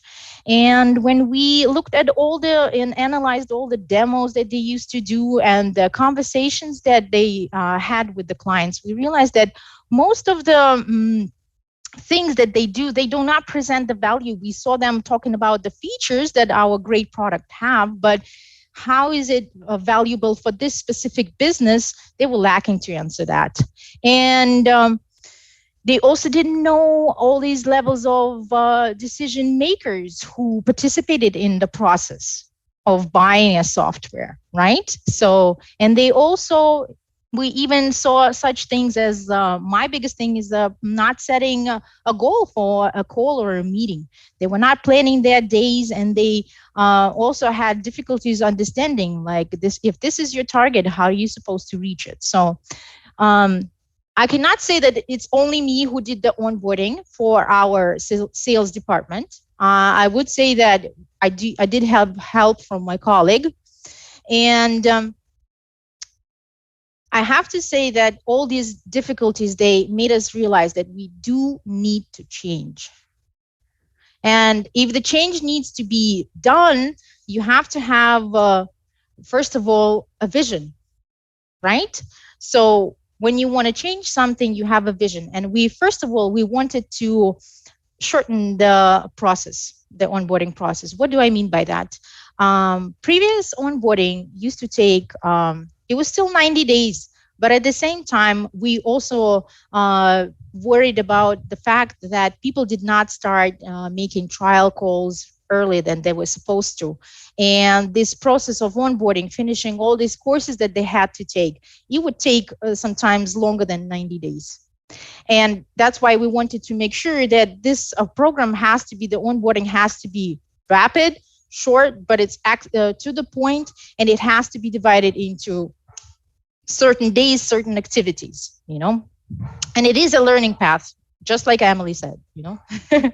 So we also wanted to provide the guys with, of course, one of the idea of the onboarding is to provide them with the company visions and missions and what our goals and priorities of our company. This is a very, very good point that Natalie made in her answer just in the previous presentation. And we also wanted to help the guys, the newbies. We call them Padawans, by the way, just like in Star Wars. So we wanted them to understand what are they expected of, you know, and what their job is consist of. And we also wanted to for them to realize how to reach those expectations that we have for them. Okay. And since we talked about the challenges, I'm just curious if you guys see any of the challenges in your existing onboarding. Can we ask this question? I don't see anything that would prevent us from doing that. Let's give it a try. Yes. Do you guys see any challenges? Let's have a look at your answers in the chat. Once the live streaming reaches you, we'll probably be already somewhere ahead. So let's I can talk a little bit more about like what we had previously, so the guys will get the idea, right? Yeah. So previously we used to have the onboarding, but unfortunately it was not created by the salesperson. So we had great courses, but the way they were combined together, they didn't make sense. And we used to have different learning paths as well. And that it also made people to realize that they don't remember where they stopped or where they finished. But at the same time, we wanted, that's why all these like different paths, we decided to combine in one straight line so it would be easy process. We also, in the previous onboarding, we still, it was a buddy system implemented, and we decided that it's a great idea. And in order for us to deliver those missions and values, we'll still need to keep those. And those guys, they still exist in the onboarding, but previously they used to do things differently too. Previously, even the buddies had different responsibilities with the guys who were newbies. Right now, they also have new, I would say, things that they have to do as a buddy or a mentor, you can call them, you know? So we did have certain things that made us realize that change need to happen. We get the answers? I think we are in progress, so just need a couple of more seconds to catch them. So yes, making them comfortable is a challenge. I know as I have to train them on the company induction, says Juventus. Okay. So let's see. I think there are going to be more coming shortly. Absolutely. So another thing is that with the previous onboarding, we also used to keep different types of materials. We still had of course, we had iSpring Learn LMS, but we did have them, we did use other resources as well for keeping certain stuff. And we decided that we no longer want to keep it that way, because iSpring Learn has all the comfort and I would say all the necessary things that made us possible to keep it all in one place too, you know? So definitely. And I would say courses that we already had in the onboarding, as I said, as I mentioned, they were super good, but they just needed to be I would say, perfectly put together. It was just like a puzzle. We had the pieces, but unfortunately the picture was not what we wanted to see at the end of the onboarding. So we decided that the picture needs to change. It has to be a happy salesperson, not some puzzled feature that you don't understand what that is in front of you, so some puzzled creature, I would say. Yeah, exactly. Right. So it feels like some of our audience might have missed the question because they're asking to repeat the question. So I believe I'm so sorry. No, it's totally fine. Let's just maybe proceed to the next part of your story. Repeat the question and proceed so that everybody else who wants to share their opinion would be able to do that. Yes, I'm sorry you guys didn't hear it. I asked you if you have any challenges with your existing onboarding. Maybe you have you have experienced the same pain we did. So. Okay. Well, let's proceed. So, as I said, like working on the personal level, and my colleague, we both realized that improvements, they need to be made, and we realized that what existed is no longer working for us. And like you said, we don't want no more puzzled creatures coming out, So we decided that we have to make a clear onboarding structure. So everything right now is implemented in iSpring Learn. And it's just a simple thing, just like that looks very easy. All they have to do, users go to their portal. They can go from their mobile device, or they can do it from their computer. And they see everything is there. Day one, it means that they have to accomplish everything in day one. And I do have to say that all the courses inside of these days, they are divided into sales trainings and product training. Why did we do it? Very simple, because our guys, they need to know our product. Absolutely. But at the same time, we realized that the sales skills are also important. So right now they spend 8 hours at work. So 4 hours they devote to sales training, 4 hours they devote to product training. And what do I mean by that?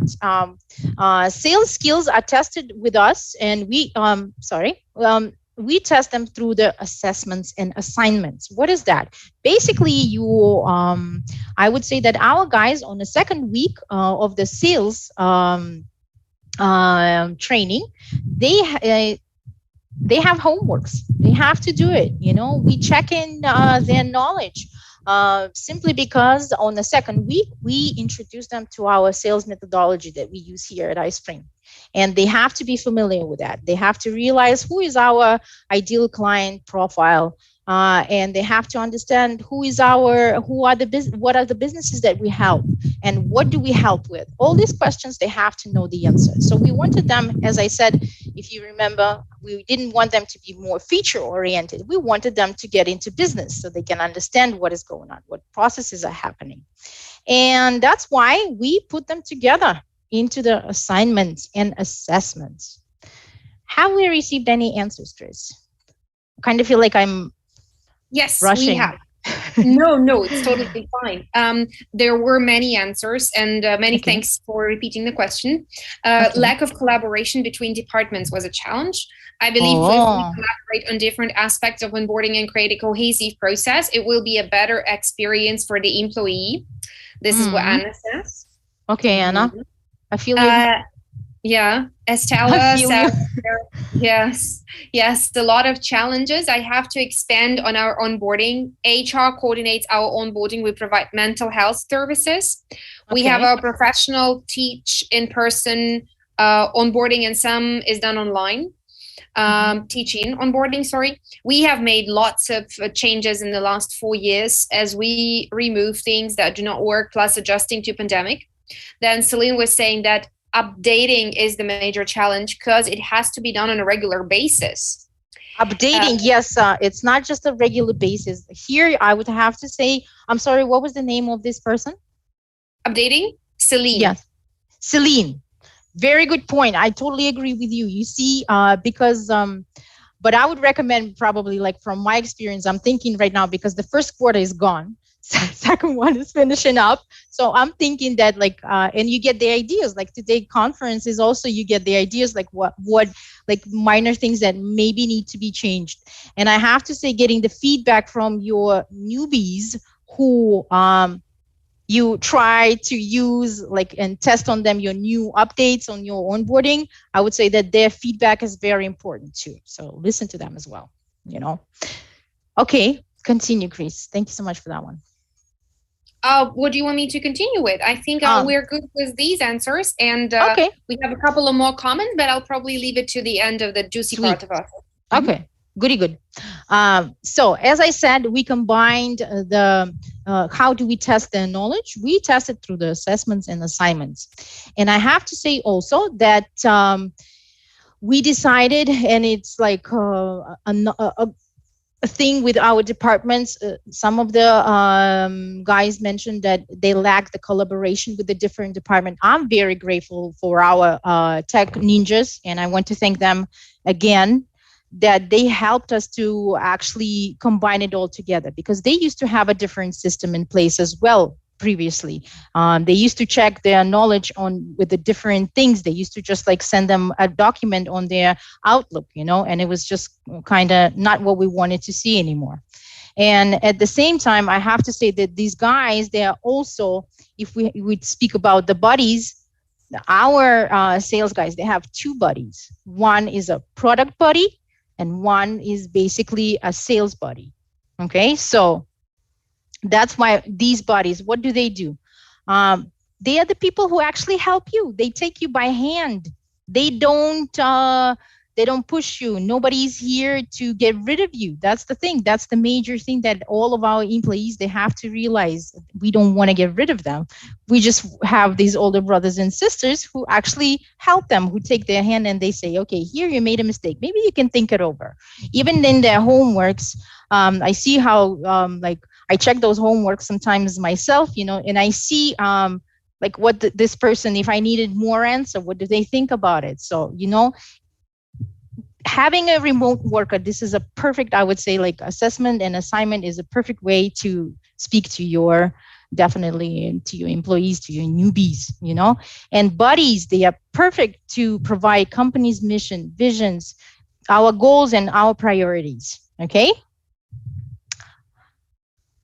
Can we ask another questions to the audience then? I do want to know if you guys have a buddy system in place with your onboarding. Yeah, definitely. Let's see. Please provide your answers if possible. Do you have a buddy system in your company? But while we are waiting for the answers, may I please clarify? Are we speaking about buddies, or are we also speaking about mentors? Like, do you put these two terms aside? Like, do you differentiate between them, or do you see this as the same thing? It's the same thing for me. Yeah. Okay. I have encountered people who call them mentors. I'm used to more buddy, because I used to have a buddy myself when I used to work on a different work. So I'm just used to that term, you know, so. Yeah. So if there is a mentorship system that also works. Yeah. It's the same thing. Yes, absolutely. Because buddies, as I said, like I do want to go into the details here. So our tech buddies, they provide guys with all the information. As I said, they have to learn, for example, iSpring Suite Max. Then they learn iSpring Learn LMS. Okay, and through all these steps, they have to realize how the product works too. And all these guys, they're doing so much work. They checking with them. They always help them. We also test the knowledge of the product, of course. And I do want to say that, you know, we do have huge quizzes on both products, our major products, that is iSpring Suite Max and iSpring Learn, and we have a huge test. And for those people who are passing right now the test to get the certificate for iSpring Suite Master, you know, they have to know that most of these questions, they are taken from the onboarding, you know. So, and we update those tests as well. So as I said, these guys are really great help, you know, and especially sales guys, they always give them a hand by just letting them know how they can adapt here, in iSpring. Have we received anything? I feel like I do want to know what people are saying. Yes, of course, because this makes you more responsive and it helps you tailor the content. That makes perfect sense. So we do have a couple of questions, and I'm sure more are coming. We have one gentleman saying, Juventus is saying no, onboarding team works in collaboration with other departments only. So there is no buddy system, but there is a collaboration in place. And David says, our company has a buddy system, but it's not always followed or begins to break employees into cliques. Wow. The system needs to be reset up. Interesting. That's effective. Okay. Right. Celine is saying that, yes, mentoring, but on punctual period only, not systematically. Not micromanaging. I agree with you completely on that one. Okay. Yeah. So that seems to be it for now. But again, I'm sure because of the delay, we're going to receive more shortly. Okay. Sure. Absolutely. Then I guess we can talk about the results that we have achieved. We have improved so many good things, So what have we achieved? I have to say that the people that I tested my onboarding that we have created, not mine, but our onboarding that we have created, I would say that they told me that they like the pace. They do like the pace. They do like that the first week is actually, they don't do no homework. They just getting to know the product, which is iSpring Suite Max on the first week, and they just get to know it. And they do some tasks only on a second week. And on the second week, when they start having homework, as I said, they're getting the knowledge of the methodology that we're using here at iSpring. And we also, once the product training is over, they would actually start having more calls by the time, So when the product training is over, that usually happens on week 4. So on the 5th week, they already start calling. They already sometimes they even make calls on the 4th week. And they already, I would say, no longer have to be doing homeworks for the product. They get to experience it over the phone. So they check their knowledge. I would say like it's a live practice right here and there.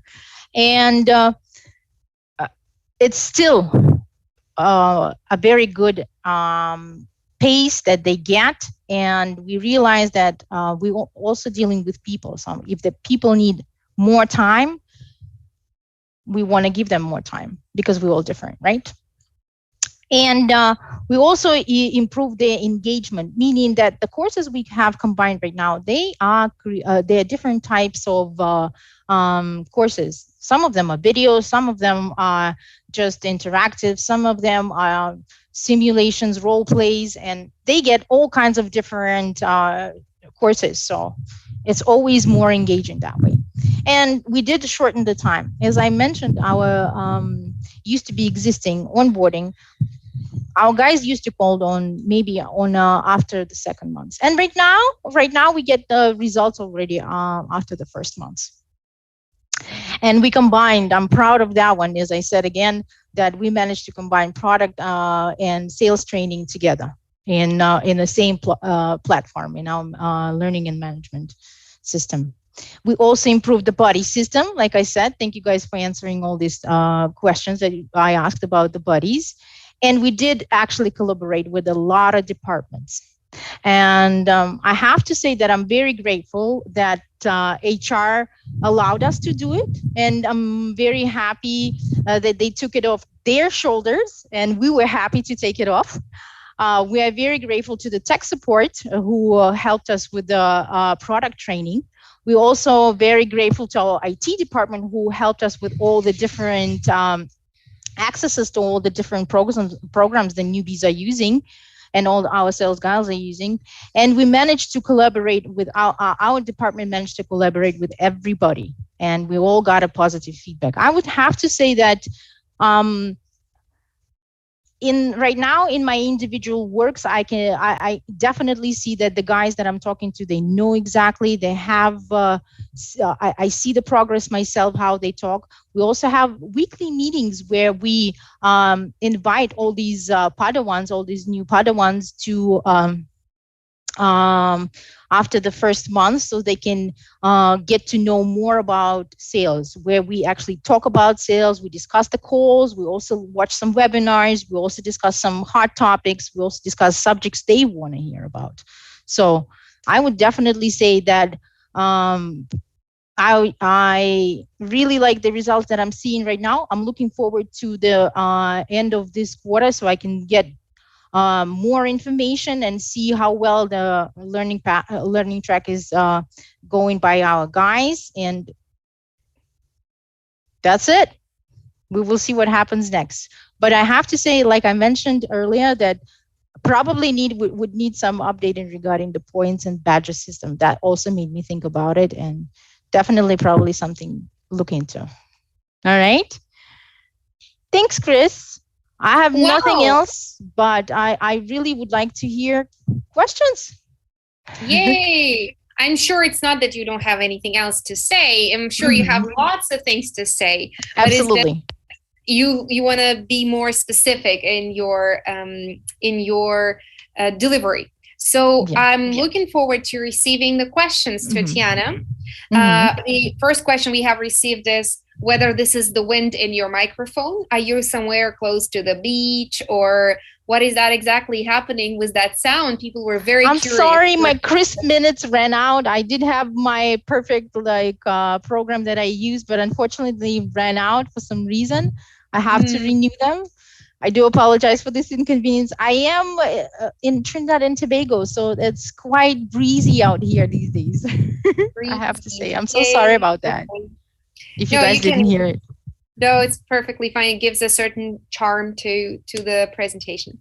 So while we are waiting for the first questions, I am sure that I have a couple. So I would like to start with my questions because myself, I'm very interested in your topic. So let's have a quick look. So like you have shared with us the first results, you have shared with us the successes, the first positive outcomes. But I was wondering, what do you want to improve in your onboarding yourself? What I want to improve, I have to say, when combining this onboarding, there were certain things that needed to be improved. Like, for example, we had the idea that we lack in certain courses. So we have actually, as I said, we have a collaboration with our HR department. So what we have decided to do, since we have the buddy system in place, these guys who are trained for the buddies in the Department of Sales to become a sales buddy for the newbie, they have to come up with a new course. So that's a great collaboration between the departments. And we realize that there are certain things that we are missing in our onboarding. That's absolutely true, because when you combine it together, you see that there are certain things that you really would like to add as well. So because of this collaboration, we have actually come up with a great thing, like it's a I would say, how would you call it? Like, it's a great relationship. Like, I don't even know how you call it. Symbiosis. What would you call it? It's a great. Either symbiosis or good bonding. Yes, bonding is great too. So it's just iSpring, I have to say that. Yeah. We just decided that they can help us out, because it's very important for the sales department. So yes, this was a great thing that we actually achieved together, and if we didn't have anything, of course, improvements, they need to be made. And I do think that like this quarter, I will definitely need to look into the new guys, because we have received new guys who just completed the onboarding, and I can also collect their feedback, So yeah, no, never-ending process, never-ending feedback. Absolutely, never. And plus, we get the updates. The products get updated, so it's always cool. Let me jump in with the question about the spring new products, etc., iSpring new product. All right. What would you recommend for a beginner in iSpring for content design, says Juventus? What is his name? I'm sorry. Eventus. Eventus. Thank you for this question. That's a very good question. I would totally recommend you to sign up for a YouTube channel for iSpring, where we have actually how to do videos. If you're really interested in learning how to do things like how to create courses and e-learning, like I would strongly recommend you to go and just like take a look. If you want to, if you have a specific task that you would like to achieve, then I would suggest you to download the trial and start the trial and use the how-to videos. You know, you can also do that. And when you are ready to do this, you can also take up a certification program that we actually have at iSpring, that all of our, if you want to be an instructional designer and you want to be qualified in iSpring products, feel free to do so. You can actually pass the certification program here as well, you know, so you can present it in your resume. Feel free to do that. Yeah. That's very sweet. Okay, thank you so much. We got another question from Nathan. At what point do you bring people back for advanced training? How do you know when to do that? And are people selected, or is it a self sign up? I have to say that a lot of questions in one, but that's good. Let's start with the first one. People, yes, we do get advanced training. I would say when they reach a certain level, you know. So on the first one, it's just like you have juniors, junior 1, junior 2, you know, and then when we get into higher levels, this is where actually the advanced training starts. If you're talking about my individual, this is usually, I get usually J and I move them to J1 to and J2, I move to pro, okay? And the pro guys, those are the ones who actually get additional training as well. And this happens, I would say, this is only for pro guys. And we just recently had a nice training with Ian Cognac. So I can't say his word. He's a really good guy, you know, so I really loved his training as well. And this was also only for our pro guys. And right now, one of my tasks is right now actually to make a course. Wow. Exactly. I think you, judging by your excitement, it feels like you're enjoying this kind of tasks and assignments. Absolutely. I love my job. Absolutely. And today when I was listening to Kevin, I was like, oh, good point. Yes, I do need to do this with my, you know, letters and everything. It was good today. I liked it. Okay. I'm happy that you've enjoyed that as well. Yeah. We have several more questions. And sure. I would like to thank John for sharing so many useful tips and links and sources. Feels like he has contributed so well to our chat discussion. So awesome. Tiana, you'll be able to see that after the session when you review the chat. Anyway, sure. The question comes from David. What are your favorite tips for onboarding, and what do you think is the best thing about the onboarding process? Best thing about onboarding process is that you getting a new person and you getting a whole new world with this new person. And it's awesome that this person comes into your company and you actually can transform this person and you can have some ideas. Actually, when we're choosing guys, you know, they already have to be kind of iSpringish, if I may say so, meaning that they have to have fire in their eyes, you know. So we just want, I would say that we love new people, and onboarding is my best tip. I have to say that creating and updating onboarding is not easy. It's really not easy because it's actually very time consuming, because you would have to go through all the courses that you had before. You have to just break them down. What skill do they get? What skill do you get out of it? You also have to then realize, like, out of this, like, how can you combine them so they make sense? And then you have to realize, like you said, Chris, what are you missing? So you also have to realize, like, filling the gaps. Like, you have to realize that you will have that gap, how you can just, like, close it, you know? So I would say that just be patient. That's my advice. If I may give it so, you know, just be patient, you know. Yes, there's going to be ups and downs, you know, but collaboration really helps, you know, like just like working with different departments. They are part of this process. It's actually a true blessing too, you know. So collaborate. Yeah. Yeah, right. That sounds like a very valid tip. And again, to me, for this, you need to take a course on awareness or whatever. Okay, so I think we ran out of questions for now. Perhaps a couple might appear while we are finalizing and wrapping it up. But I don't think I see more questions on behalf of the audience. Yeah, that feels like we are good and people are very, I'd say, very packed with our information and they're digesting. I think they're tired too, Chris, to be honest with you. They had a nice marathon today, you know? Oh, yeah. Like, oh, absolutely. I have come up with a lot of takeouts for me. Like, I was like, wow, so much have been shared. I thought it would have been iSprint, but it was an iSpring marathon. Instead. Anyway, Tiana, may I just kindly ask you to maybe use this opportunity to summarize a couple of points that you want people to take away from your session, like the final remarks that you want to highlight again? Yes, I strongly recommend you to look into your own existing onboarding, especially if you if we talk about sales. Like I said, sales is always evolving. It's always, but it's still human. So keep in mind that your sales guys, they need to know the values of your company and they need to learn the skills, and just make it easy for them. When you create in the onboarding, think about the people. Think about how you can affect them.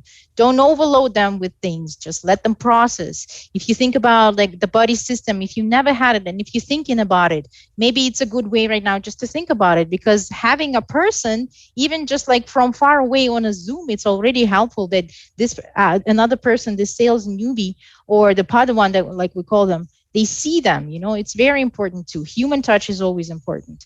And I also want to say that collaboration, again, without the help of different departments, it's not easy to implement different things. The change needs to happen, you know, and when the change needs to happen, you need to include people. So I would, if there's any salespeople in the audience that listen to us, I just do want to let you know that, you know, multi-approach that need different departments need to be involved in this decision making, you know. So that's all I have to say about the onboarding. Yay! Thank you so much, Tiana. I'm so happy we are done with this part because I am looking forward to actually proceeding to the sweetest part of today's marathon.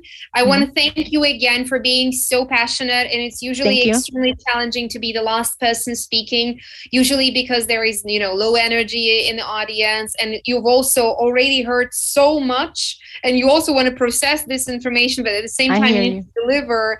So anyway, it was a pleasure working with you and having you as our speaker today. Yay. I hope you can stay till the very end of the session while we are exchanging the feedback, etc., etc.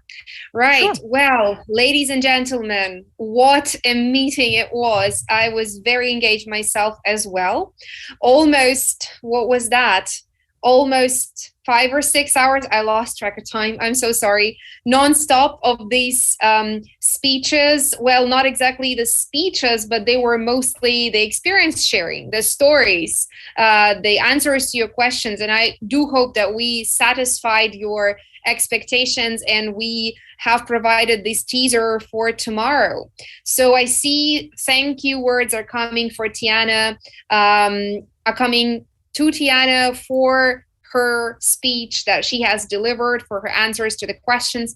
But I would also like to see something else in the chat apart from that. And this is not thank you, Christina words, not at all. What I would love to see in the chat would be a one line that you might share with everybody, the idea, a thought, a fact, anything that you want to take away from today's conference and that you like the most, that you think will be the most valuable for you. Frankly speaking, I'm a part of a discourse which believes whenever something is not reflected upon, it's not being processed, it's not being fully, let's say, digested, not been fully incorporated into your current worldview. So I do think we need this reflection. So if you could please share with me and with each other, which is most importantly with yourself, a line, an idea, a phrase, a fact, or anything, an insight that you want to take away, something that you're taking away with you from today's conference. I would be very happy to learn about that. And also everybody, huge team that stands behind this conference will be very happy to learn about these things so that tomorrow we'll be able to tailor the content better, and so that we'll be able to do the next editions of the conference better. So while you're writing and thinking and processing, because it's actually not a very simple question, because we've learned so much today, I'd like to remind you and refresh all sessions in your memory. So today, the very first session, feels like it was ages ago, was about launching e-learning, what you need to know beforehand. So I think we understand now how to identify the main objectives and business goals of your e-learning project, how to get your director or decision maker on board with e-learning, how to choose a perfect LMS and an authoring tool for your case, and how to save money and keep the high quality of e-learning. Yeah. The second session was from Ohio with Kevin Siegel, who was speaking all the time about course design, how to develop easy to learn content in PowerPoint. And during his very practical and very engaging session, he covered basic rules of designing in a course, how to use visuals to enhance the learner experience, different PowerPoint tips and tricks that will make the slides look fantastic. Easy to manage visuals is one key to e-learning success. And he also offered us a free giveaway of a book about iSpring suite authoring tool. So if you didn't have time to, please take a minute and participate. So I hope my colleagues will be able to copy a link again. Next, we had Emily Woods, I think from Washington, if I'm not mistaken, about learning paths. And now we know how to manage trainees from different departments to develop learning paths themselves, how to create a learning path for every role profile. And we have clarified our understanding about the learning path itself, I believe. That's what we started with. Next, right after the break, we had Natalie Taylor from iSpring. She covered e-learning metrics and results, how to use them for business success. And she covered many points, among them how to evaluate the effectiveness of your e-learning with LMS reports and link them with the other company's metrics, how to formulate hypotheses, how e-learning will benefit the business, how to link e-learning metrics with KPIs, how to save money on corporate training that isn't the ultimate goal at the same time, how to identify and fix issues in business processes with e-learning analytics. And if you miss Natalie's LinkedIn link, here it is. I hope my colleagues will insert this. And the last but not least, today's session was from Trinidad and Tobago, a windy, breezy session with Tiana Ray about case study, onboarding, and the iSpring sales department. A very, very inspiring session about how to identify an issue and how she found a solution, about how to collaborate with the very different departments and bring everybody on board, about these buddy system, and about tracking the results and making sure that the results are easily measurable and understandable.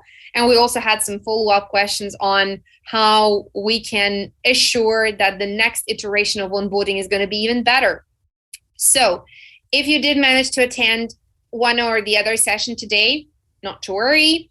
We will send you the recordings of all the sessions after the conference, but don't forget, anytime you are online, there is always a chance to communicate with the speaker and to make sure you receive the right answers to the right questions, exactly the questions that you have, which is, of course, a privilege of those who watch in real life streaming.